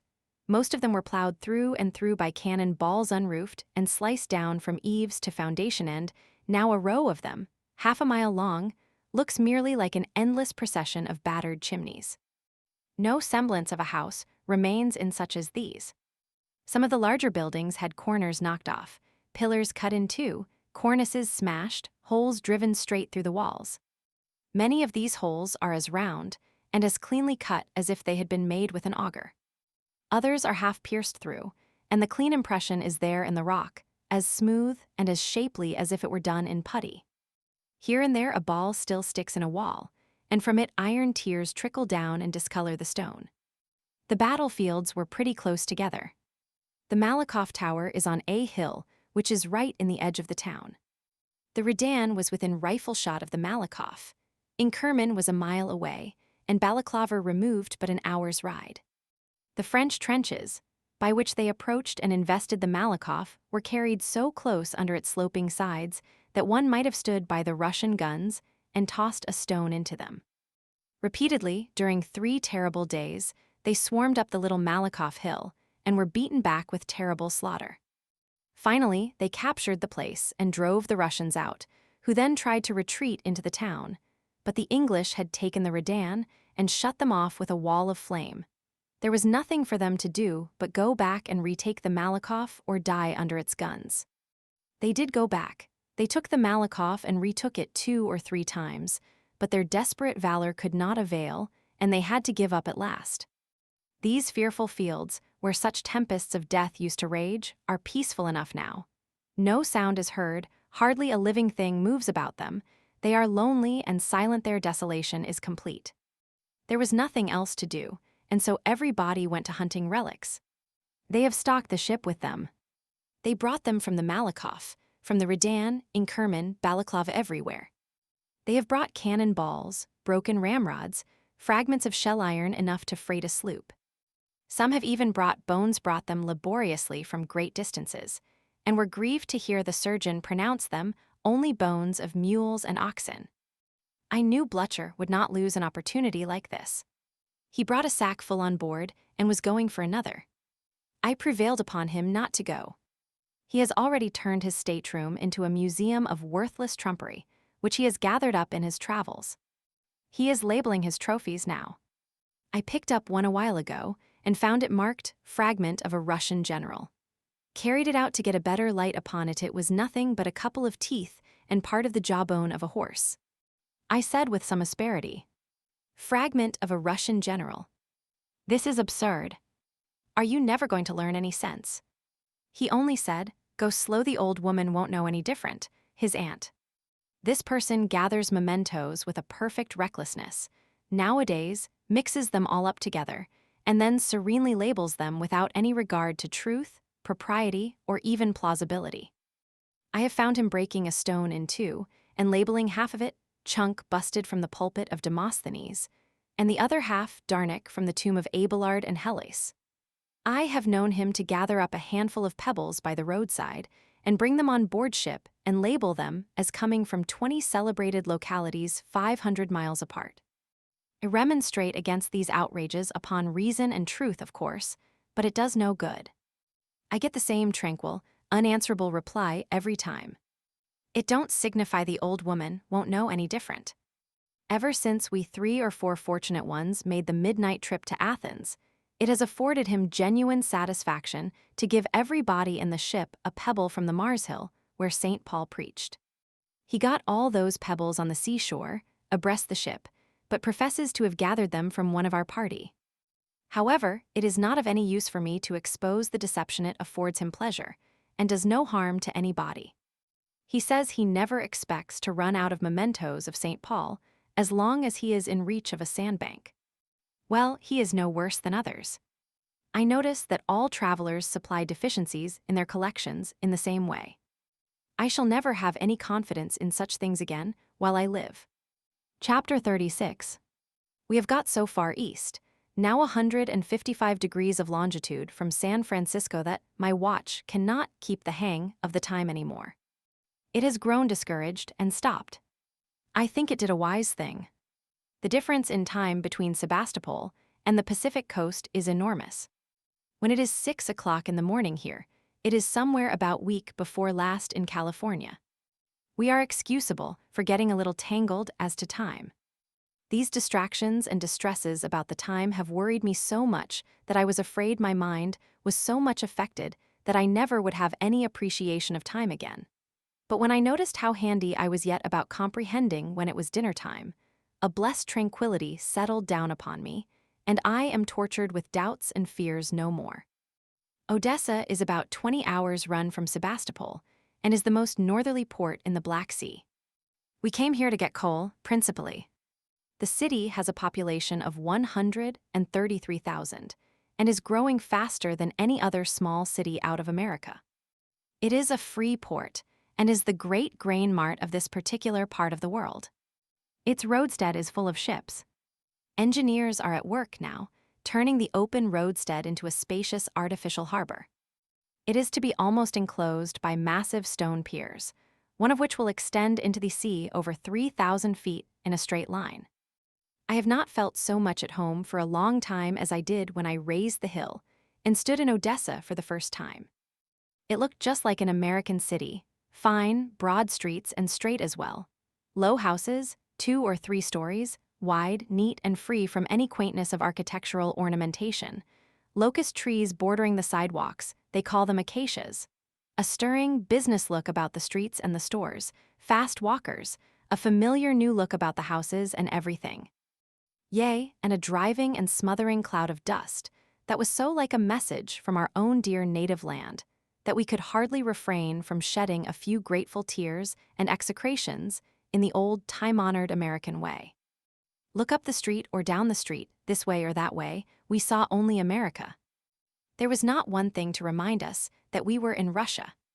We walked for some little distance, reveling in this home vision, and then we came upon a church and a hack driver, and presto, the illusion vanished. The church had a slender-spired dome that rounded inward at its base, and looked like a turnip turned upside down, and the hackman seemed to be dressed in a long petticoat without any hoops. These things were essentially foreign, and so were the carriages, but everybody knows about these things, and there is no occasion for my describing them. We were only to stay here a day and a night and take in coal. We consulted the guidebooks and were rejoiced to know that there were no sights in Odessa to see, and so we had one good, untrammeled holiday on our hands, with nothing to do but idle about the city and enjoy ourselves. We sauntered through the markets and criticized the fearful and wonderful costumes from the back country, examined the populace as far as eyes could do it, and closed the entertainment with an ice cream debauch. We do not get ice cream everywhere, and so, when we do, we are apt to dissipate to excess. We never cared anything about ice cream at home, but we look upon it with a sort of idolatry now that it is so scarce in these red-hot climates of the East. We only found 2 pieces of statuary, and this was another blessing. One was a bronze image of the Duc de Richelieu, grandnephew of the splendid cardinal. It stood in a spacious, handsome promenade overlooking the sea, and from its base a vast flight of stone steps led down to the harbor, 200 of them, 50 feet long, and a wide landing at the bottom of every 20. It is a noble staircase, and from a distance the people toiling up it looked like insects. I mention this statue and this stairway because they have their story. Richelieu founded Odessa, watched over it with paternal care, labored with a fertile brain, and a wise understanding for its best interests, spent his fortune freely to the same and endowed it with a sound prosperity. And one which will yet make it one of the great cities of the old world built this noble stairway, with money from his own private purse. And, well, the people for whom he had done so much let him walk down these same steps, one day, unattended, old, poor, without a second coat to his back. And when years afterwards he died in Sebastopol in poverty and neglect, they called a meeting, subscribed liberally, and immediately erected this tasteful monument to his memory and named a great street after him. It reminds me of what Robert Burns' mother said when they erected a stately monument to his memory. "Ah, Robbie, ye asked them for bread, and they hae gi'en ye a stain." The people of Odessa have warmly recommended us to go and call on the emperor, as did the Sebastopolians. They have telegraphed His Majesty, and he has signified his willingness to grant us an audience. So we are getting up the anchors and preparing to sail to his watering place. What a scratching around there will be now!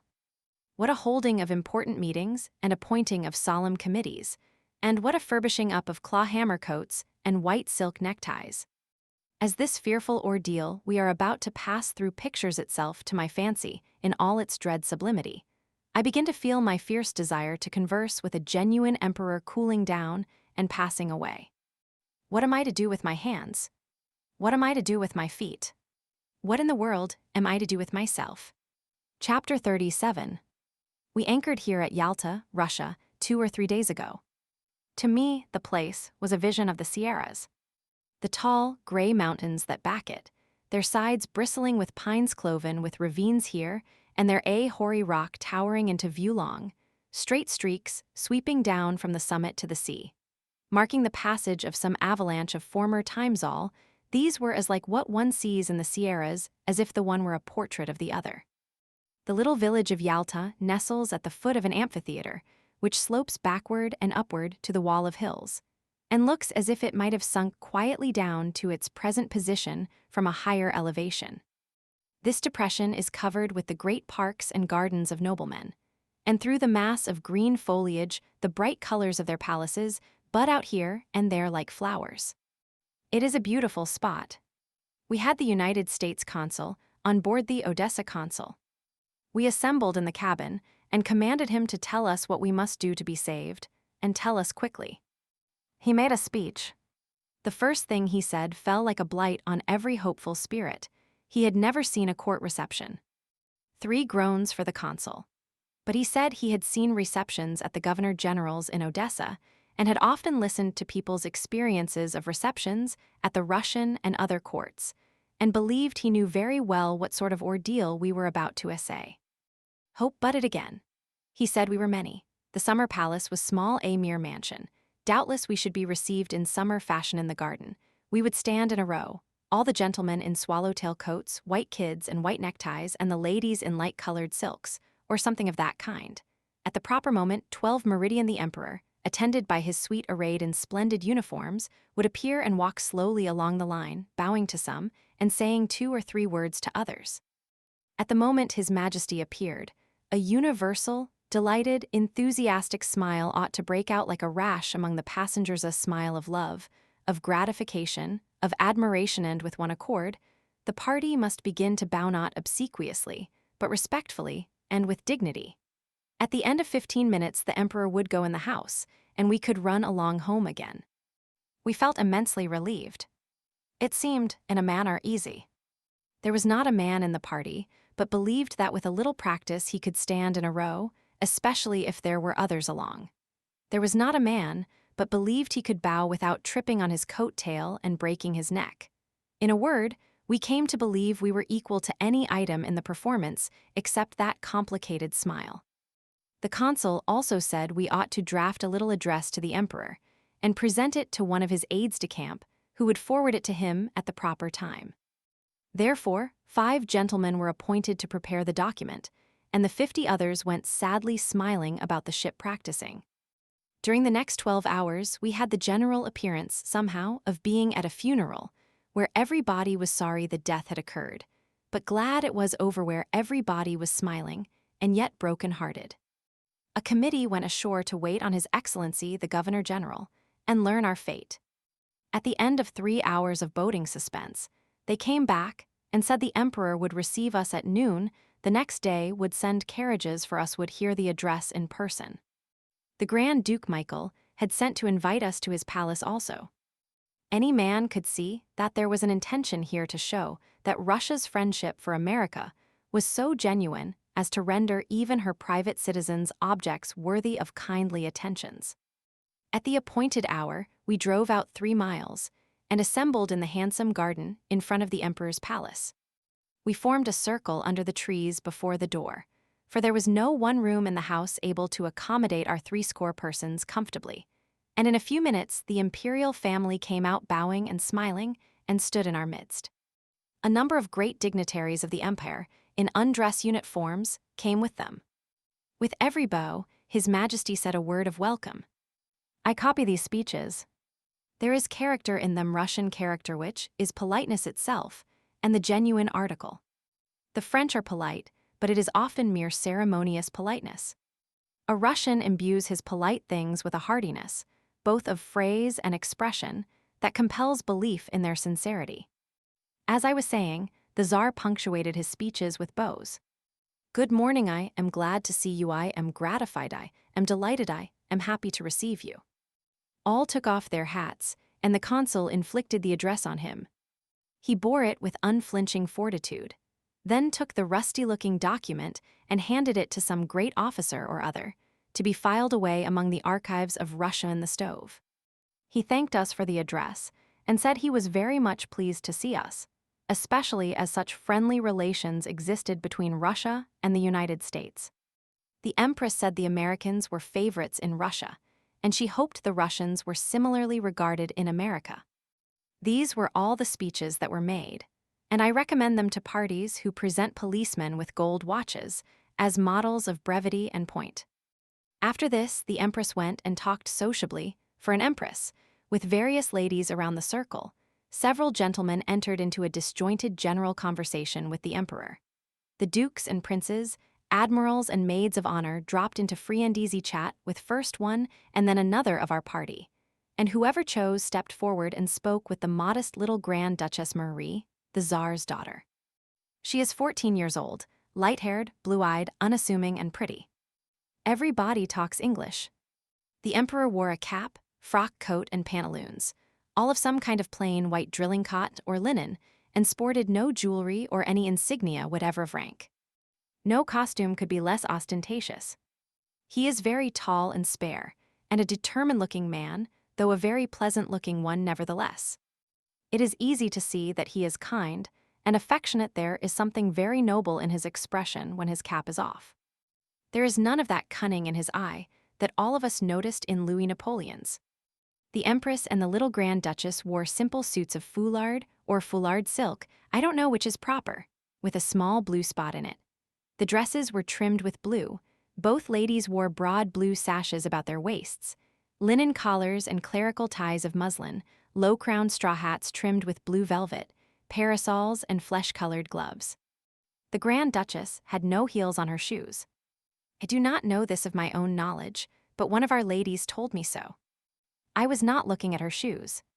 I was glad to observe that she wore her own hair, plaited in thick braids against the back of her head, instead of the uncomely thing they call a waterfall, which is about as much like a waterfall as a canvas-covered ham is like a cataract. Taking the kind expression that is in the emperor's face and the gentleness that is in his young daughters into consideration, I wondered if it would not tax the Tsar's firmness to the utmost to condemn a supplicating wretch to misery in the wastes of Siberia if she pleaded for him. Every time their eyes met, I saw more and more what a tremendous power that weak, diffident schoolgirl could wield if she chose to do it. Many and many a time, she might rule the autocrat of Russia, whose lightest word is law to 70 millions of human beings. She was only a girl, and she looked like 1,000 others I have seen, but never a girl provoked such a novel and peculiar interest in me before. A strange, new sensation is a rare thing in this humdrum life, and I had it here. There was nothing stale or worn out about the thoughts and feelings the situation and the circumstances created.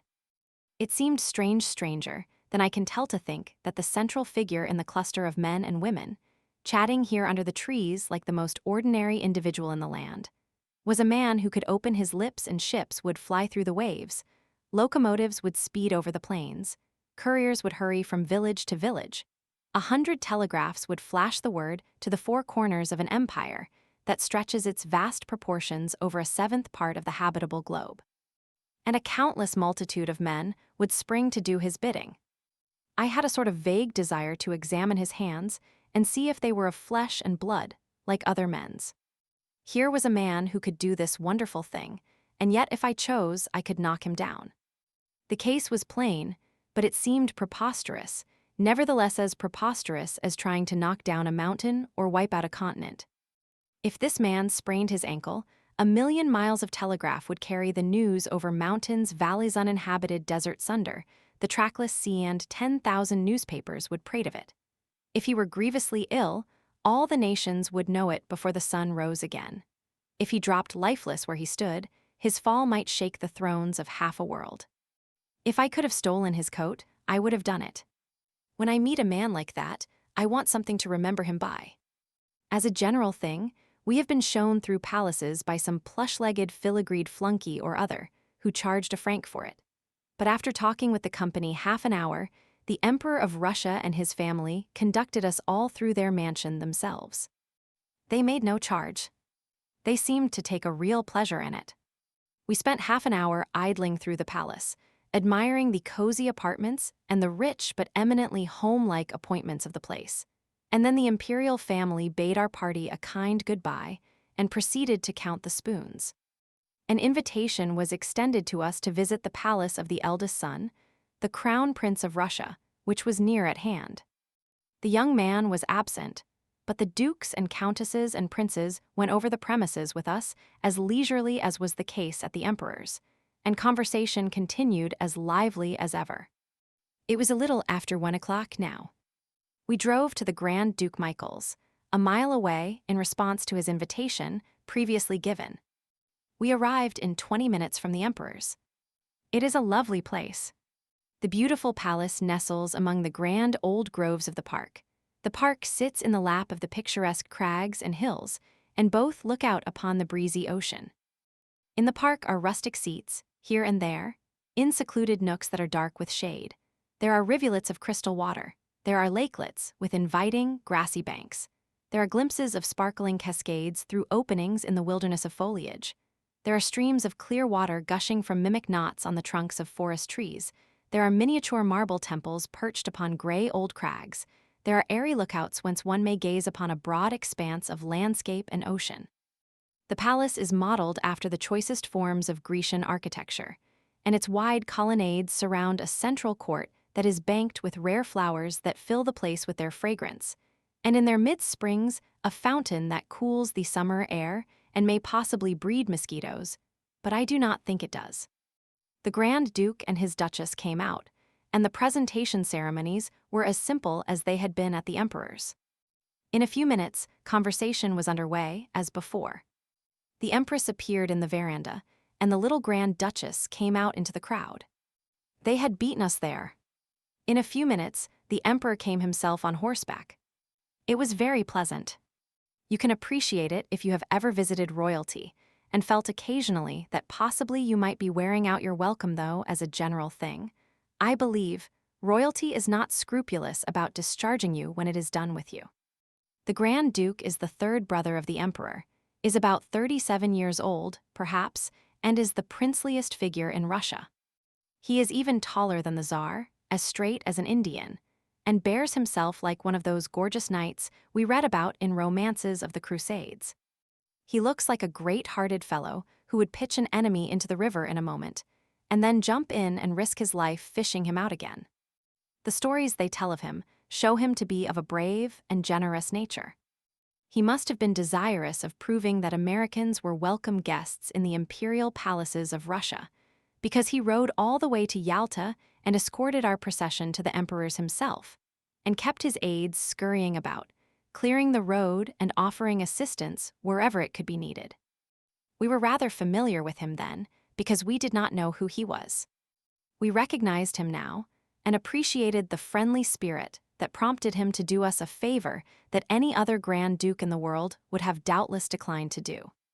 He had plenty of servitors whom he could have sent, but he chose to attend to the matter himself.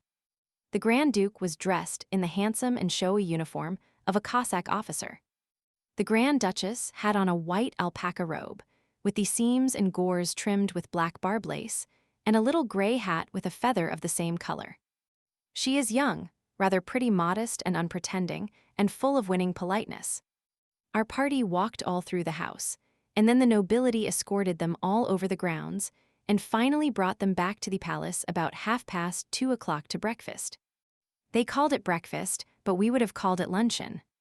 It consisted of 2 kinds of wine, tea, bread, cheese, and cold meats, and was served on the center tables in the reception room and the verandas anywhere that was convenient. There was no ceremony. It was a sort of picnic. I had heard before that we were to breakfast there, but Blucher said he believed Baker's boy had suggested it to His Imperial Highness. I think not, though it would be like him. Baker's boy is the famine breeder of the ship. He is always hungry. They say he goes about the staterooms when the passengers are out and eats up all the soap. And they say he eats oakum. They say he will eat anything he can get between meals, but he prefers oakum. He does not like oakum for dinner, but he likes it for a lunch, at odd hours, or anything that way. It makes him very disagreeable, because it makes his breath bad and keeps his teeth all stuck up with tar. Baker's boy may have suggested the breakfast, but I hope he did not. It went off well anyhow. The illustrious host moved about from place to place, and helped to destroy the provisions and keep the conversation lively, and the Grand Duchess talked with the veranda parties and such as had satisfied their appetites and straggled out from the reception room. The Grand Duke's tea was delicious. They give one a lemon to squeeze into it, or iced milk, if he prefers it. The former is best. This tea is brought overland from China. It injures the article to transport it by sea. When it was time to go, we bade our distinguished hosts goodbye, and they retired happy and contented to their apartments to count their spoons. We had spent the best part of half a day in the home of royalty, and had been as cheerful and comfortable all the time as we could have been in the ship. I would as soon have thought of being cheerful in Abraham's bosom as in the palace of an emperor. I supposed that emperors were terrible people.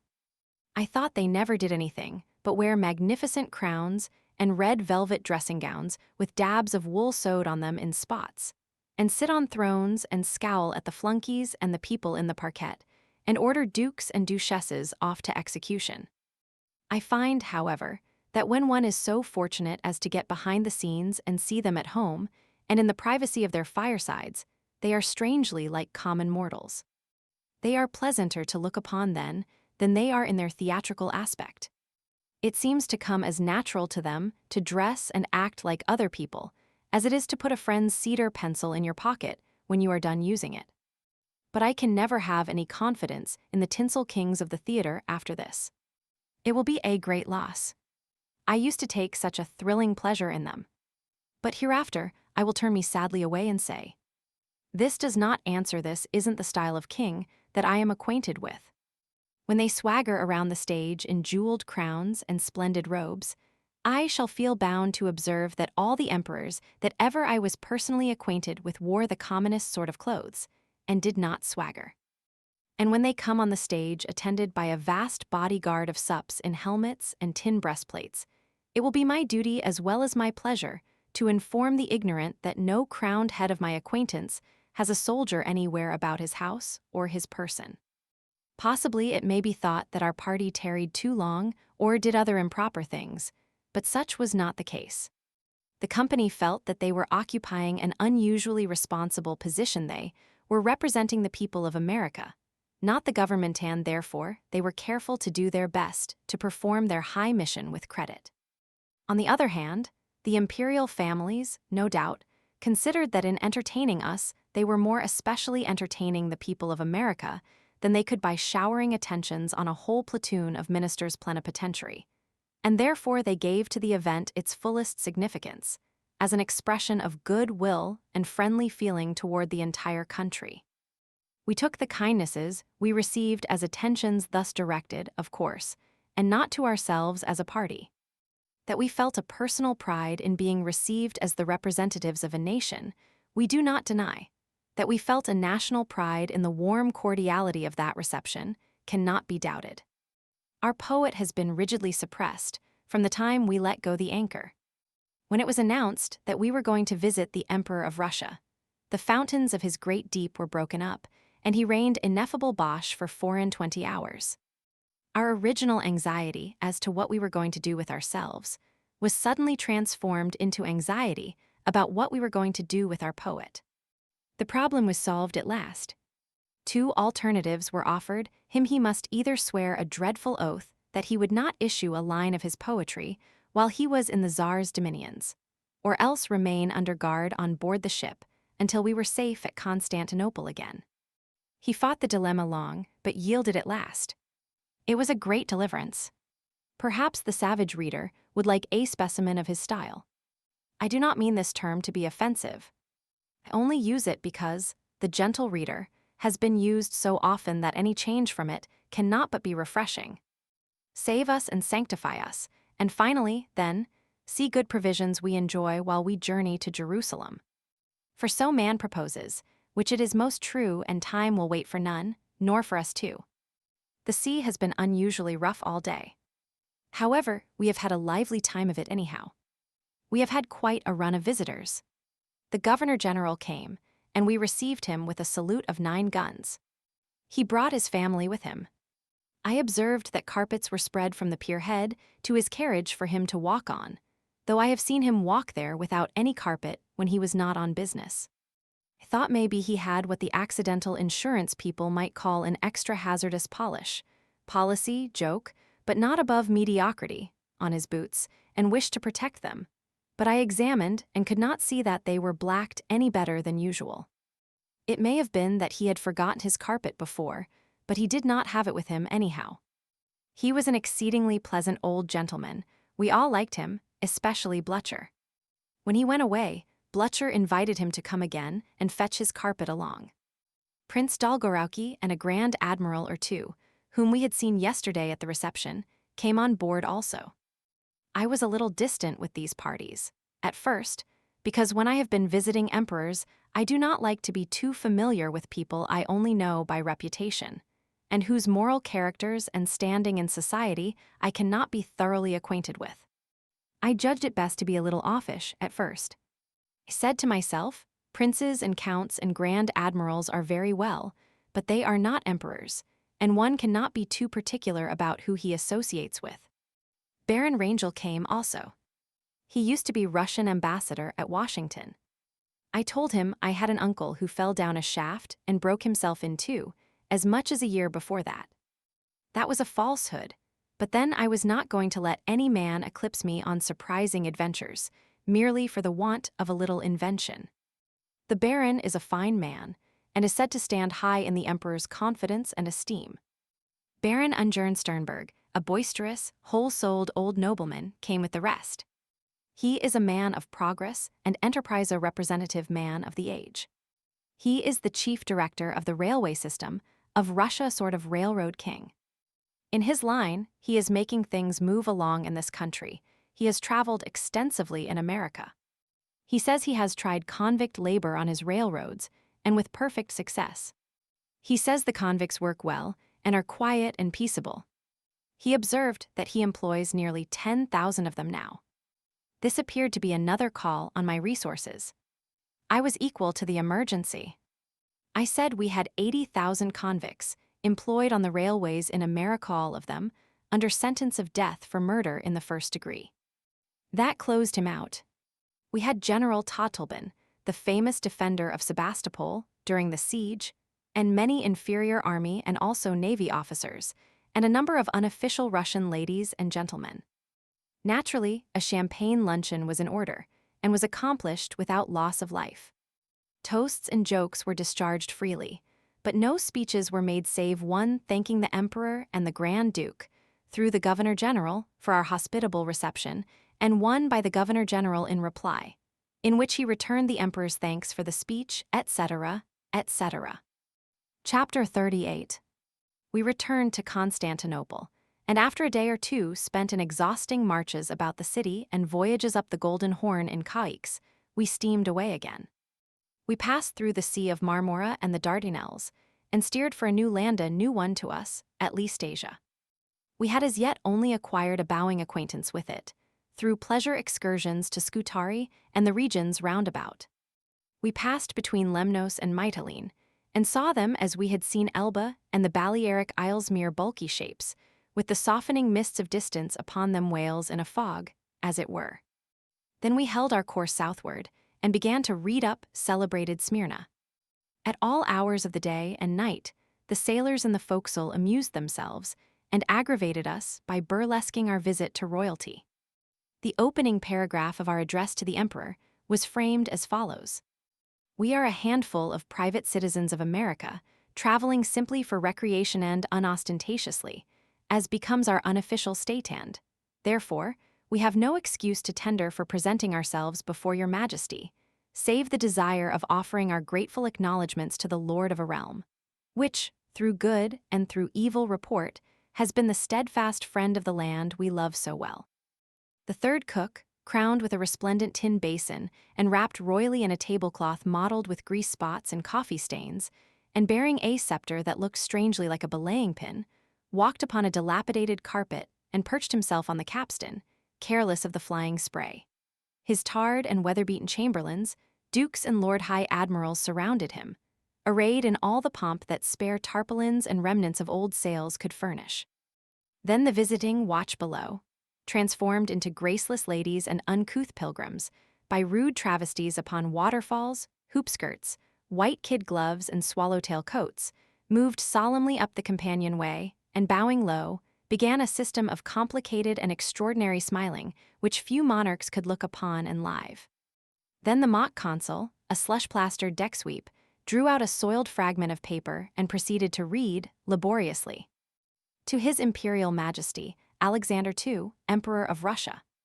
We are a handful of private citizens of America, traveling simply for recreation, and unostentatiously, as becomes our unofficial state, and therefore, we have no excuse to tender for presenting ourselves before your Majesty." The Emperor, then, what the devil did you come for? Save the desire of offering our grateful acknowledgments to the Lord of a realm, which. The Emperor, the address, read it to the police. "Chamberlain, take these people over to my brother, the Grand Dukes, and give them a square meal. Adieu. I am happy, I am gratified, I am delighted, I am bored. Adieu, vamos the ranch." The first groom of the palace will proceed to count the portable articles of value belonging to the premises. The farce then closed, to be repeated again with every change of the watches, and embellished with new and still more extravagant inventions of pomp and conversation. At all times of the day and night, the phraseology of that tiresome address fell upon our ears. Grimy sailors came down out of the foretop, placidly announcing themselves as a handful of private citizens of America, traveling simply for recreation and unostentatiously, etc. The coal passers moved to their duties in the profound depths of the ship, explaining the blackness of their faces and their uncouthness of dress, with the reminder that they were a handful of private citizens, traveling simply for recreation, etc., and when the cry rang through the vessel at midnight, 8 bells, larboard watch, turn out, the larboard watch came gaping and stretching out of their den with the everlasting formula, "Aye, sir. We are a handful of private citizens of America, traveling simply for recreation, and unostentatiously, as becomes our unofficial state." As I was a member of the committee and helped to frame the address, these sarcasms came home to me. I never heard a sailor proclaiming himself as a handful of American citizens traveling for recreation, but I wished he might trip and fall overboard, and so reduce his handful by one individual at least. I never was so tired of any one phrase as the sailors made me of the opening sentence of the address to the Emperor of Russia. This seaport of Smyrna, our first notable acquaintance in Asia, is a closely packed city of 130,000 inhabitants, and, like Constantinople, it has no outskirts.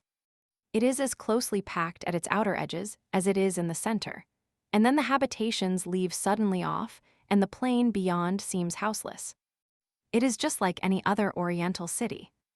That is to say, its Moslem houses are heavy and dark, and as comfortless as so many tombs. Its streets are crooked, rudely and roughly paved, and as narrow as an ordinary staircase.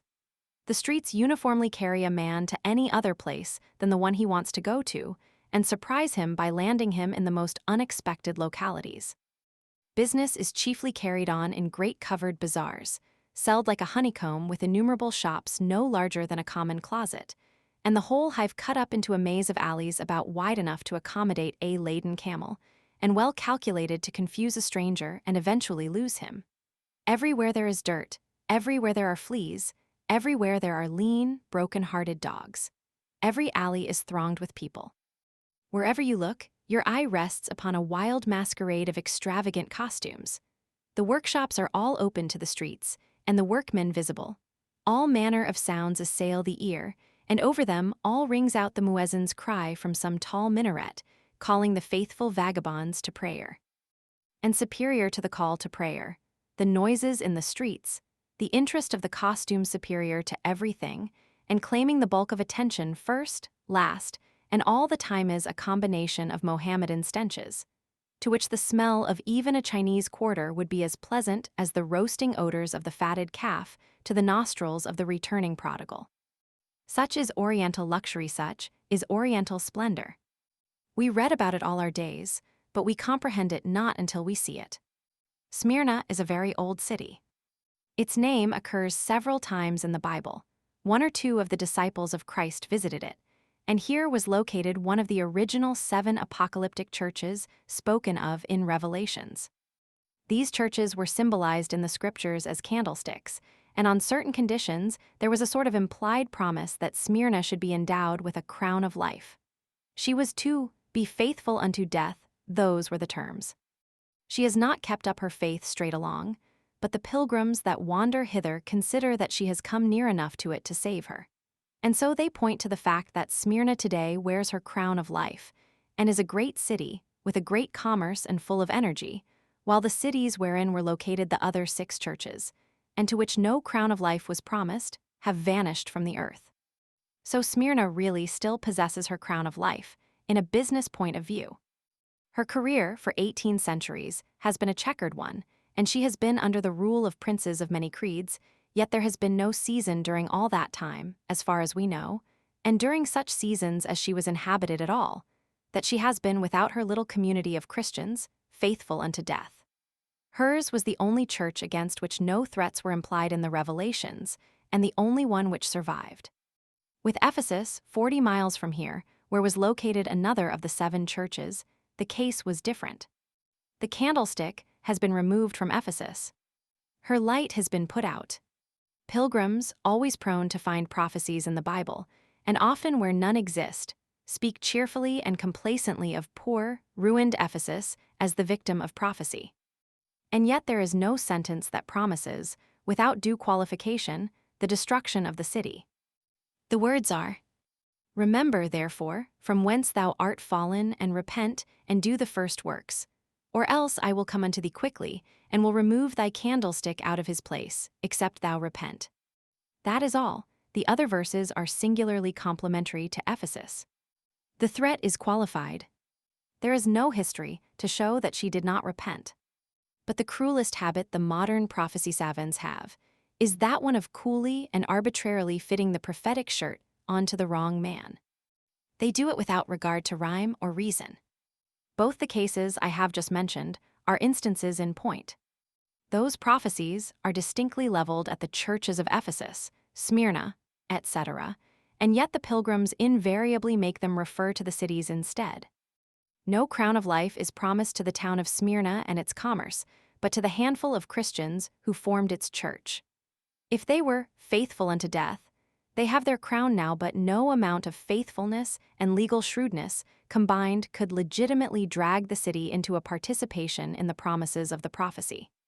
The stately language of the Bible refers to a crown of life whose luster will reflect the daybeams of the endless ages of eternity, not the butterfly existence of a city built by men's hands, which must pass to dust with the builders and be forgotten even in the mere handful of centuries vouchsafed to the solid world itself between its cradle and its grave.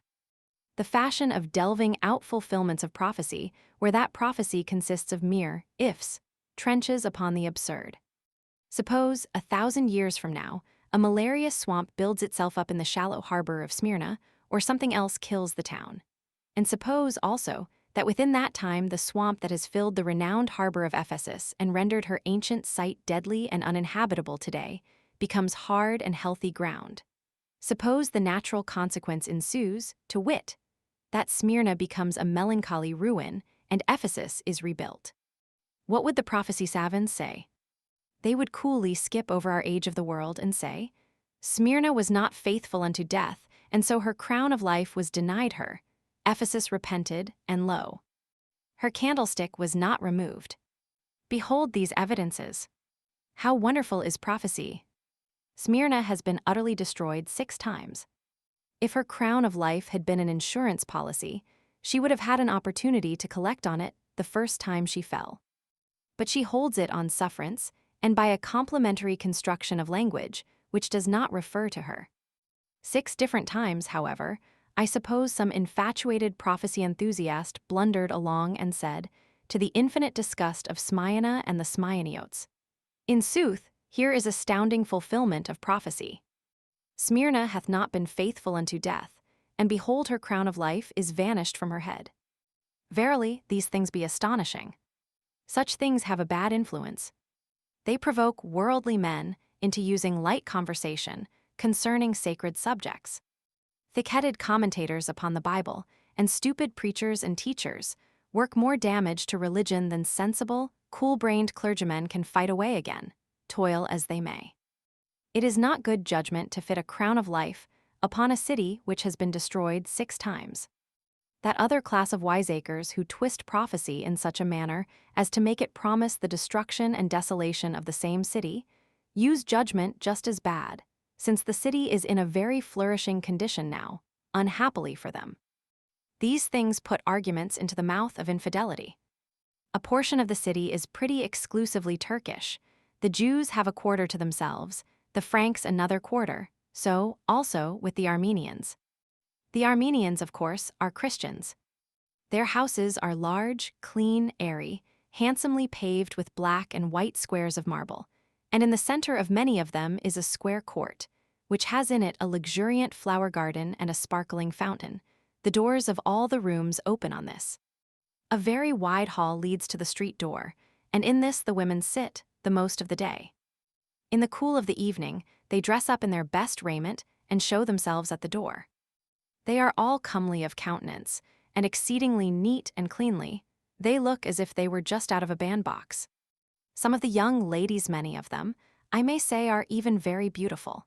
They average a shade better than American girls, which treasonable words, I pray, may be forgiven me. They are very sociable, and will smile back when a stranger smiles at them, bow back when he bows, and talk back if he speaks to them. No introduction is required. An hour's chat at the door with a pretty girl one never saw before is easily obtained and is very pleasant. I have tried it.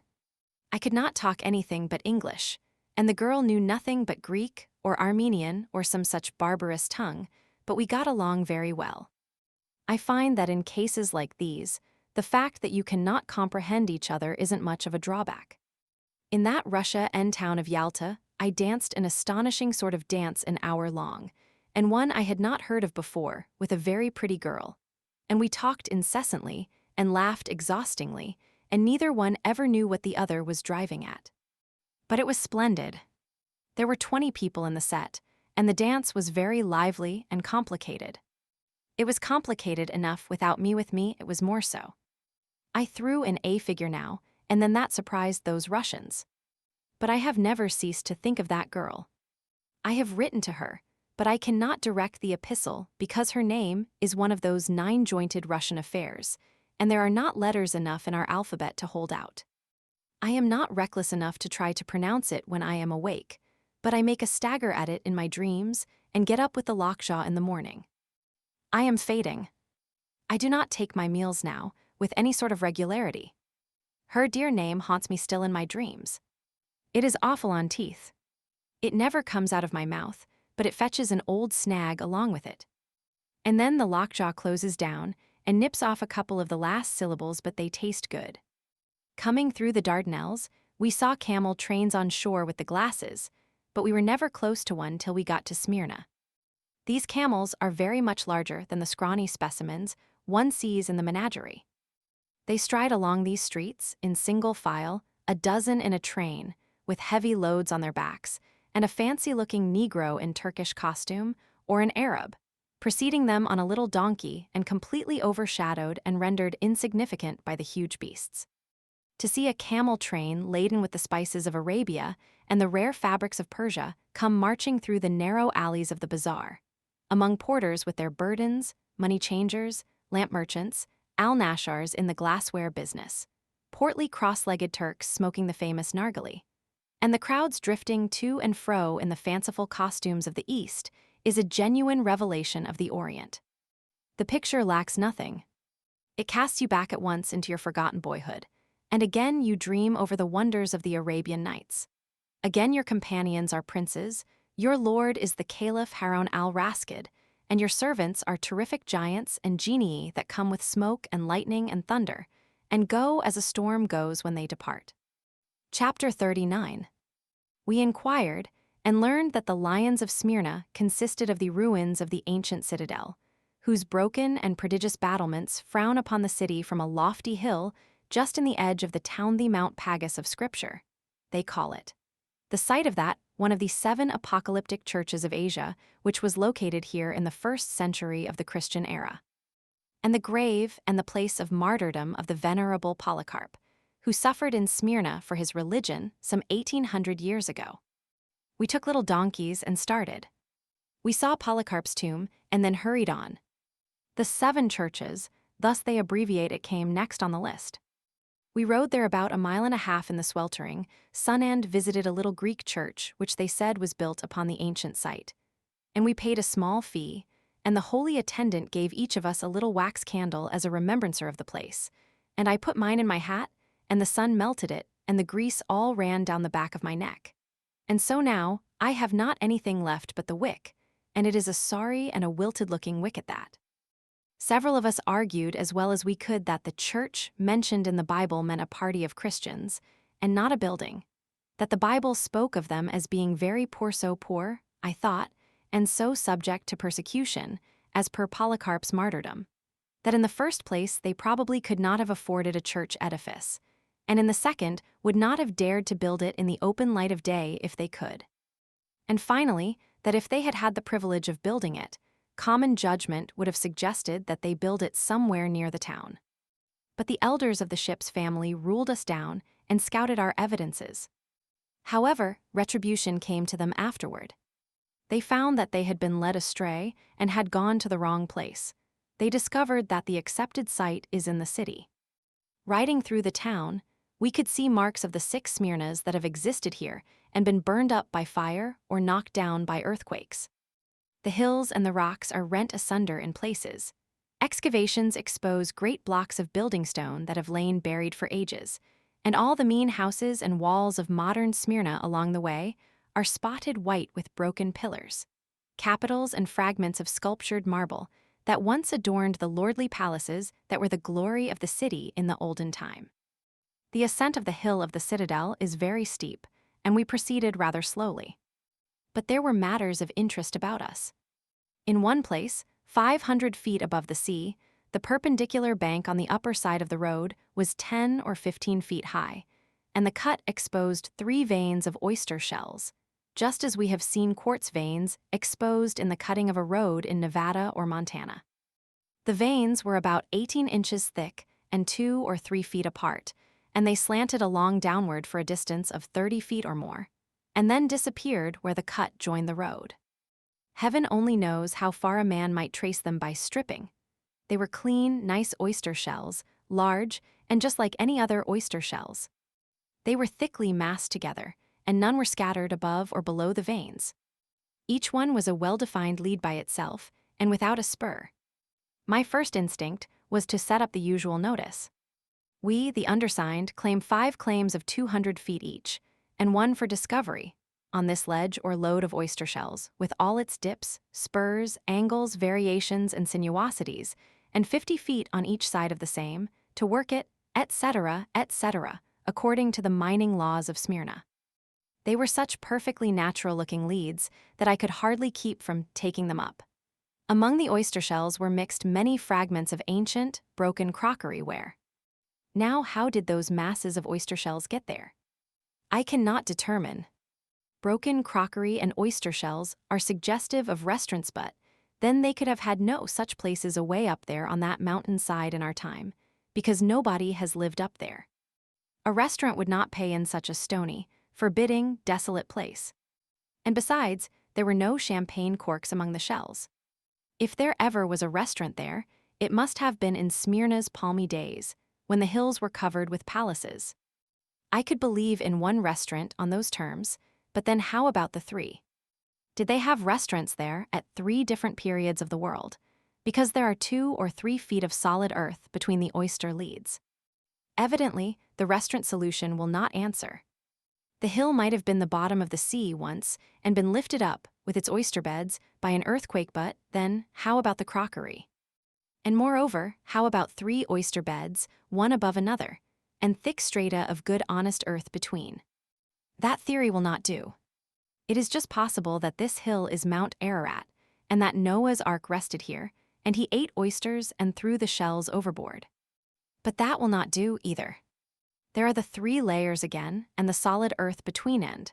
Besides, there were only 8 in Noah's family, and they could not have eaten all these oysters in the 2 or 3 months they stayed on top of that mountain.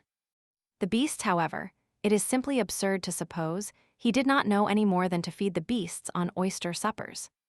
It is painful, it is even humiliating, but I am reduced at last to one slender theory, that the oysters climbed up there of their own accord. But what object could they have had in view? What did they want up there? What could any oyster want to climb a hill for? To climb a hill must necessarily be fatiguing and annoying exercise for an oyster. The most natural conclusion would be that the oysters climbed up there to look at the scenery. Yet when one comes to reflect upon the nature of an oyster, it seems plain that he does not care for scenery.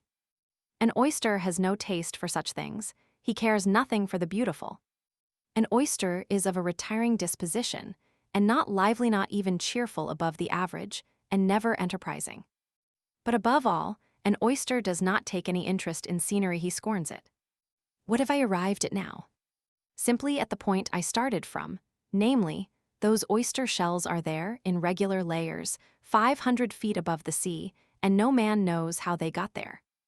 I have hunted up the guidebooks, and the gist of what they say is this: they are there, but how they got there is a mystery. 25 years ago, a multitude of people in America put on their ascension robes, took a tearful leave of their friends, and made ready to fly up into heaven at the first blast of the trumpet. But the angel did not blow it. Miller's resurrection day was a failure. The Millerites were disgusted.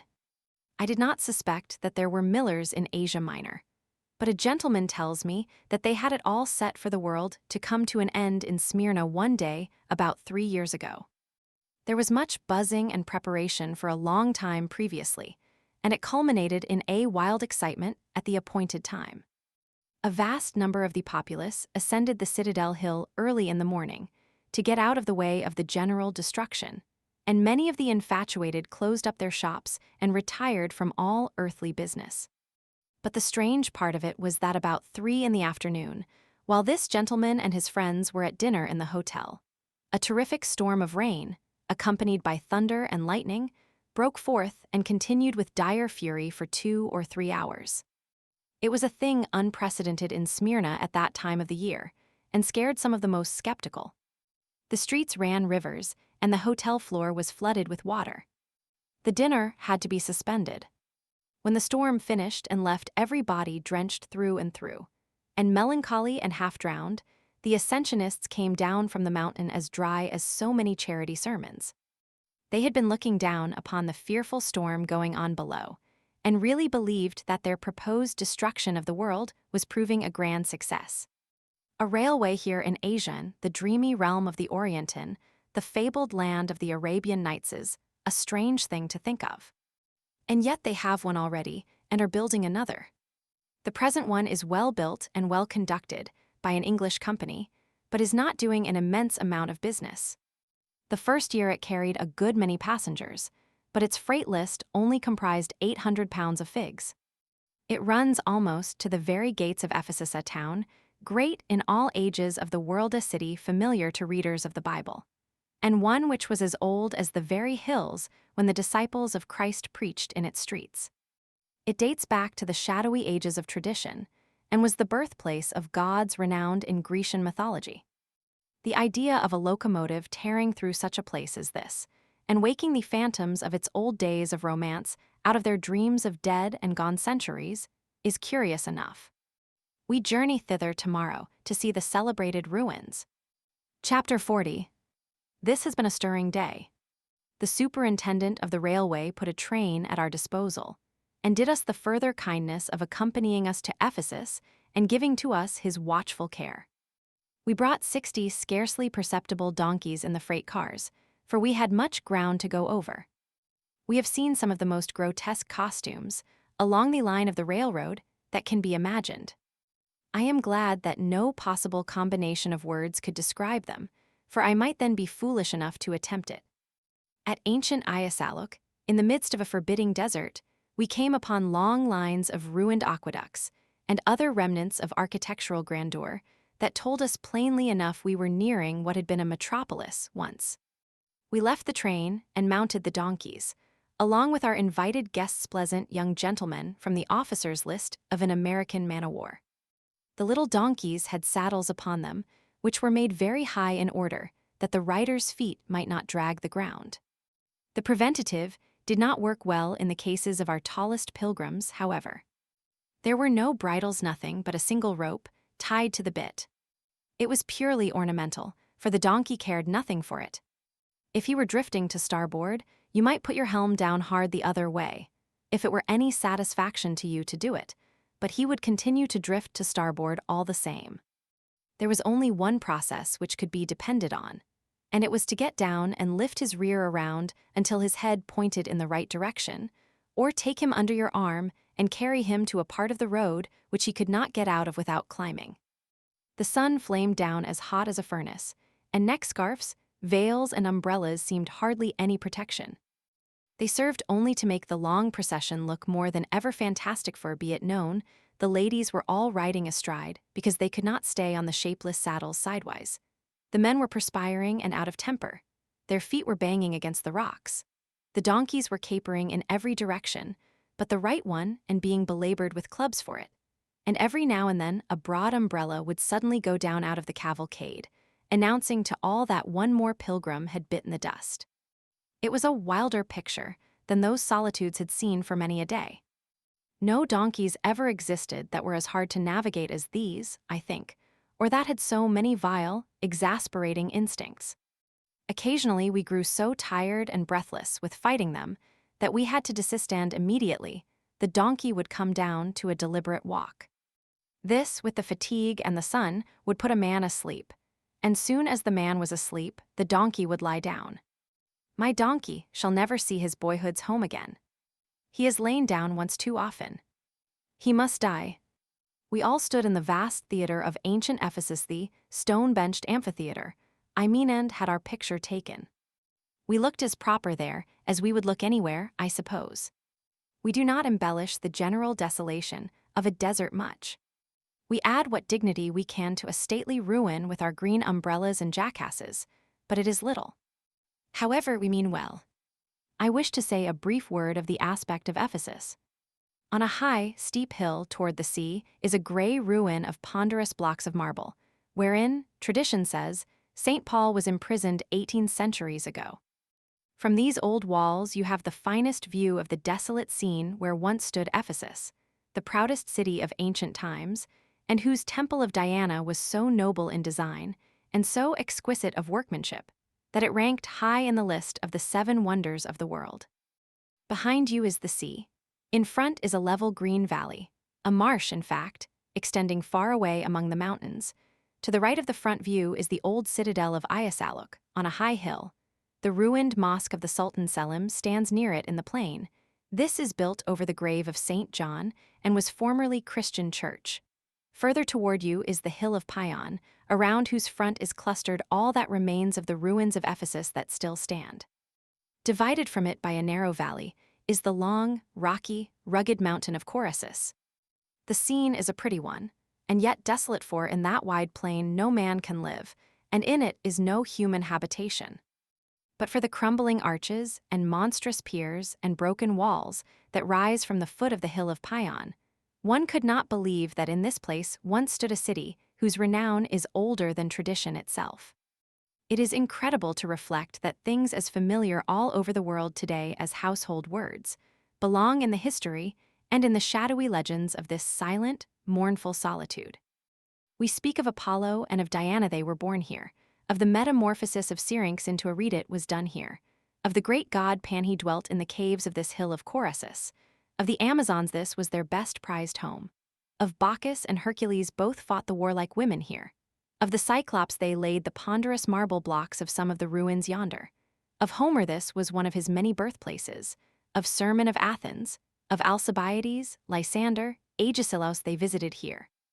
So did Alexander the Great. So did Hannibal and Antiochus, Scipio, Lucullus and Sylla, Brutus, Cassius, Pompey, Cicero and Augustus.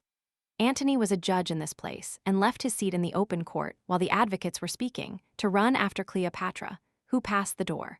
From this city these two sailed on pleasure excursions, in galleys with silver oars and perfumed sails, and with companies of beautiful girls to serve them, and actors and musicians to amuse them. In days that seem almost modern, so remote are they from the early history of the city, Paul the Apostle preached the new religion here, and so did John, and here it is supposed the former was pitted against wild beasts.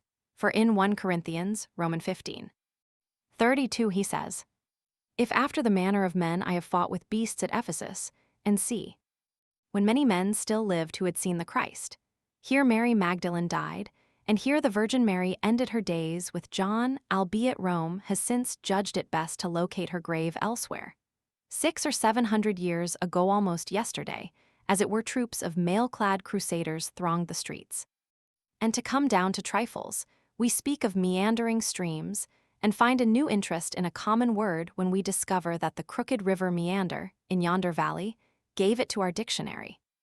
It makes me feel as old as these dreary hills to look down upon these moss-hung ruins, this historic desolation. One may read these scriptures and believe, but he cannot go and stand yonder in the ruined theater, and in imagination people it again with the vanished multitudes who mobbed Paul's comrades there, and shouted, with one voice, 'Great is Diana of the Ephesians.' The idea of a shout in such a solitude as this almost makes one shudder. It was a wonderful city, this Ephesus. Go where you will about these broad plains, you find the most exquisitely sculptured marble fragments scattered thick among the dust and weeds, and protruding from the ground, or lying prone upon it, are beautiful fluted columns of porphyry and all precious marbles. And at every step you find elegantly carved capitals and massive bases, and polished tablets engraved with Greek inscriptions. It is a world of precious relics, a wilderness of marred and mutilated gems. And yet, what are these things to the wonders that lie buried here under the ground? At Constantinople, at Pisa, in the cities of Spain, are great mosques and cathedrals, whose grandest columns came from the temples and palaces of Ephesus, and yet one has only to scratch the ground here to match them. We shall never know what magnificence is until this imperial city is laid bare to the sun. The finest piece of sculpture we have yet seen, and the one that impressed us most. For we do not know much about art, and cannot easily work up ourselves into ecstasies over it, is one that lies in this old theater of Ephesus, which St. Paul's riot has made so celebrated. It is only the headless body of a man, clad in a coat of mail, with a Medusa head upon the breastplate, but we feel persuaded that such dignity and such majesty were never thrown into a form of stone before. What builders they were, these men of antiquity! The massive arches of some of these ruins rest upon piers that are 15 feet square and built entirely of solid blocks of marble, some of which are as large as a Saratoga trunk, and some the size of a boarding house sofa.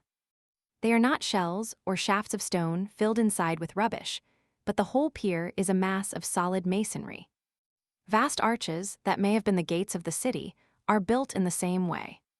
They have braved the storms and sieges of 3,000 years, and have been shaken by many an earthquake, but still they stand. When they dig alongside of them, they find ranges of ponderous masonry that are as perfect in every detail as they were the day those old Cyclopean giants finished them. An English company is going to excavate Ephesus and then. And now am I reminded of the legend of the Seven Sleepers. In the Mount of Pion yonder is the cave of the Seven Sleepers. Once upon a time, about 1,500 years ago, 7 young men lived near each other in Ephesus, who belonged to the despised sect of the Christians. It came to pass that the good King Maximilianus, I am telling this story for nice little boys and girls. It came to pass, I say, that the good King Maximilianus fell to persecuting the Christians, and as time rolled on, he made it very warm for them. So the 7 young men said one to the other, "Let us get up and travel." And they got up and traveled. They tarried not to bid their fathers and mothers goodbye, or any friend they knew. They only took certain moneys which their parents had, and garments that belonged unto their friends, whereby they might remember them when far away. And they took also the dog Ketmir, which was the property of their neighbor Malchus, because the beast did run his head into a noose which one of the young men was carrying carelessly, and they had not time to release him. And they took also certain chickens that seemed lonely in the neighboring coops, and likewise some bottles of curious liquors that stood near the grocer's window. And then they departed from the city. By and by they came to a marvelous cave in the hill of Pion, and entered into it and feasted, and presently they hurried on again. But they forgot the bottles of curious liquors, and left them behind. They traveled in many lands, and had many strange adventures. They were virtuous young men, and lost no opportunity that fell in their way to make their livelihood. Their motto was in these words, namely, procrastination is the thief of time. And so, whenever they did come upon a man who was alone, they said, "Behold, this person hath the wherewithal, let us go through him." And they went through him. At the end of 5 years, they had waxed tired of travel and adventure, and longed to revisit their old home again, and hear the voices, and see the faces that were dear unto their youth. Therefore they went through such parties as fell in their way where they sojourned at that time, and journeyed back toward Ephesus again. For the good King Maximilianus was become converted unto the new faith, and the Christians rejoiced because they were no longer persecuted. One day as the sun went down, they came to the cave in the Mount of Pion, and they said, each to his fellow, "Let us sleep here, and go and feast and make merry with our friends when the morning cometh." And each of the 7 lifted up his voice and said, "It is a whiz." So they went in, and lo, where they had put them, there lay the bottles of strange liquors, and they judged that age had not impaired their excellence, wherein the wanderers were right, and the heads of the same were level. So each of the young men drank 6 bottles, and behold, they felt very tired then, and lay down and slept soundly. When they awoke, one of them, Johann surnamed Smithianus, said, "We are naked." And it was so. Their raiment was all gone, and the money which they had gotten from a stranger whom they had proceeded through as they approached the city was lying upon the ground, corroded and rusted and defaced. Likewise the dog Ketmir was gone, and nothing save the brass that was upon his collar remained. They wondered much at these things. But they took the money, and they wrapped about their bodies some leaves, and came up to the top of the hill. Then were they perplexed. The wonderful temple of Diana was gone. Many grand edifices they had never seen before stood in the city. Men in strange garbs moved about the streets, and everything was changed. Johann said, "It hardly seems like Ephesus. Yet here is the great gymnasium.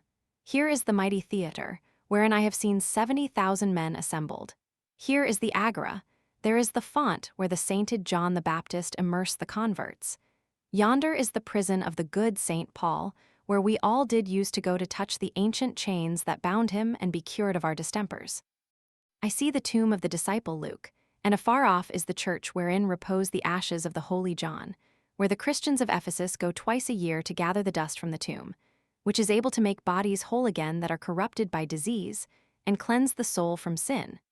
But see how the wharves encroach upon the sea, and what multitudes of ships are anchored in the bay. See, also, how the city hath stretched abroad, far over the valley behind Pion, and even unto the walls of Iasaluk. And lo, all the hills are white with palaces, and ribbed with colonnades of marble. How mighty is Ephesus become!" And wondering at what their eyes had seen, they went down into the city and purchased garments, and clothed themselves. And when they would have passed on, the merchant bit the coins which they had given him with his teeth, and turned them about and looked curiously upon them, and cast them upon his counter, and listened if they rang. And then he said, "These be bogus." And they said, "Depart thou to Hades," and went their way. When they were come to their houses, they recognized them, albeit they seemed old and mean, and they rejoiced and were glad. They ran to the doors, and knocked, and strangers opened, and looked inquiringly upon them. And they said with great excitement, while their hearts beat high, and the color in their faces came and went, "Where is my father? Where is my mother? Where are Dionysius and Serapion, and Pericles and Decius?" And the strangers that opened said, "We know not these." The 7 said, "How, you know them not? How long have ye dwelt here, and whither are they gone that dwelt here before ye?" And the strangers said, "Ye play upon us with a jest, young men.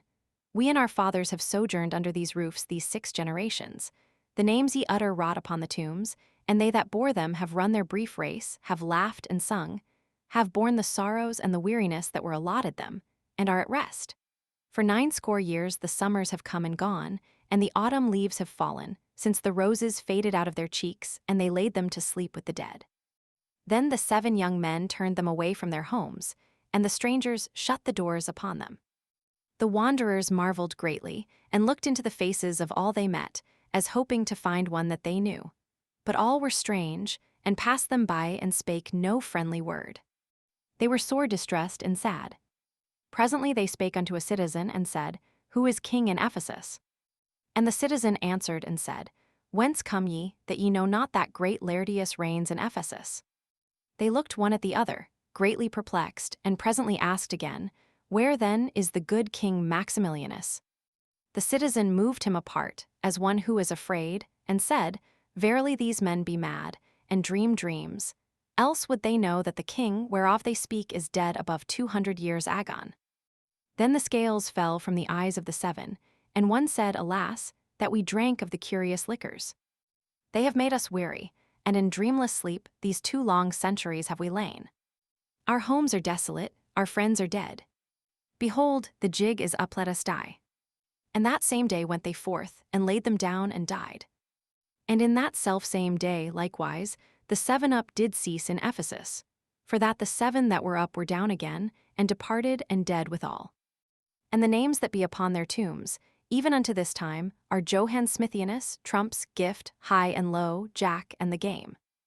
And with the sleepers lie also the bottles wherein were once the curious liquors, and upon them is writ, in ancient letters, such words as these dames of heathen gods of olden time, perchance. Rumpunch, ginsling, eggnog. Such is the story of the 7 sleepers, with slight variations, and I know it is true because I have seen the cave myself. Really, so firm a faith had the ancients this legend, that as late as 800 or 900 years ago, learned travelers held it in superstitious fear.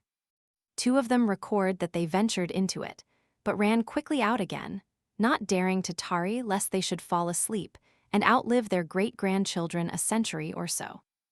Even at this day, the ignorant denizens of the neighboring country prefer not to sleep in it. Chapter 41. When I last made a memorandum, we were at Ephesus. We are in Syria, now, encamped in the mountains of Lebanon. The interregnum has been long, both as to time and distance. We brought not a relic from Ephesus. After gathering up fragments of sculptured marbles and breaking ornaments from the interior work of the mosques, and after bringing them at a cost of infinite trouble and fatigue, 5 miles on muleback to the railway depot, a government officer compelled all who had such things to disgorge. He had an order from Constantinople to look out for our party and see that we carried nothing off. It was a wise, a just, and a well-deserved rebuke, but it created a sensation. I never resist a temptation to plunder a stranger's premises without feeling insufferably vain about it. This time I felt proud beyond expression. I was serene in the midst of the scoldings that were heaped upon the Ottoman government for its affront offered to a pleasuring party of entirely respectable gentlemen and ladies. I said, "We that have free souls, it touches us not." The shoe not only pinched our party, but it pinched hard. A principal sufferer discovered that the imperial order was enclosed in an envelope bearing the seal of the British embassy at Constantinople, and therefore must have been inspired by the representative of the Queen. This was bad, very bad. Coming solely from the Ottomans, it might have signified only Ottoman hatred of Christians and a vulgar ignorance as to genteel methods of expressing it. But coming from the Christianized, educated, politic British legation, it simply intimated that we were a sort of gentlemen and ladies who would bear watching. So the party regarded it and were incensed accordingly. The truth doubtless was that the same precautions would have been taken against any travelers, because the English company who have acquired the right to excavate Ephesus and have paid a great sum for that right need to be protected and deserve to be. They cannot afford to run the risk of having their hospitality abused by travelers, especially since travelers are such notorious scorners of honest behavior. We sailed from Smyrna in the wildest spirit of expectancy, for the chief feature, the grand goal of the expedition, was near at hand. We were approaching the Holy Land. Such a burrowing into the hold for trunks that had lain buried for weeks, yes, for months. Such a hurrying to and fro above decks and below. Such a riotous system of packing and unpacking. Such a littering up of the cabins with shirts and skirts and indescribable and unclassable odds and ends. Such a making up of bundles and setting apart of umbrellas, green spectacles, and thick veils. Such a critical inspection of saddles and bridles that had never yet touched horses. Such a cleaning and loading of revolvers and examining of bowie knives. Such a half-soling of the seats of pantaloons with serviceable buckskin. Then such a poring over ancient maps. Such a reading up of Bibles and Palestine travels. Such a marking out of routes. Such exasperating efforts to divide up the company into little bands of congenial spirits who might make the long and arduous journey without quarreling. And morning, noon, and night, such mass meetings in the cabins, such speech-making, such sage suggesting, such worrying and quarreling, and such a general raising of the very mischief, was never seen in the ship before. But it is all over now. We are cut up into parties of 6 or 8, and by this time are scattered far and wide. Ours is the only one, however, that is venturing on what is called the long trip. That is, out into Syria, by Baalbek to Damascus, and thence down through the full length of Palestine. It would be a tedious, and also a too risky journey at this hot season of the year, for any but strong, healthy men, accustomed somewhat to fatigue and rough life in the open air. The other parties will take shorter journeys.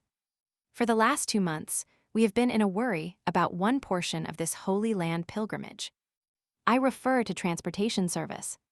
We knew very well that Palestine was a country which did not do a large passenger business, and every man we came across who knew anything about it gave us to understand that not half of our party would be able to get dragomen and animals. At Constantinople, everybody fell to telegraphing the American consuls at Alexandria and Beirut to give notice that we wanted dragomen and transportation. We were desperate, would take horses, jackasses, camel leopards, kangaroos, anything. At Smyrna, more telegraphing was done to the same end. Also fearing for the worst, we telegraphed for a large number of seats in the diligence for Damascus and horses for the ruins of Baalbek. As might have been expected, a notion got abroad in Syria and Egypt that the whole population of the province of America, The Turks consider us a trifling little province in some unvisited corner of the world. We're coming to the Holy Land, and so, when we got to Beirut yesterday, we found the place full of dragomen and their outfits. We had all intended to go by diligence to Damascus and switch off to Baalbek as we went along because we expected to rejoin the ship, go to Mount Carmel, and take to the woods from there. However, when our own private party of 8 found that it was possible and proper enough to make the long trip, we adopted that program.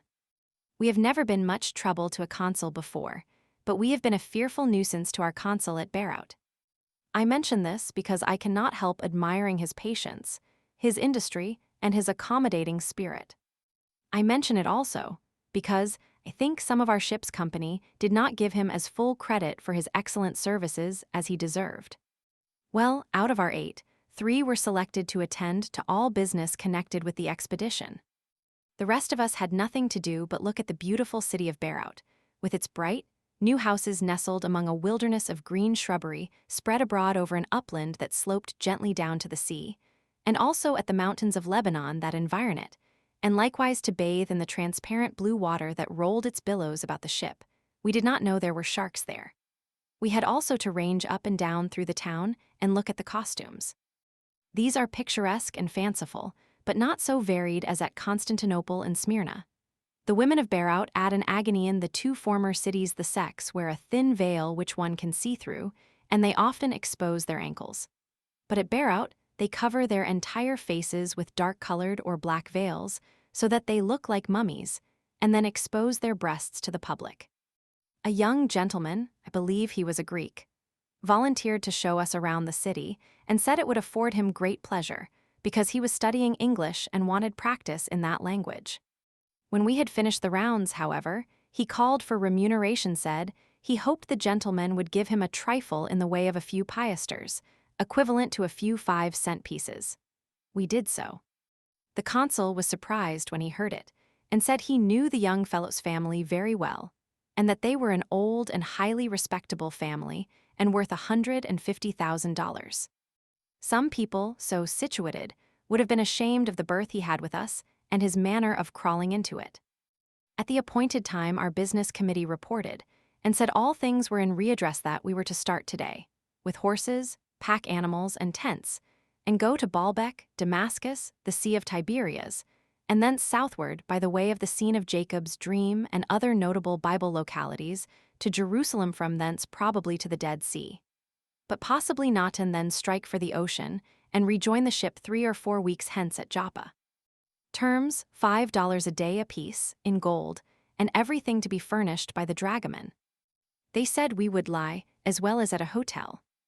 I had read something like that before, and did not shame my judgment by believing a word of it. I said nothing, however, but packed up a blanket and a shawl to sleep in, pipes and tobacco, 2 or 3 woolen shirts, a portfolio, a guidebook, and a Bible. I also took along a towel and a cake of soap, to inspire respect in the Arabs, who would take me for a king in disguise. We were to select our horses at 3 p.1000. At that hour Abraham, the dragoman, marshaled them before us. With all solemnity I set it down here, that those horses were the hardest lot I ever did come across, and their accoutrements were in exquisite keeping with their style. One brute had an eye out, another had his tail sawed off close, like a rabbit, and was proud of it. Another had a bony ridge running from his neck to his tail, like one of those ruined aqueducts one sees about Rome, and had a neck on him like a bowsprit. They all limped and had sore backs, and likewise raw places and old scales scattered about their persons like brass nails in a hair trunk. Their gaits were marvelous to contemplate, and replete with variety under way, the procession looked like a fleet in a storm. It was fearful. Blucher shook his head and said, "That dragon is going to get himself into trouble fetching these old crates out of the hospital the way they are, unless he has got a permit." I said nothing. The display was exactly according to the guidebook, and were we not traveling by the guidebook? I selected a certain horse because I thought I saw him shy, and I thought that a horse that had spirit enough to shy was not to be despised. At 6 o'clock p.1000, we came to a halt here on the breezy summit of a shapely mountain overlooking the sea, and the handsome valley, where dwelt some of those enterprising Phoenicians of ancient times we read so much about. All around us are what were once the dominions of Hiram, king of Tyre, who furnished timber from the cedars of these Lebanon hills to build portions of King Solomon's temple with. Shortly after 6, our pack train arrived. I had not seen it before, and a good right I had to be astonished. We had 19 serving men and 26 pack mules. It was a perfect caravan. It looked like one, too, as it wound among the rocks. I wondered what in the very mischief we wanted with such a vast turnout as that, for 8 men. I wondered a while, but soon I began to long for a tin plate and some bacon and beans. I had camped out many and many a time before, and knew just what was coming. I went off without waiting for serving men, and unsaddled my horse, and washed such portions of his ribs and his spine as projected through his hide. And when I came back, behold, 5 stately circus tents were up, tents that were brilliant within, with blue and gold and crimson, and all manner of splendid adornment. I was speechless. Then they brought 8 little iron bedsteads, and set them up in the tents. They put a soft mattress and pillows and good blankets and 2 snow-white sheets on each bed. Next, they rigged a table about the center pole, and on it placed pewter pitchers, basins, soap, and the whitest of towels, one set for each man.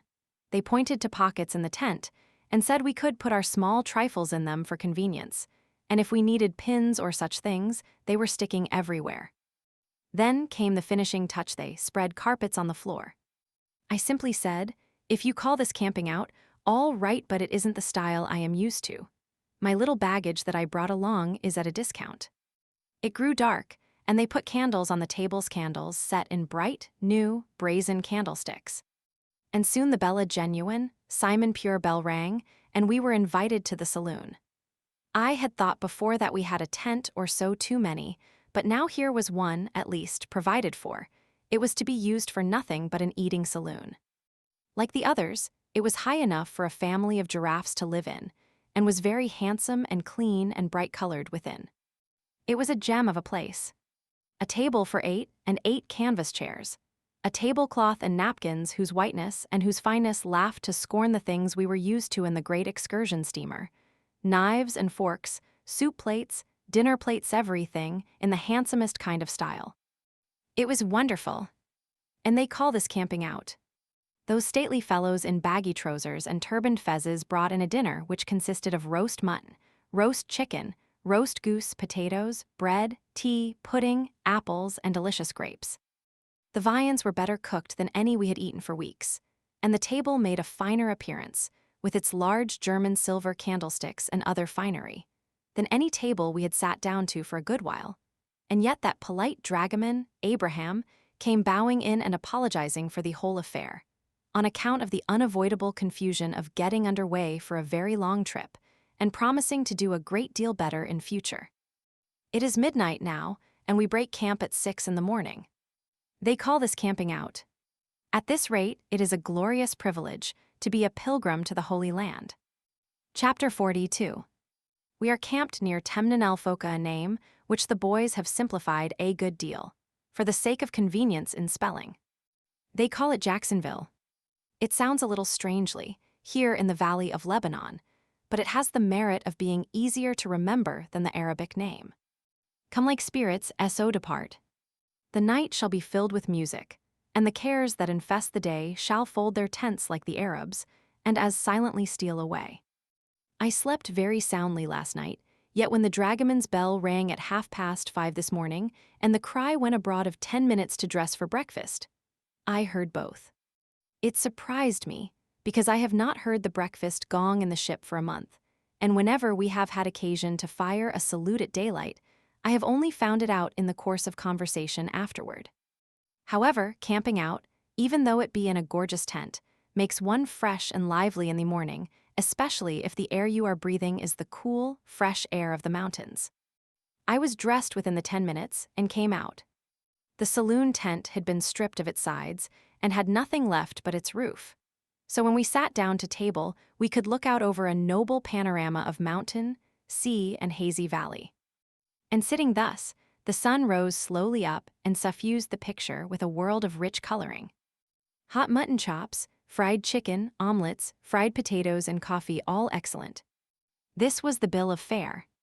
It was sauced with a savage appetite purchased by hard riding the day before, and refreshing sleep in a pure atmosphere.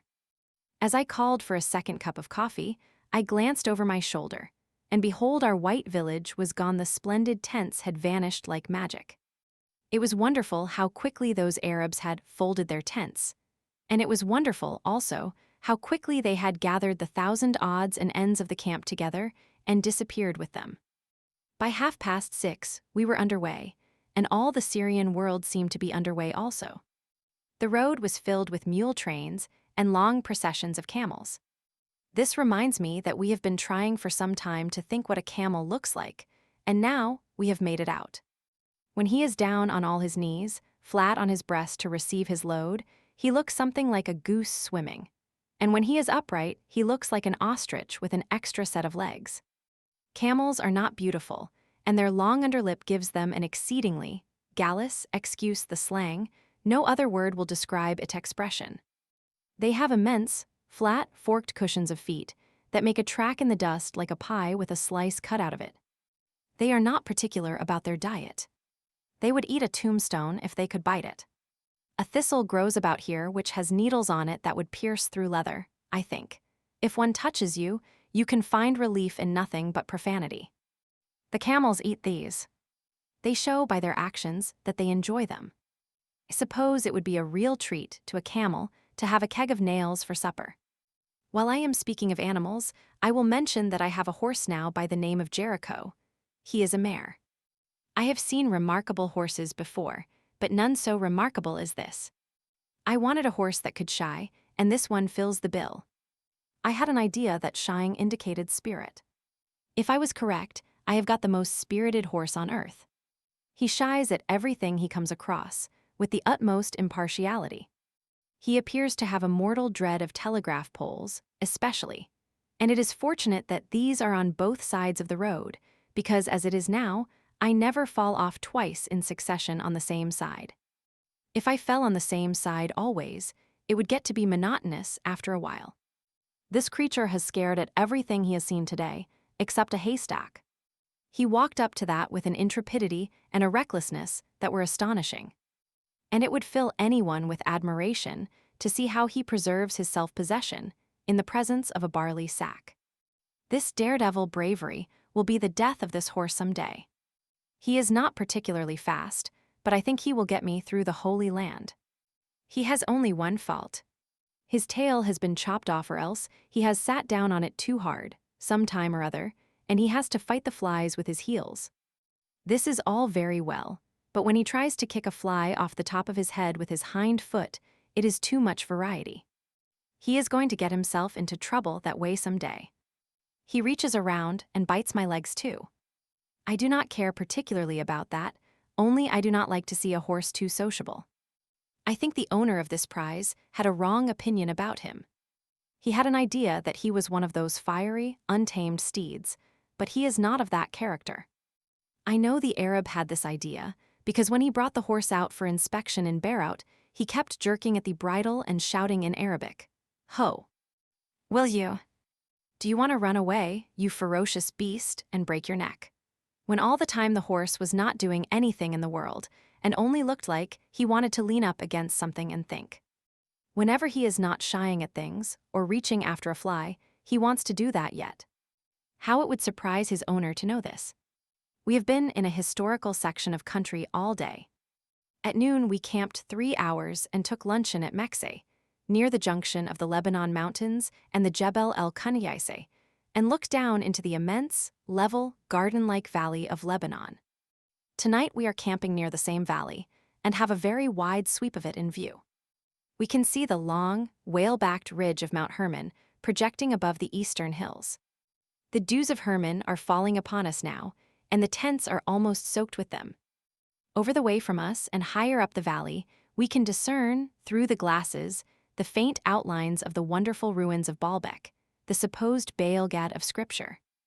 Joshua and another person were the 2 spies who were sent into this land of Canaan by the children of Israel to report upon its character. They were the spies who reported favorably.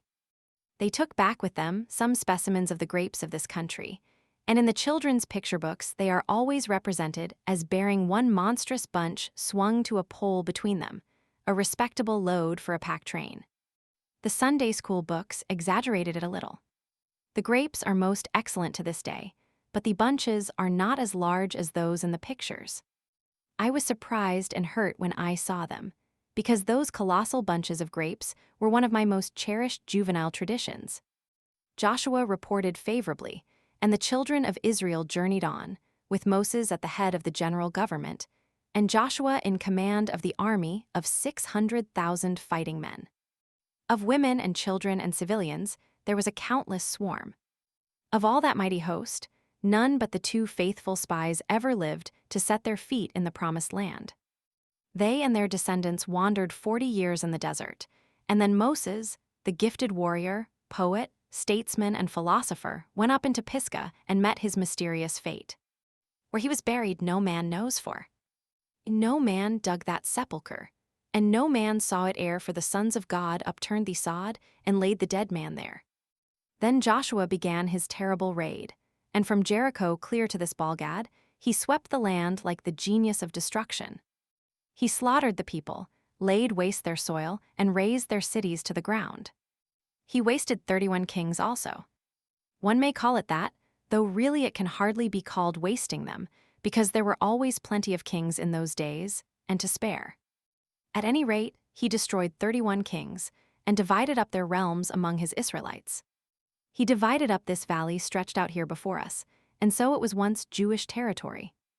The Jews have long since disappeared from it, however.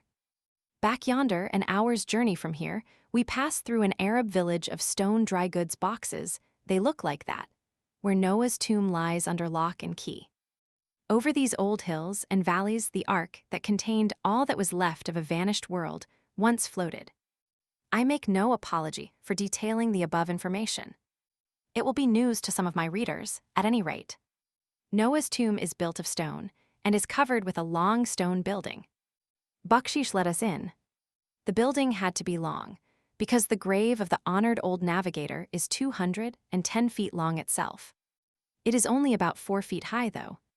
He must have cast a shadow like a lightning rod.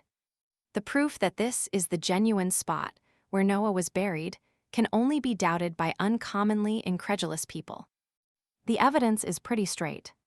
Shem, the son of Noah, was present at the burial and showed the place to his descendants, who transmitted the knowledge to their descendants, and the lineal descendants of these introduced themselves to us today. It was pleasant to make the acquaintance of members of so respectable a family.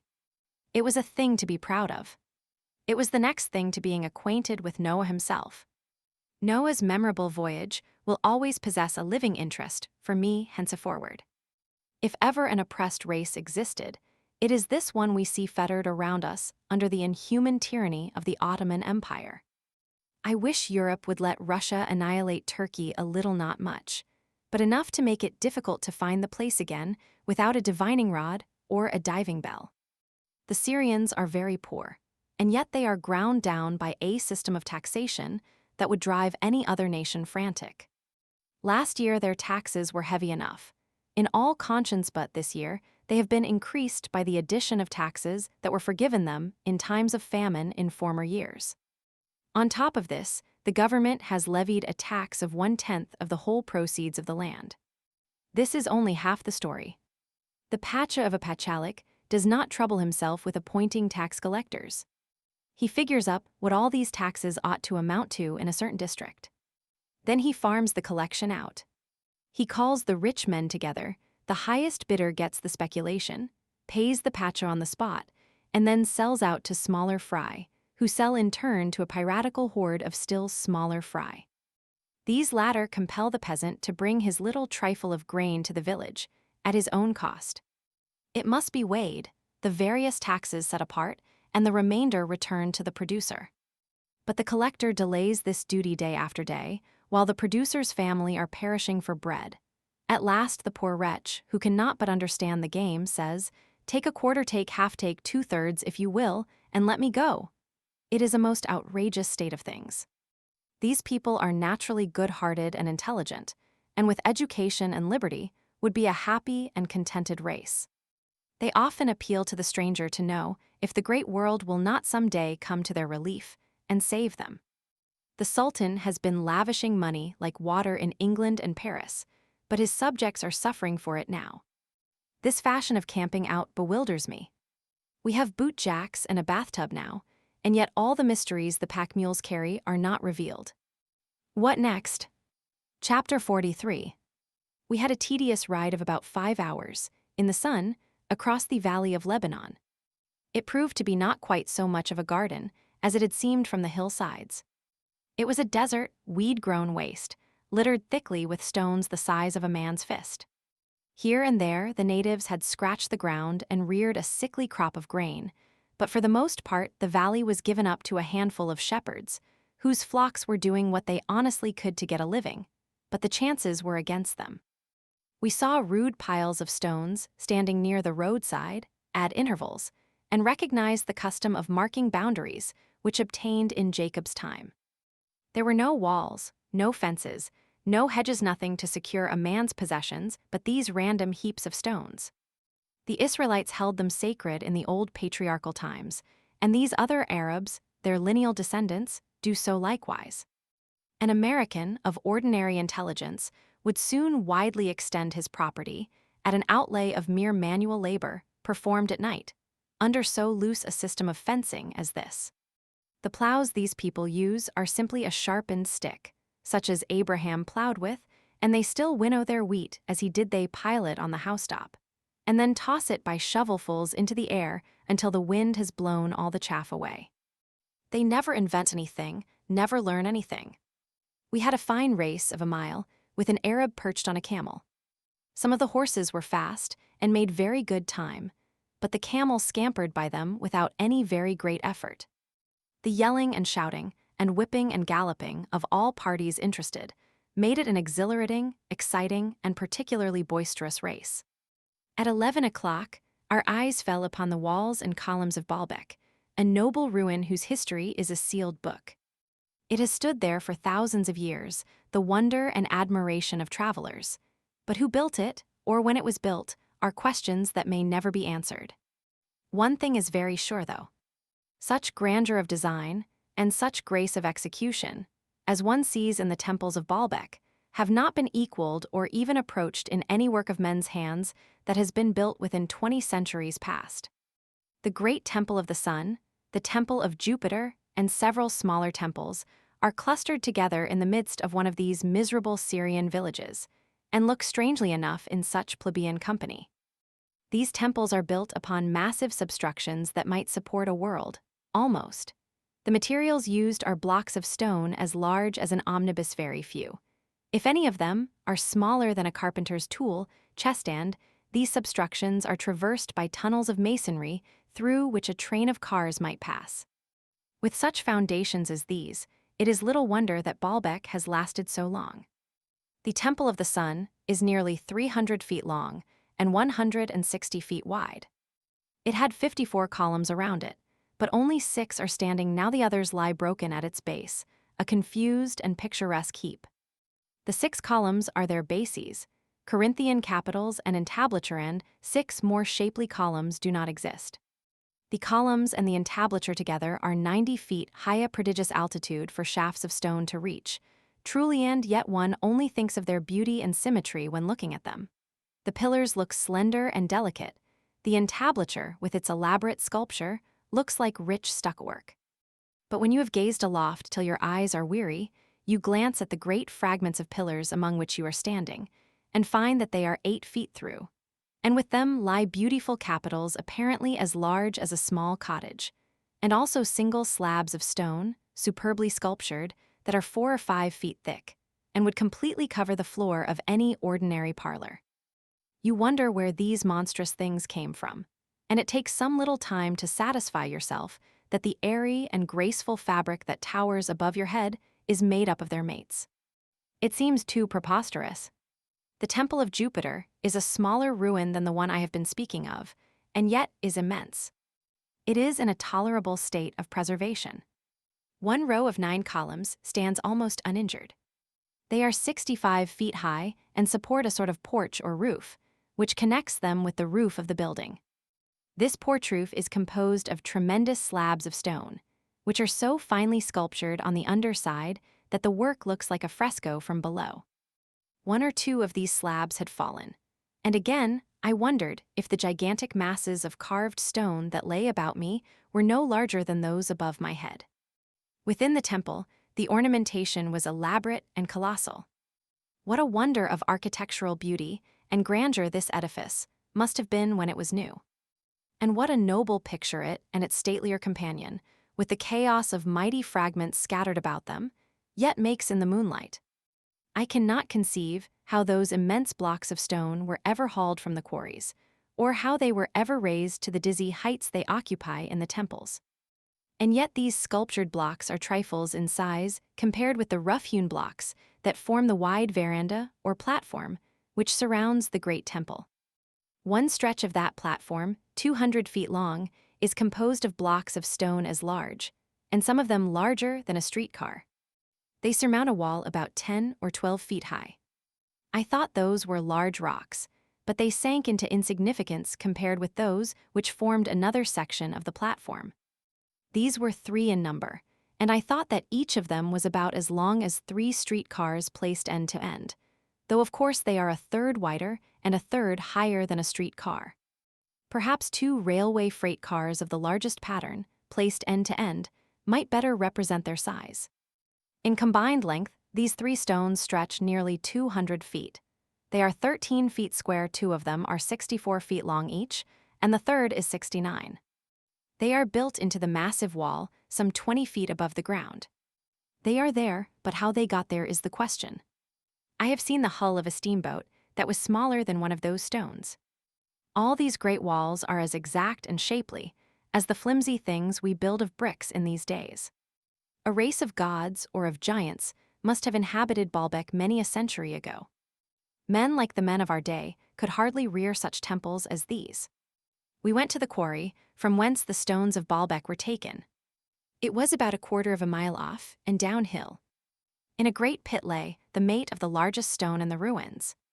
It lay there just as the giants of that old forgotten time had left it when they were called hens, just as they had left it, to remain for thousands of years, an eloquent rebuke unto such as are prone to think slightingly of the men who lived before them. This enormous block lies there, squared and ready for the builder's hands, a solid mass 14 feet by 17, and but a few inches less than 70 feet long. 2 buggies could be driven abreast of each other, on its surface, from one end of it to the other, and leave room enough for a man or 2 to walk on either side. One might swear that all the John Smiths and George Wilkinsons, and all the other pitiful nobodies between Kingdom Come and Baalbek, would inscribe their poor little names upon the walls of Baalbek's magnificent ruins, and would add the town, the county, and the state they came from, and swearing thus, be infallibly correct. It is a pity some great ruin does not fall in and flatten out some of these reptiles, and scare their kind out of ever giving their names to fame upon any walls or monuments again, forever. Properly, with the sorry relics we bestrode, it was a 3 days' journey to Damascus. It was necessary that we should do it in less than 2. It was necessary because our 3 pilgrims would not travel on the Sabbath day. We were all perfectly willing to keep the Sabbath day, but there are times when to keep the letter of a sacred law whose spirit is righteous becomes a sin, and this was a case in point. We pleaded for the tired, ill-treated horses, and tried to show that their faithful service deserved kindness in return, and their hard lot compassion. But when did ever self-righteousness know the sentiment of pity? What were a few long hours, added to the hardships of some overtaxed brutes, when weighed against the peril of those human souls? It was not the most promising party to travel with and hope to gain a higher veneration for religion through the example of its devotees. We said the Savior who pitied dumb beasts and taught that the ox must be rescued from the mire even on the Sabbath day, would not have counseled a forced march like this. We said the long trip was exhausting and therefore dangerous in the blistering heats of summer, even when the ordinary day's stages were traversed, and if we persisted in this hard march, some of us might be stricken down with the fevers of the country in consequence of it. Nothing could move the pilgrims. They must press on. Men might die, horses might die, but they must enter upon holy soil next week, with no Sabbath-breaking stain upon them. Thus they were willing to commit a sin against the spirit of religious law, in order that they might preserve the letter of it. It was not worth while to tell them the letter kills. I am talking now about personal friends, men whom I like, men who are good citizens, who are honorable, upright, conscientious, but whose idea of the Savior's religion seems to me distorted. They lecture our shortcomings unsparingly, and every night they call us together and read to us chapters from the Testament that are full of gentleness, of charity, and of tender mercy. And then all the next day they stick to their saddles clear up to the summits of these rugged mountains and clear down again. Apply the Testament's gentleness and charity and tender mercy to a toiling, worn and weary horse. Nonsense. These are for God's human creatures, not his dumb ones. What the pilgrims choose to do. Respect for their almost sacred character demands that I should allow to pass, but I would so like to catch any other member of the party riding his horse up one of these exhausting hills once. We have given the pilgrims a good many examples that might benefit them, but it is virtue thrown away. They have never heard a cross word out of our lips toward each other, but they have quarreled once or twice. We love to hear them at it after they have been lecturing us. The very first thing they did, coming ashore at Bearout, was to quarrel in the boat. I have said I like them, and I do like them, but every time they read me a scorcher of a lecture, I mean to talk back in print. Not content with doubling the legitimate stages, they switched off the main road and went away out of the way to visit an absurd fountain called Fidja, because Balaam's ass had drank there once. So we journeyed on, through the terrible hills and deserts and the roasting sun, and then far into the night, seeking the honored pool of Balaam's ass, the patron saint of all pilgrims like us. I find no entry but this in my notebook. Rode today altogether 13 hours, through deserts, partly, and partly over barren, unsightly hills, and latterly through wild, rocky scenery, and camped at about 11 o'clock at night on the banks of a limpid stream near a Syrian village. Do not know its name, do not wish to know it, want to go to bed. 2 horses lame, mine and Jack's, and the others worn out. Jack and I walked 3 or 4 miles, over the hills, and led the horses. Fun but of a mild type. 12 or 13 hours in the saddle, even in a Christian land and a Christian climate, and on a good horse, is a tiresome journey. But in an oven like Syria, in a ragged spoon of a saddle that slips fore and aft, and thwartships, and every way, and on a horse that is tired and lame, and yet must be whipped and spurred with hardly a moment's cessation all day long, till the blood comes from his side, and your conscience hurts you every time you strike. If you are half a man, it is a journey to be remembered in bitterness of spirit, and execrated with emphasis for a liberal division of a man's lifetime. Chapter 44. The next day was an outrage upon men and horses both. It was another 13-hour stretch, including an hour's nooning. It was over the barrenest chalk hills and through the baldest canyons that even Syria can show. The heat quivered in the air everywhere. In the canyons, we almost smothered in the baking atmosphere. On high ground, the reflection from the chalk hills was blinding. It was cruel to urge the crippled horses, but it had to be done in order to make Damascus Saturday night. We saw ancient tombs and temples of fanciful architecture, carved out of the solid rock high up in the face of precipices above our heads, but we had neither time nor strength to climb up there and examine them. The terse language of my notebook will answer for the rest of this day's experiences. Broke camp at 7:1000 and made a ghastly trip through the Zeb Dana Valley and the rough mountains, horses limping, and that Arab screech owl that does most of the singing and carries the waterskins, always 1,000 miles ahead, of course, and no water to drink, will he never die. Beautiful stream in a chasm, lined thick with pomegranate, fig, olive, and quince orchards, and no one an hour at the celebrated Balaam's ass fountain of Fidja, second in size in Syria, and the coldest water out of Siberia. Guidebooks do not say Balaam's ass ever drank there. Somebody been imposing on the pilgrims, maybe. Bathed in it, Jack and I. Only a second ice water. It is the principal source of the Abana River, only 1/2 mile down to where it joins. Beautiful place, giant trees, all around so shady and cool. if one could keep awake vast stream gushes straight out from under the mountain in a torrent. Over it is a very ancient ruin, with no known history, supposed to have been for the worship of the deity of the fountain or Balaam's ass or somebody.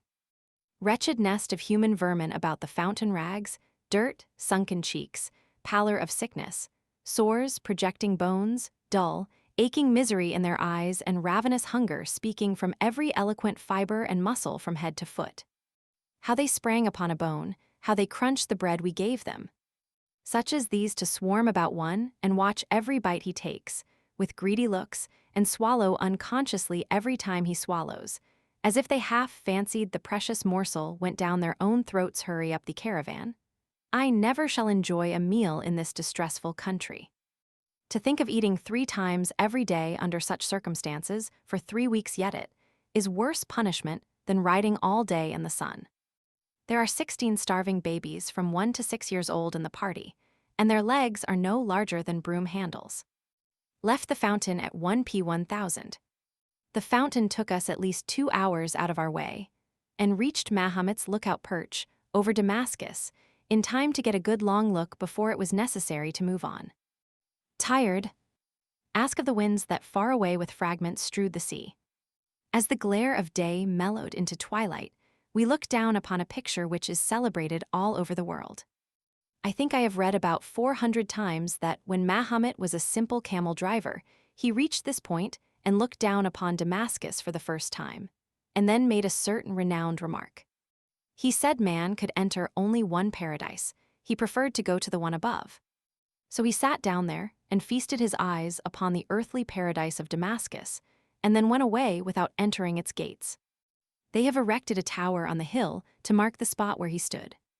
Damascus is beautiful from the mountain. It is beautiful even to foreigners accustomed to luxuriant vegetation, and I can easily understand how unspeakably beautiful it must be to eyes that are only used to the God-forsaken barrenness and desolation of Syria. I should think a Syrian would go wild with ecstasy when such a picture bursts upon him for the first time. From his high perch, one sees before him and below him a wall of dreary mountains, shorn of vegetation, glaring fiercely in the sun. It fences an A-level desert of yellow sand, smooth as velvet and threaded far away with fine lines that stand for roads, and dotted with creeping mites we know are camel trains and journeying men. Right in the midst of the desert is spread a billowy expanse of green foliage. And nestling in its heart sits the great white city, like an island of pearls and opals gleaming out of a sea of emeralds. This is the picture you see spread far below you, with distance to soften it, the sun to glorify it, strong contrasts to heighten the effects, and over it and about it a drowsing air of repose to spiritualize it, and make it seem rather a beautiful estray from the mysterious worlds we visit in dreams than a substantial tenant of our coarse, dull globe. And when you think of the leagues of blighted, blasted, sandy, rocky, sunburnt, ugly, dreary, infamous country you have ridden over to get here, you think it is the most beautiful, beautiful picture that ever human eyes rested upon in all the broad universe. If I were to go to Damascus again, I would camp on Mahomet's hill about a week, and then go away. There is no need to go inside the walls. The prophet was wise, without knowing it, when he decided not to go down into the paradise of Damascus. There is an honored old tradition that the immense garden which Damascus stands in was the Garden of Eden, and modern writers have gathered up many chapters of evidence tending to show that it really was the Garden of Eden, and that the rivers Pharpar and Abana are the 2 rivers that watered Adam's paradise. It may be so, but it is not paradise now, and one would be as happy outside of it as he would be likely to be within. It is so crooked and cramped and dirty that one cannot realize that he is in the splendid city he saw from the hilltop. The gardens are hidden by high mud walls, and the paradise is become a very sink of pollution and uncomeliness. Damascus has plenty of clear, pure water in it, though, and this is enough of itself to make an Arab think it beautiful and blessed. Water is scarce in blistered Syria. We run railways by our large cities in America. In Syria, they curve the roads so as to make them run by the meager little puddles they call fountains, and which are not found oftener on a journey than every 4 hours. But the rivers of Pharpar and Abana of Scripture, mere creeks, run through Damascus, and so every house and every garden have their sparkling fountains and rivulets of water. With her forest of foliage and her abundance of water, Damascus must be a wonder of wonders to the Bedouin from the deserts. Damascus is simply an oasis that is what it is. For 4,000 years, its waters have not gone dry or its fertility failed. Now we can understand why the city has existed so long. It could not die. So long as its waters remain to it away out there, in the midst of that howling desert, so long will Damascus live to bless the sight of the tired and thirsty wayfarer. Though old as history itself, thou art fresh as the breath of spring, blooming as thine own rosebud, and fragrant as thine own orange flower, O Damascus, pearl of the East. Damascus dates back anterior to the days of Abraham, and is the oldest city in the world. It was founded by Uz, the grandson of Noah. The early history of Damascus is shrouded in the mists of a hoary antiquity. Leave the matters written of in the first 11 chapters of the Old Testament out, and no recorded event has occurred in the world, but Damascus was in existence to receive the news of it. Go back as far as you will into the vague past, there was always a Damascus. In the writings of every century for more than 4,000 years, its name has been mentioned and its praises sung. To Damascus, years are only moments, decades are only flitting trifles of time. She measures time not by days and months and years, but by the empires she has seen rise and prosper and crumble to ruin. She is a type of immortality. She saw the foundations of Baalbek and Thebes and Ephesus laid. She saw these villages grow into mighty cities, and amaze the world with their grandeur, and she has lived to see them desolate, deserted, and given over to the owls and the bats. She saw the Israelitish Empire exalted, and she saw it annihilated. She saw Greece rise and flourish 2,000 years and die. In her old age she saw Rome built, she saw it overshadow the world with its power, she saw it perish.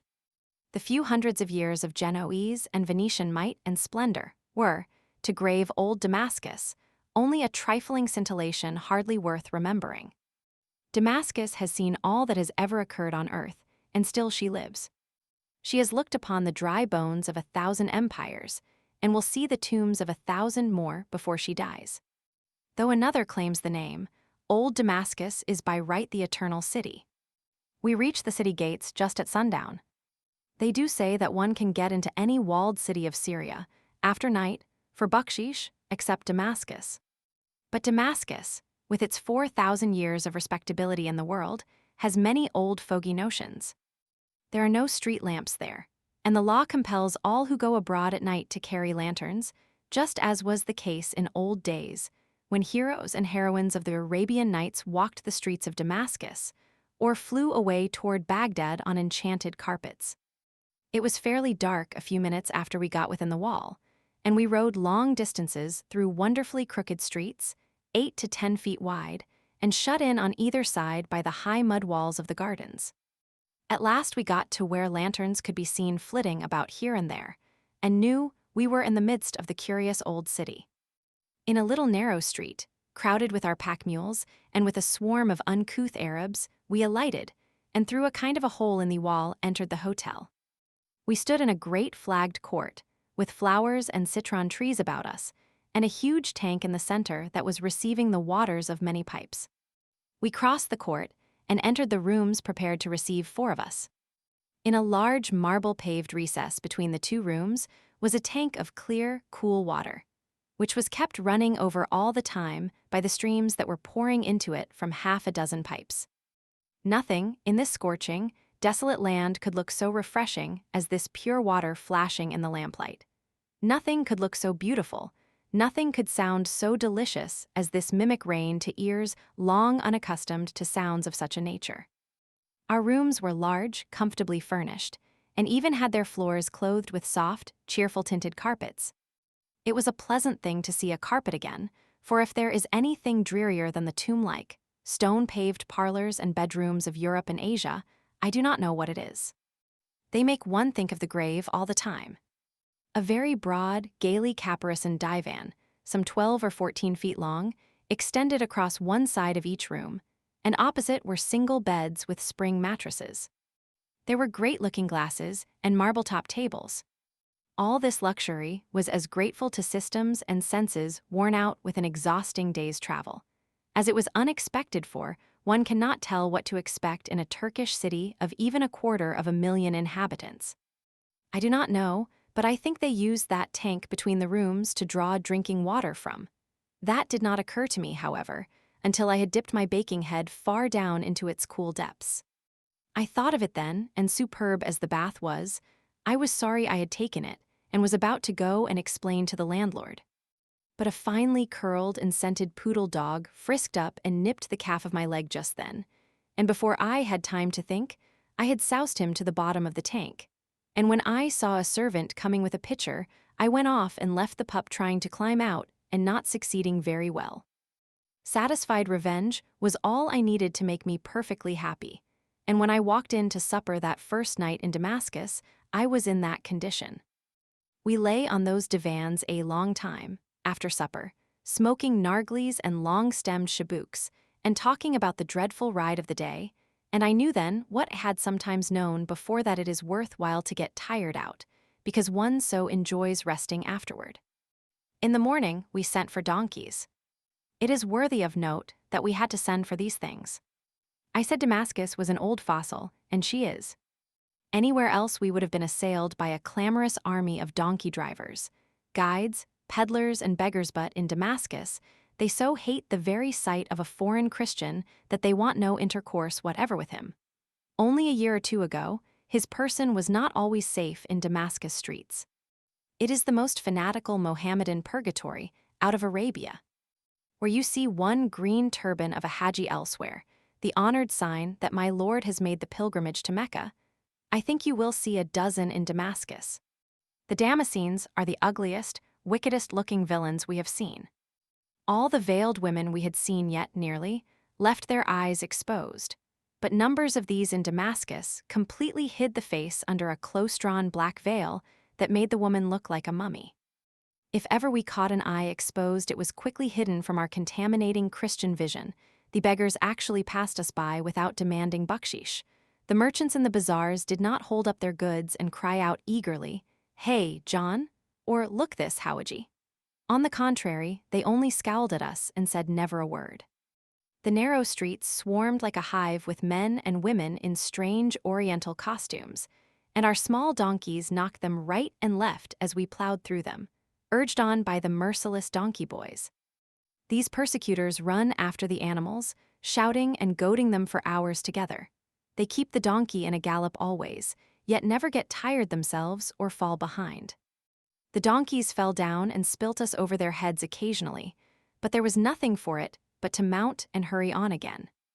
We were banged against sharp corners, loaded porters, camels, and citizens generally, and we were so taken up with looking out for collisions and casualties that we had no chance to look about us at all. We rode half through the city and through the famous street which is called Straight, without seeing anything hardly. Our bones were nearly knocked out of joint, we were wild with excitement, and our sides ached with the jolting we had suffered. I do not like riding in the Damascus streetcars. We were on our way to the reputed houses of Judas and Ananias.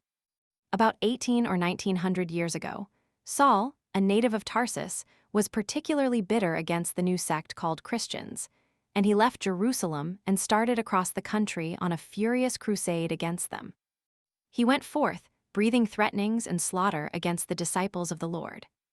And as he journeyed, he came near Damascus, and suddenly there shined round about him a light from heaven. And he fell to the earth, and heard a voice saying unto him, Saul, Saul, why persecutest thou me?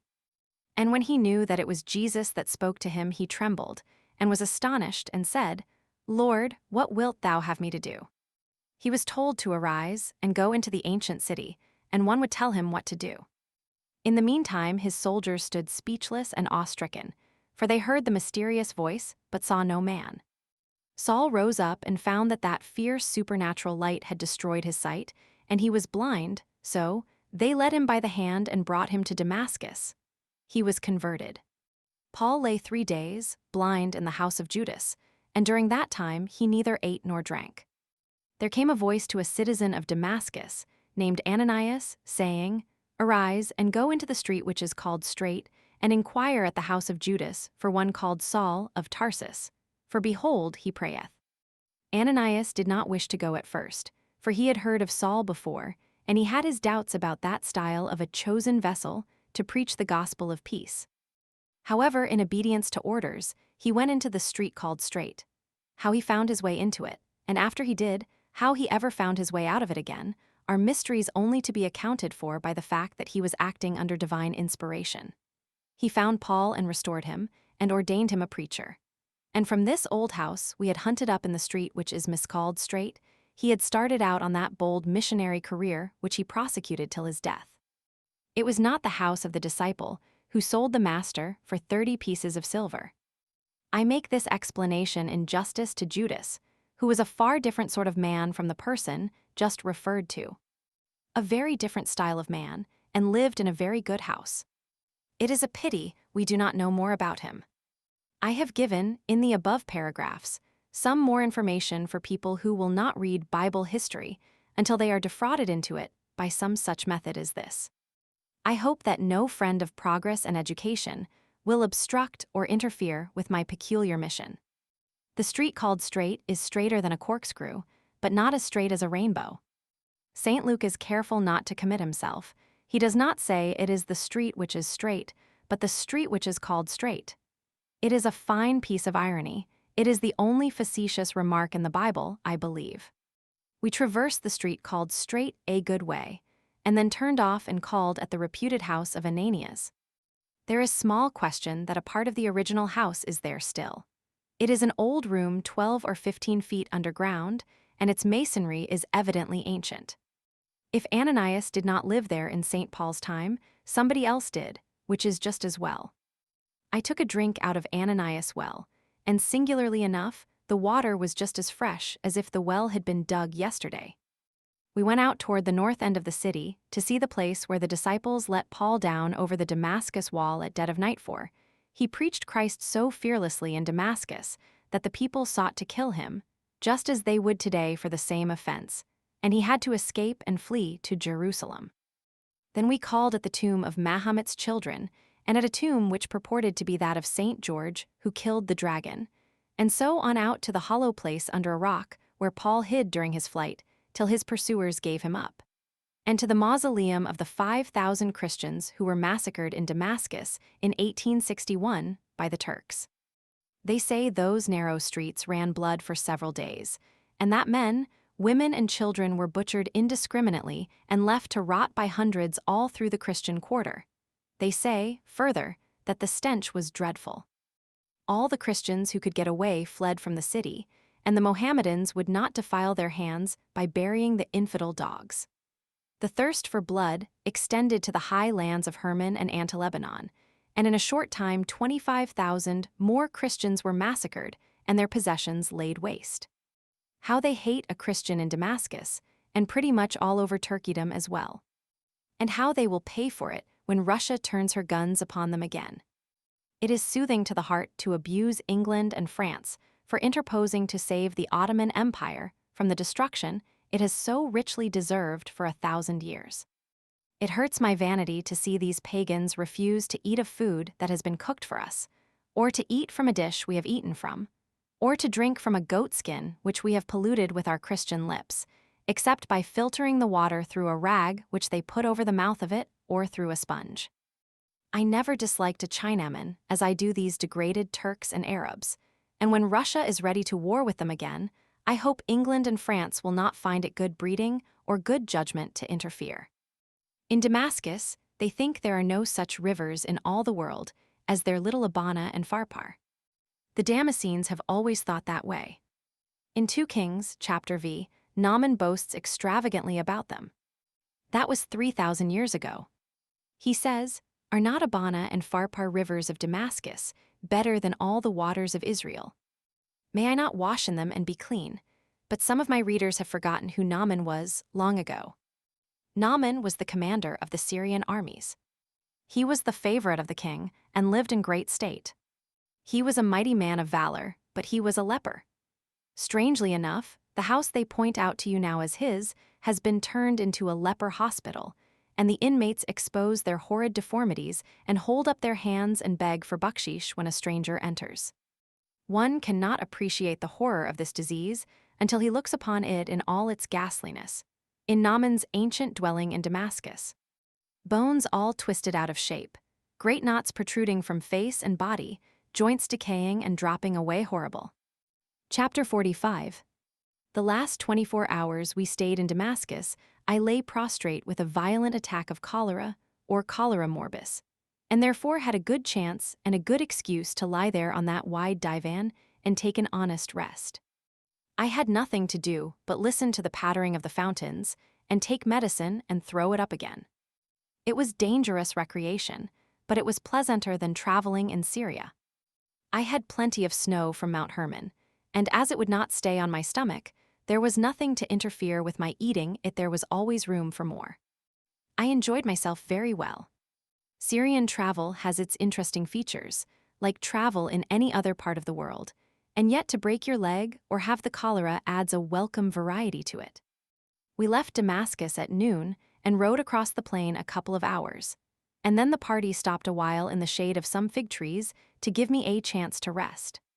It was the hottest day we had seen, yet the sun flames, shot down like the shafts of fire that stream out before a blowpipe. The rays seemed to fall in a steady deluge on the head and pass downward like rain from a roof.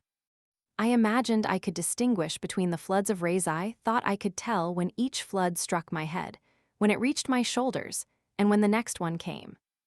It was terrible. All the desert glared so fiercely that my eyes were swimming in tears all the time. The boys had white umbrellas heavily lined with dark green. They were a priceless blessing. I thanked fortune that I had one, too, notwithstanding it was packed up with the baggage and was 10 miles ahead. It is madness to travel in Syria without an umbrella. They told me in Beirut, these people who always gorge you with advice, that it was madness to travel in Syria without an umbrella. It was on this account that I got one. But honestly, I think an umbrella is a nuisance anywhere when its business is to keep the sun off. No Arab wears a brim to his fez, or uses an umbrella, or anything to shade his eyes or his face, and he always looks comfortable and proper in the sun. But of all the ridiculous sights I ever have seen, our party of 8 is the most so. They do cut such an outlandish figure. They travel single file. They all wear the endless white rag of Constantinople wrapped round and round their hats and dangling down their backs. They all wear thick green spectacles with side glasses to them. They all hold white umbrellas, lined with green, over their heads. Without exception, their stirrups are too short. They are the very worst gang of horsemen on earth. Their animals to a horse trot fearfully hard-end when they get strung out one after the other, glaring straight ahead and breathless, bouncing high and out of turn, all along the line, knees well up and stiff, elbows flapping like a rooster's that is going to crow, and the long file of umbrellas popping convulsively up and down. When one sees this outrageous picture exposed to the light of day, he is amazed that the gods don't get out their thunderbolts and destroy them off the face of the earth. I wonder at it. I wouldn't let any such caravan go through a country of mine. And when the sun drops below the horizon and the boys close their umbrellas and put them under their arms, it is only a variation of the picture, not a modification of its absurdity. But maybe you cannot see the wild extravagance of my panorama. You could if you were here. Here, you feel all the time just as if you were living about the year 1200, before Christ or back to the patriarchs or forward to the new era. The scenery of the Bible is about you. The customs of the patriarchs are around you. The same people, in the same flowing robes, and in sandals, cross your path. The same long trains of stately camels go and come. The same impressive religious solemnity and silence rest upon the desert and the mountains that were upon them in the remote ages of antiquity. And behold, intruding upon a scene like this, comes this fantastic mob of green-spectacled Yanks, with their flapping elbows and bobbing umbrellas. It is Daniel in the lion's den with a green cotton umbrella under his arm, all over again. My umbrella is with the baggage, and so are my green spectacles, and there they shall stay. I will not use them. I will show some respect for the eternal fitness of things. It will be bad enough to get sunstruck, without looking ridiculous into the bargain. If I fall, let me fall bearing about me the semblance of a Christian, at least. 3 or 4 hours out from Damascus, we passed the spot where Saul was so abruptly converted, and from this place we looked back over the scorching desert and had our last glimpse of beautiful Damascus, decked in its robes of shining green. After nightfall, we reached our tents, just outside of the nasty Arab village of Jonesboro. Of course, the real name of the place is El something or other, but the boys still refuse to recognize the Arab names or try to pronounce them. When I say that village is of the usual style, I mean to insinuate that all Syrian villages within 50 miles of Damascus are alike, so much alike that it would require more than human intelligence to tell wherein one differed from another. A Syrian village is a hive of huts 1 story high, the height of a man, and as square as a dry goods box. It is mud-plastered all over, flat roof and all, and generally whitewashed after a fashion. The same roof often extends over half the town, covering many of the streets, which are generally about a yard wide. When you ride through one of these villages at noonday, you first meet a melancholy dog that looks up at you and silently begs that you won't run over him, but he does not offer to get out of the way. Next you meet a young boy without any clothes on, and he holds out his hand and says, "Bucksheesh." He don't really expect a cent, but then he learned to say that before he learned to say mother, and now he cannot break himself of it. Next you meet a woman with a black veil drawn closely over her face, and her bust exposed. Finally, you come to several sore-eyed children and children in all stages of mutilation and decay, and sitting humbly in the dust, and all fringed with filthy rags, is a poor devil whose arms and legs are gnarled and twisted like grapevines. These are all the people you are likely to see. The balance of the population are asleep within doors, or abroad tending goats in the plains and on the hillsides.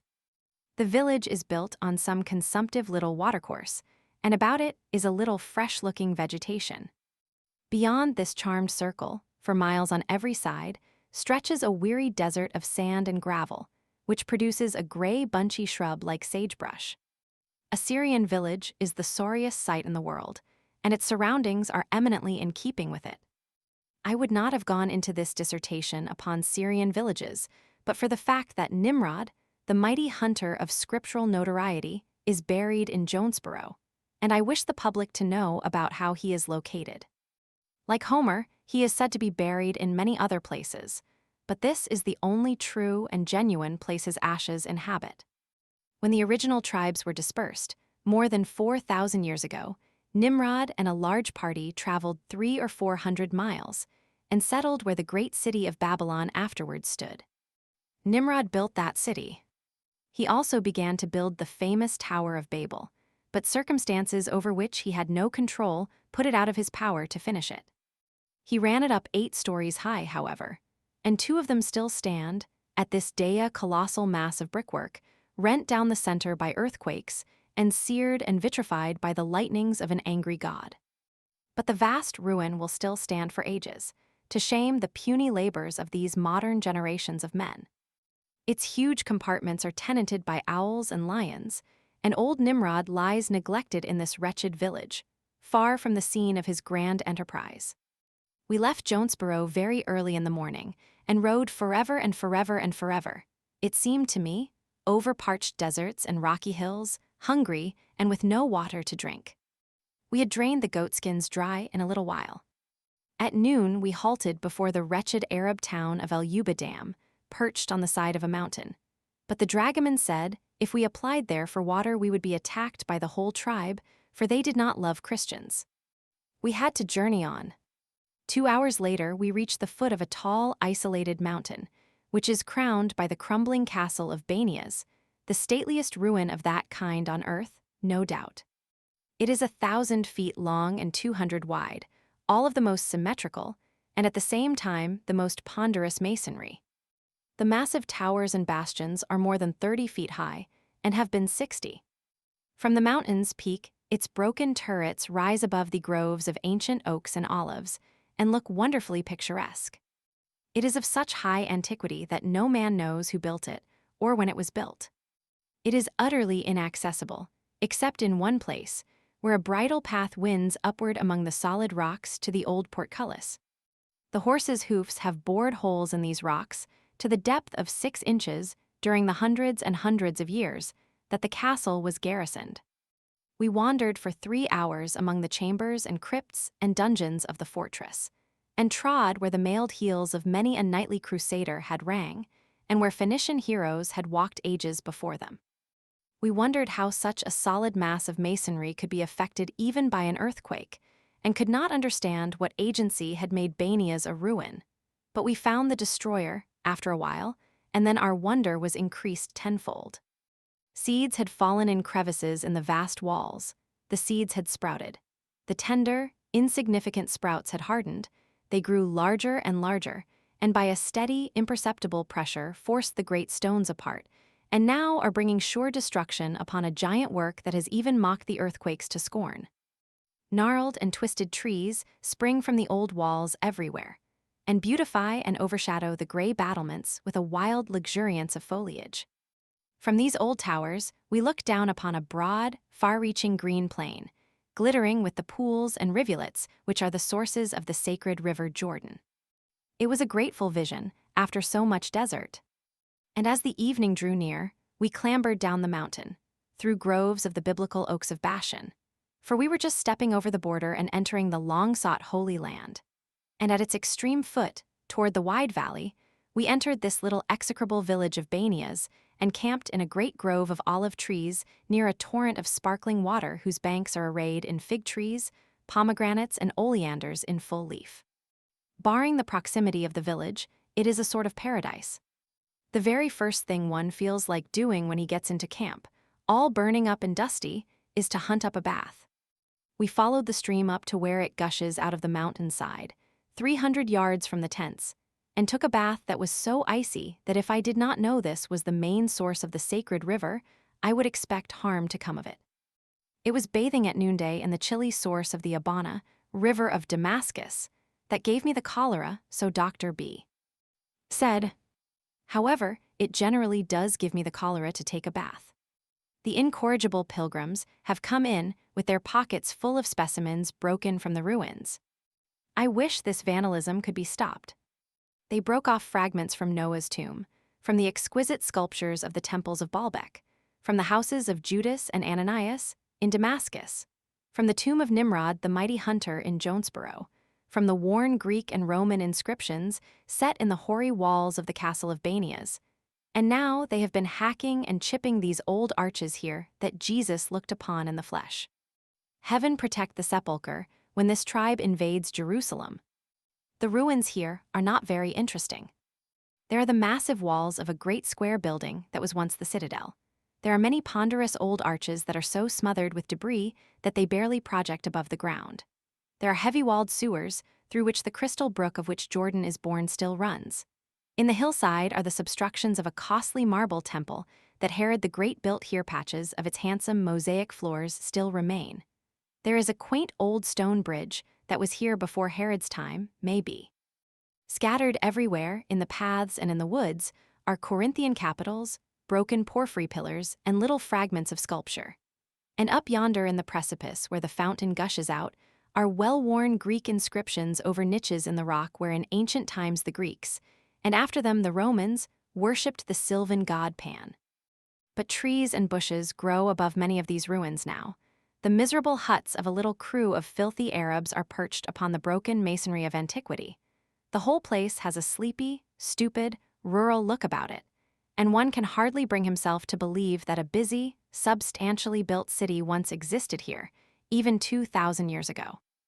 The place was nevertheless the scene of an event whose effects have added page after page and volume after volume to the world's history.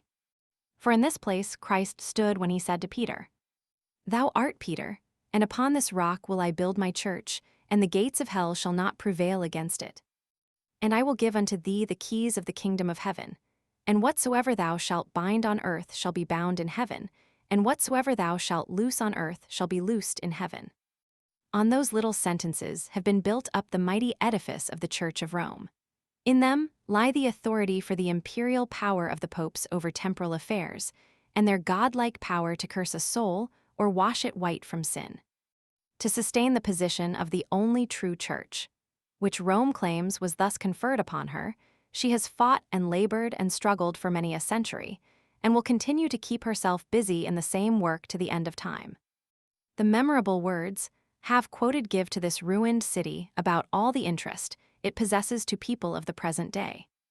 It seems curious enough to us to be standing on ground that was once actually pressed by the feet of the Savior.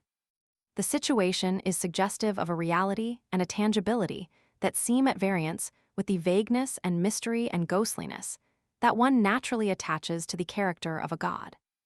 I cannot comprehend yet that I am sitting where a god has stood, and looking upon the brook and the mountains which that god looked upon, and am surrounded by dusky men and women whose ancestors saw him, and even talked with him, face to face, and carelessly, just as they would have done with any other stranger.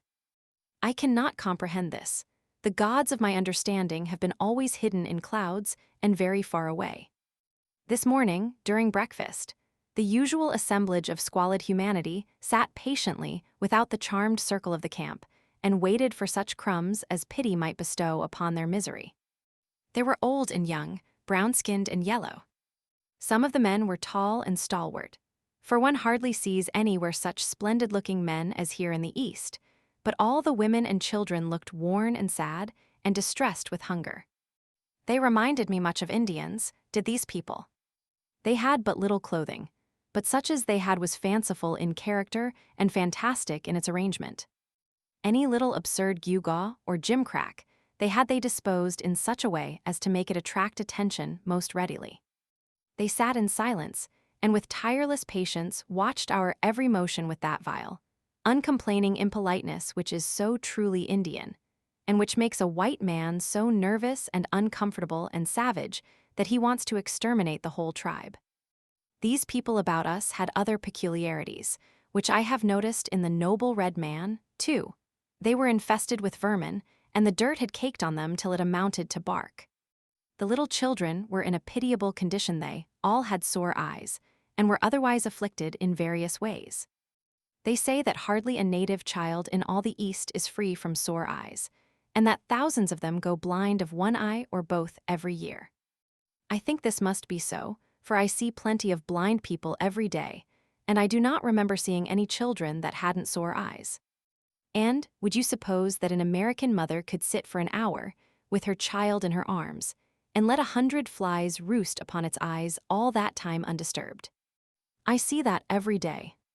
It makes my flesh creep. Yesterday we met a woman riding on a little jackass, and she had a little child in her arms. Honestly, I thought the child had goggles on as we approached, and I wondered how its mother could afford so much style. But when we drew near, we saw that the goggles were nothing but a camp meeting of flies assembled around each of the child's eyes, and at the same time there was a detachment prospecting its nose. The flies were happy, the child was contented, and so the mother did not interfere. As soon as the tribe found out that we had a doctor in our party, they began to flock in from all quarters. Dr. B, in the charity of his nature, had taken a child from a woman who sat nearby and put some sort of a wash upon its diseased eyes. That woman went off and started the whole nation, and it was a sight to see them swarm. The lame, the halt, the blind, the leprosy, the distempers that are bred of indolence, dirt and iniquity were represented in the Congress in 10 minutes, and still they came. Every woman that had a sick baby brought it along, and every woman that hadn't borrowed one. What reverent and what worshipping looks they bent upon that dread, mysterious power, the doctor. They watched him take his phials out. They watched him measure the particles of white powder. They watched him add drops of one precious liquid and drops of another. They lost not the slightest movement. Their eyes were riveted upon him with a fascination that nothing could distract. I believe they thought he was gifted like a god. When each individual got his portion of medicine, his eyes were radiant with joy notwithstanding. By nature they are a thankless and impassive raysend upon his face, was written the unquestioning faith that nothing on earth could prevent the patient from getting well now. Christ knew how to preach to these simple, superstitious, disease-tortured creatures. He healed the sick. They flocked to our poor human doctor this morning, when the fame of what he had done to the sick child went abroad in the land, and they worshipped him with their eyes, while they did not know as yet whether there was virtue in his simples or not. The ancestors of these people precisely like them in color, dress, manners, customs, simplicity flocked in vast multitudes after Christ. And when they saw him make the afflicted whole with a word, it is no wonder they worshipped him. No wonder his deeds were the talk of the nation. No wonder the multitude that followed him was so great that at one time 30 miles from here they had to let a sick man down through the roof, because no approach could be made to the door. No wonder his audiences were so great at Galilee that he had to preach from a ship removed a little distance from the shore. No wonder that even in the desert places about Bethsaida, 5,000 invaded his solitude, and he had to feed them by a miracle or else see them suffer for their confiding faith and devotion. No wonder when there was a great commotion in a city in those days, one neighbor explained it to another in words to this effect. They say that Jesus of Nazareth is come. Well, as I was saying, the doctor distributed medicine as long as he had any to distribute, and his reputation is mighty in Galilee this day.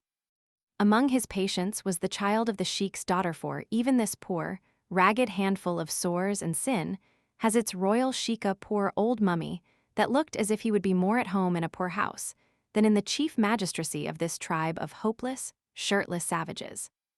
The princess I mean the sheik's daughter was only 13 or 14 years old, and had a very sweet face and a pretty one. She was the only Syrian female we have seen yet who was not so sinfully ugly that she couldn't smile after 10 o'clock Saturday night without breaking the Sabbath.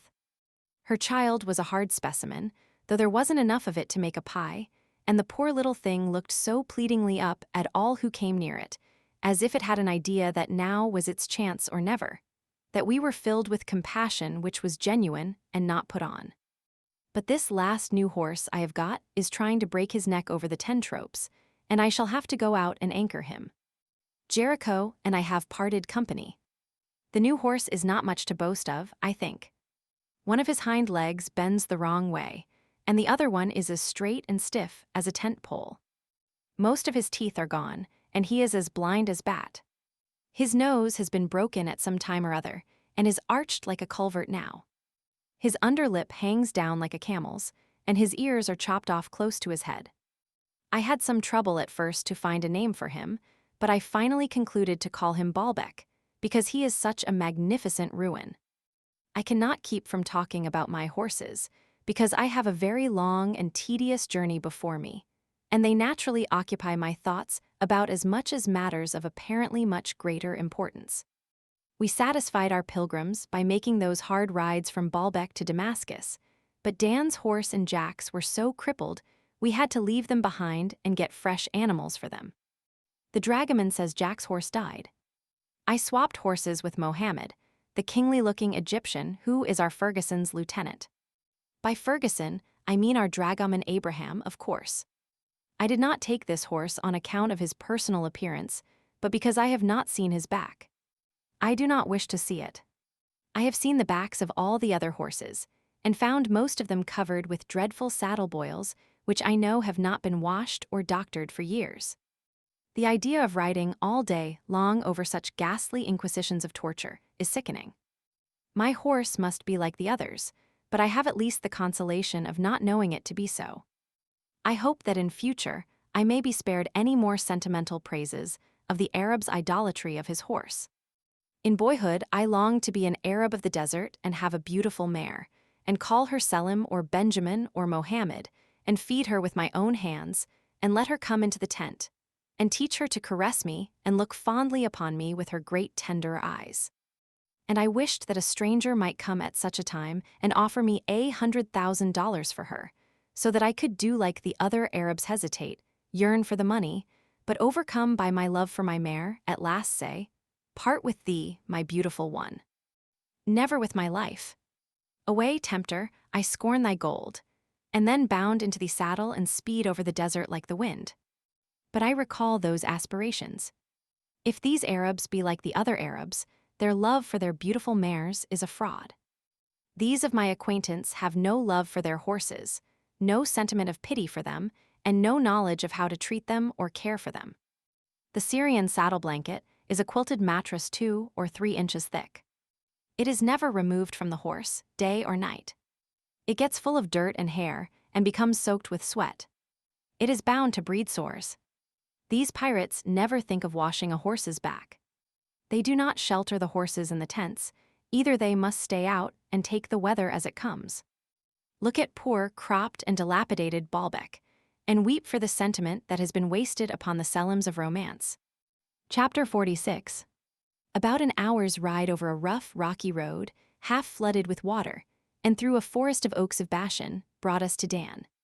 From a little mound here in the plain issues a broad stream of limpid water and forms a large shallow pool, and then rushes furiously onward, augmented in volume. This puddle is an important source of the Jordan. Its banks and those of the brook are respectably adorned with blooming oleanders, but the unutterable beauty of the spot will not throw a well-balanced man into convulsions, as the Syrian books of travel would lead one to suppose.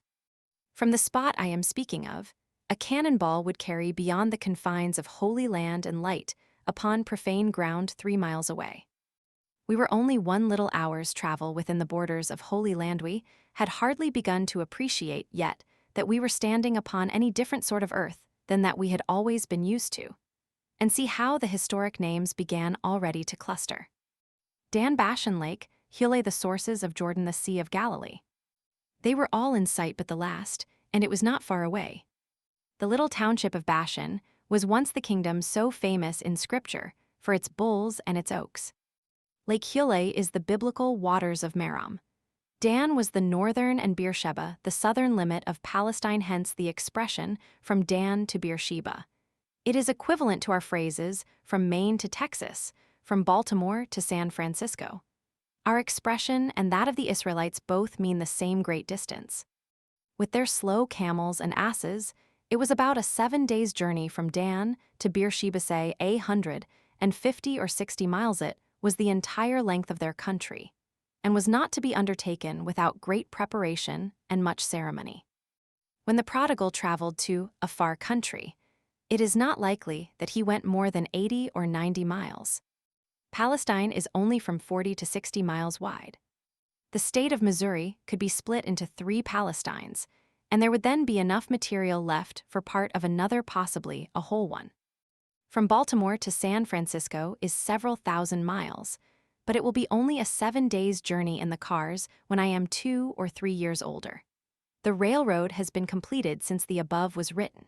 If I live, I shall necessarily have to go across the continent every now and then in those cars, but one journey from Dan to Beersheba will be sufficient, no doubt.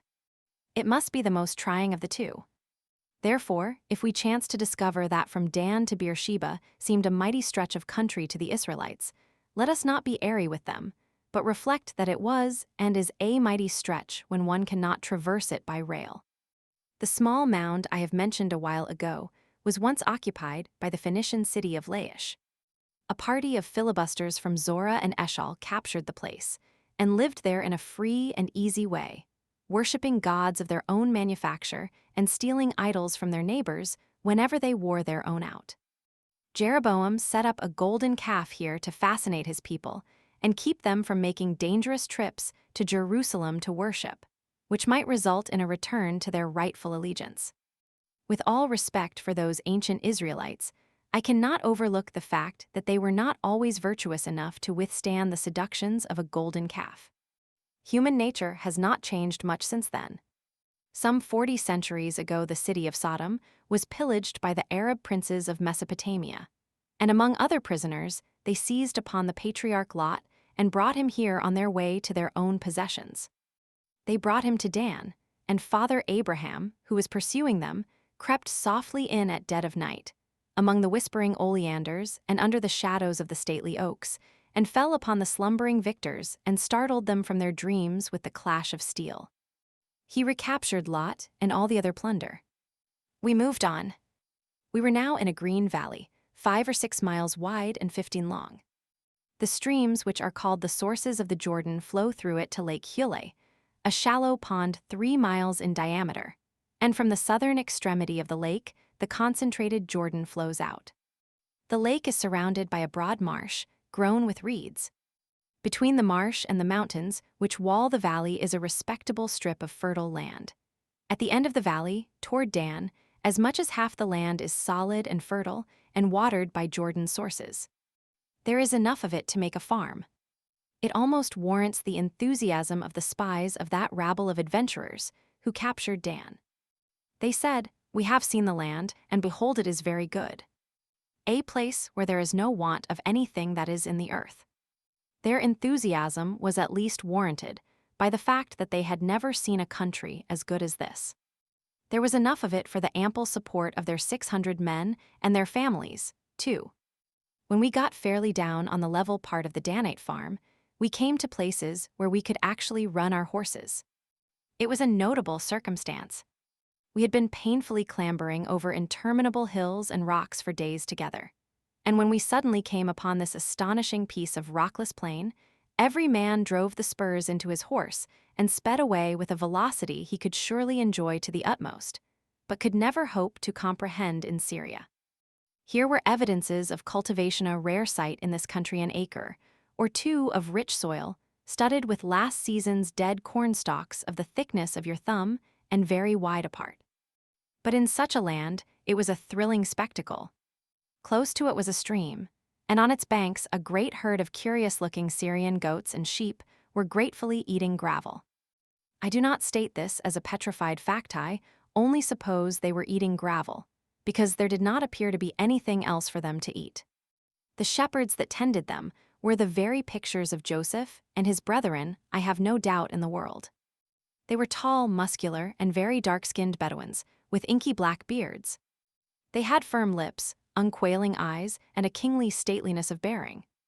They wore the party-colored half-bonnet, half-hood, with fringed ends falling upon their shoulders, and the full, flowing robe barred with broad black stripes, the dress one sees in all pictures of the swarthy sons of the desert.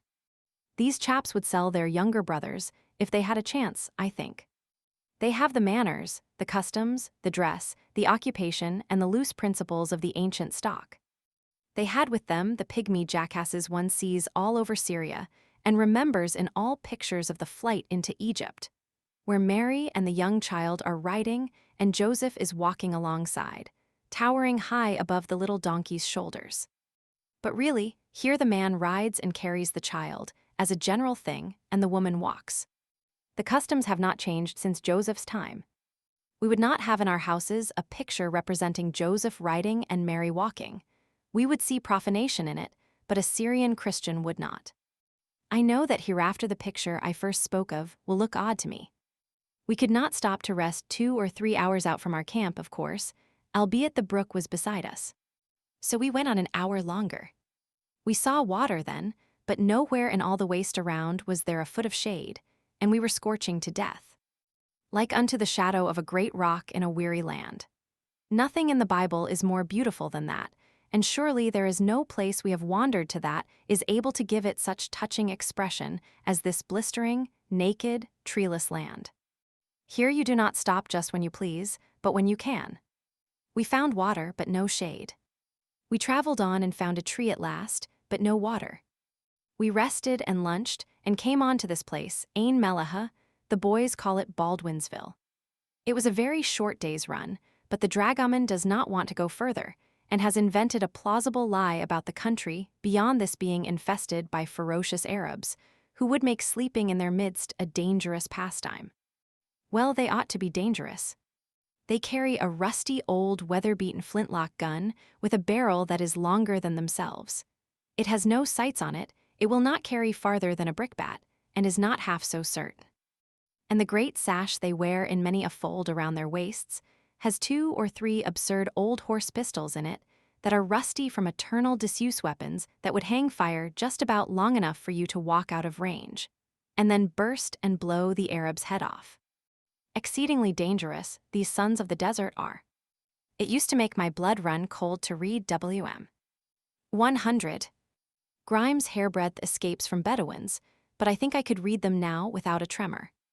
He never said he was attacked by Bedouins, I believe, or was ever treated uncivilly.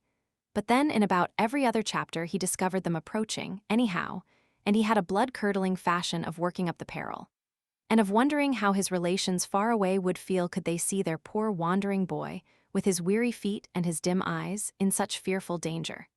And of thinking for the last time of the old homestead, and the dear old church, and the cow, and those things. And of finally straightening his form to its utmost height in the saddle, drawing his trusty revolver, and then dashing the spurs into Mohammed, and sweeping down upon the ferocious enemy determined to sell his life as dearly as possible.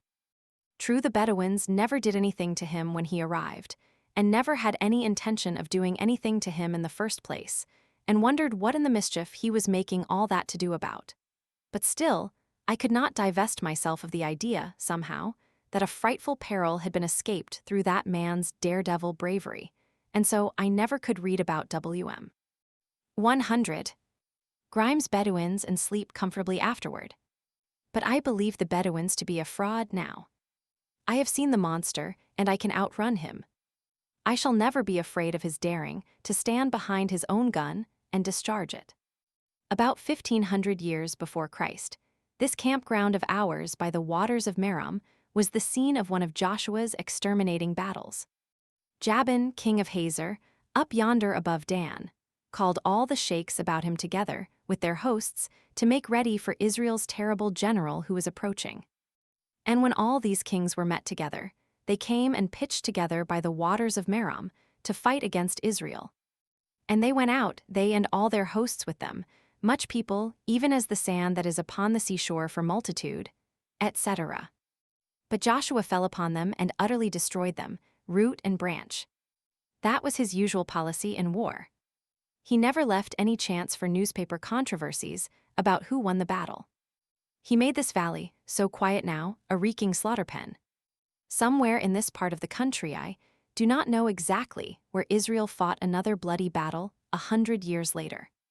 Deborah, the prophetess, told Barak to take 10,000 men and sally forth against another King Jabin who had been doing something.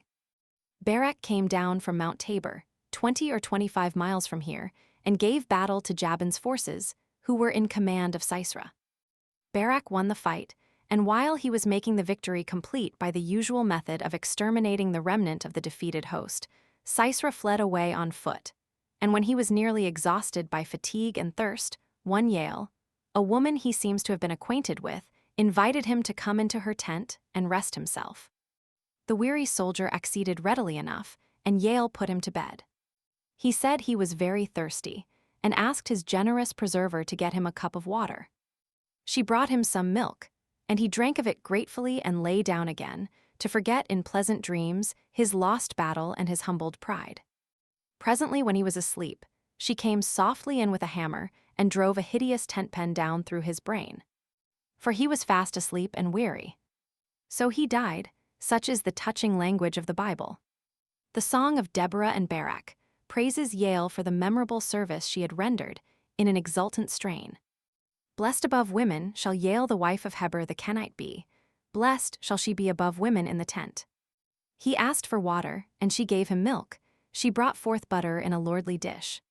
She put her hand to the nail, and her right hand to the workman's hammer.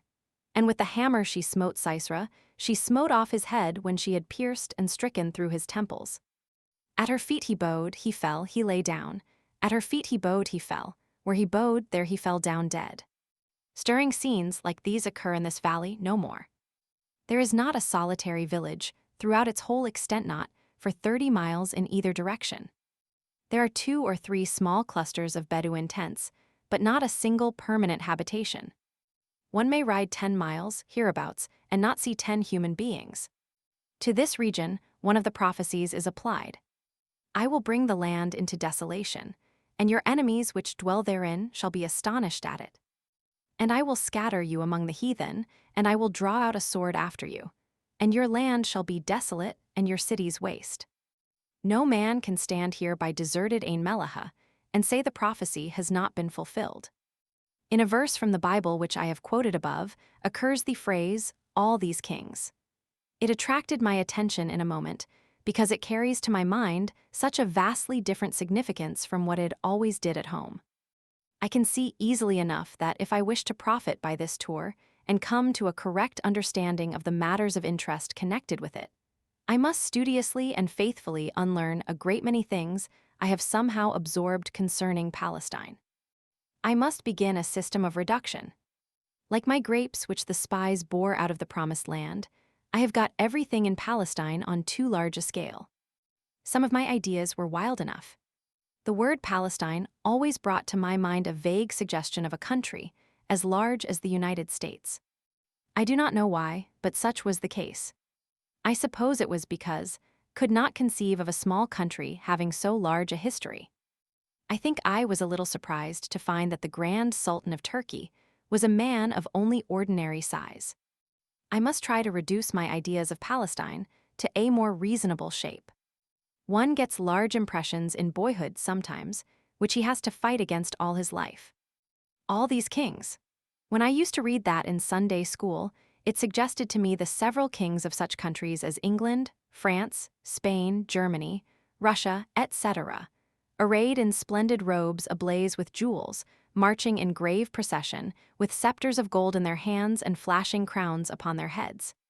But here in Ain Melech, after coming through Syria, and after giving serious study to the character and customs of the country, the phrase, all these kings, loses its grandeur. It suggests only a parcel of petty chiefs ill-clad and ill-conditioned savages, much like our Indians, who lived in full sight of each other and whose kingdoms were large when they were 5 miles square and contained 2,000 souls. The combined monarchies of the 30 kings, destroyed by Joshua on one of his famous campaigns, only covered an area about equal to 4 of our counties of ordinary size. The poor old sheik we saw at Caesarea Philippi with his ragged band of 100 followers would have been called a king in those ancient times.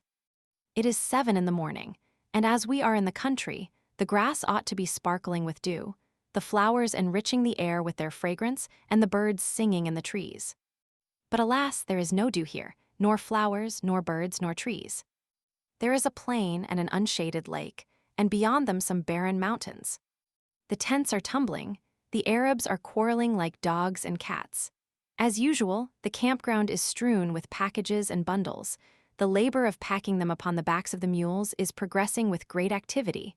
The horses are saddled, the umbrellas are out, and in 10 minutes we shall mount and the long procession will move again.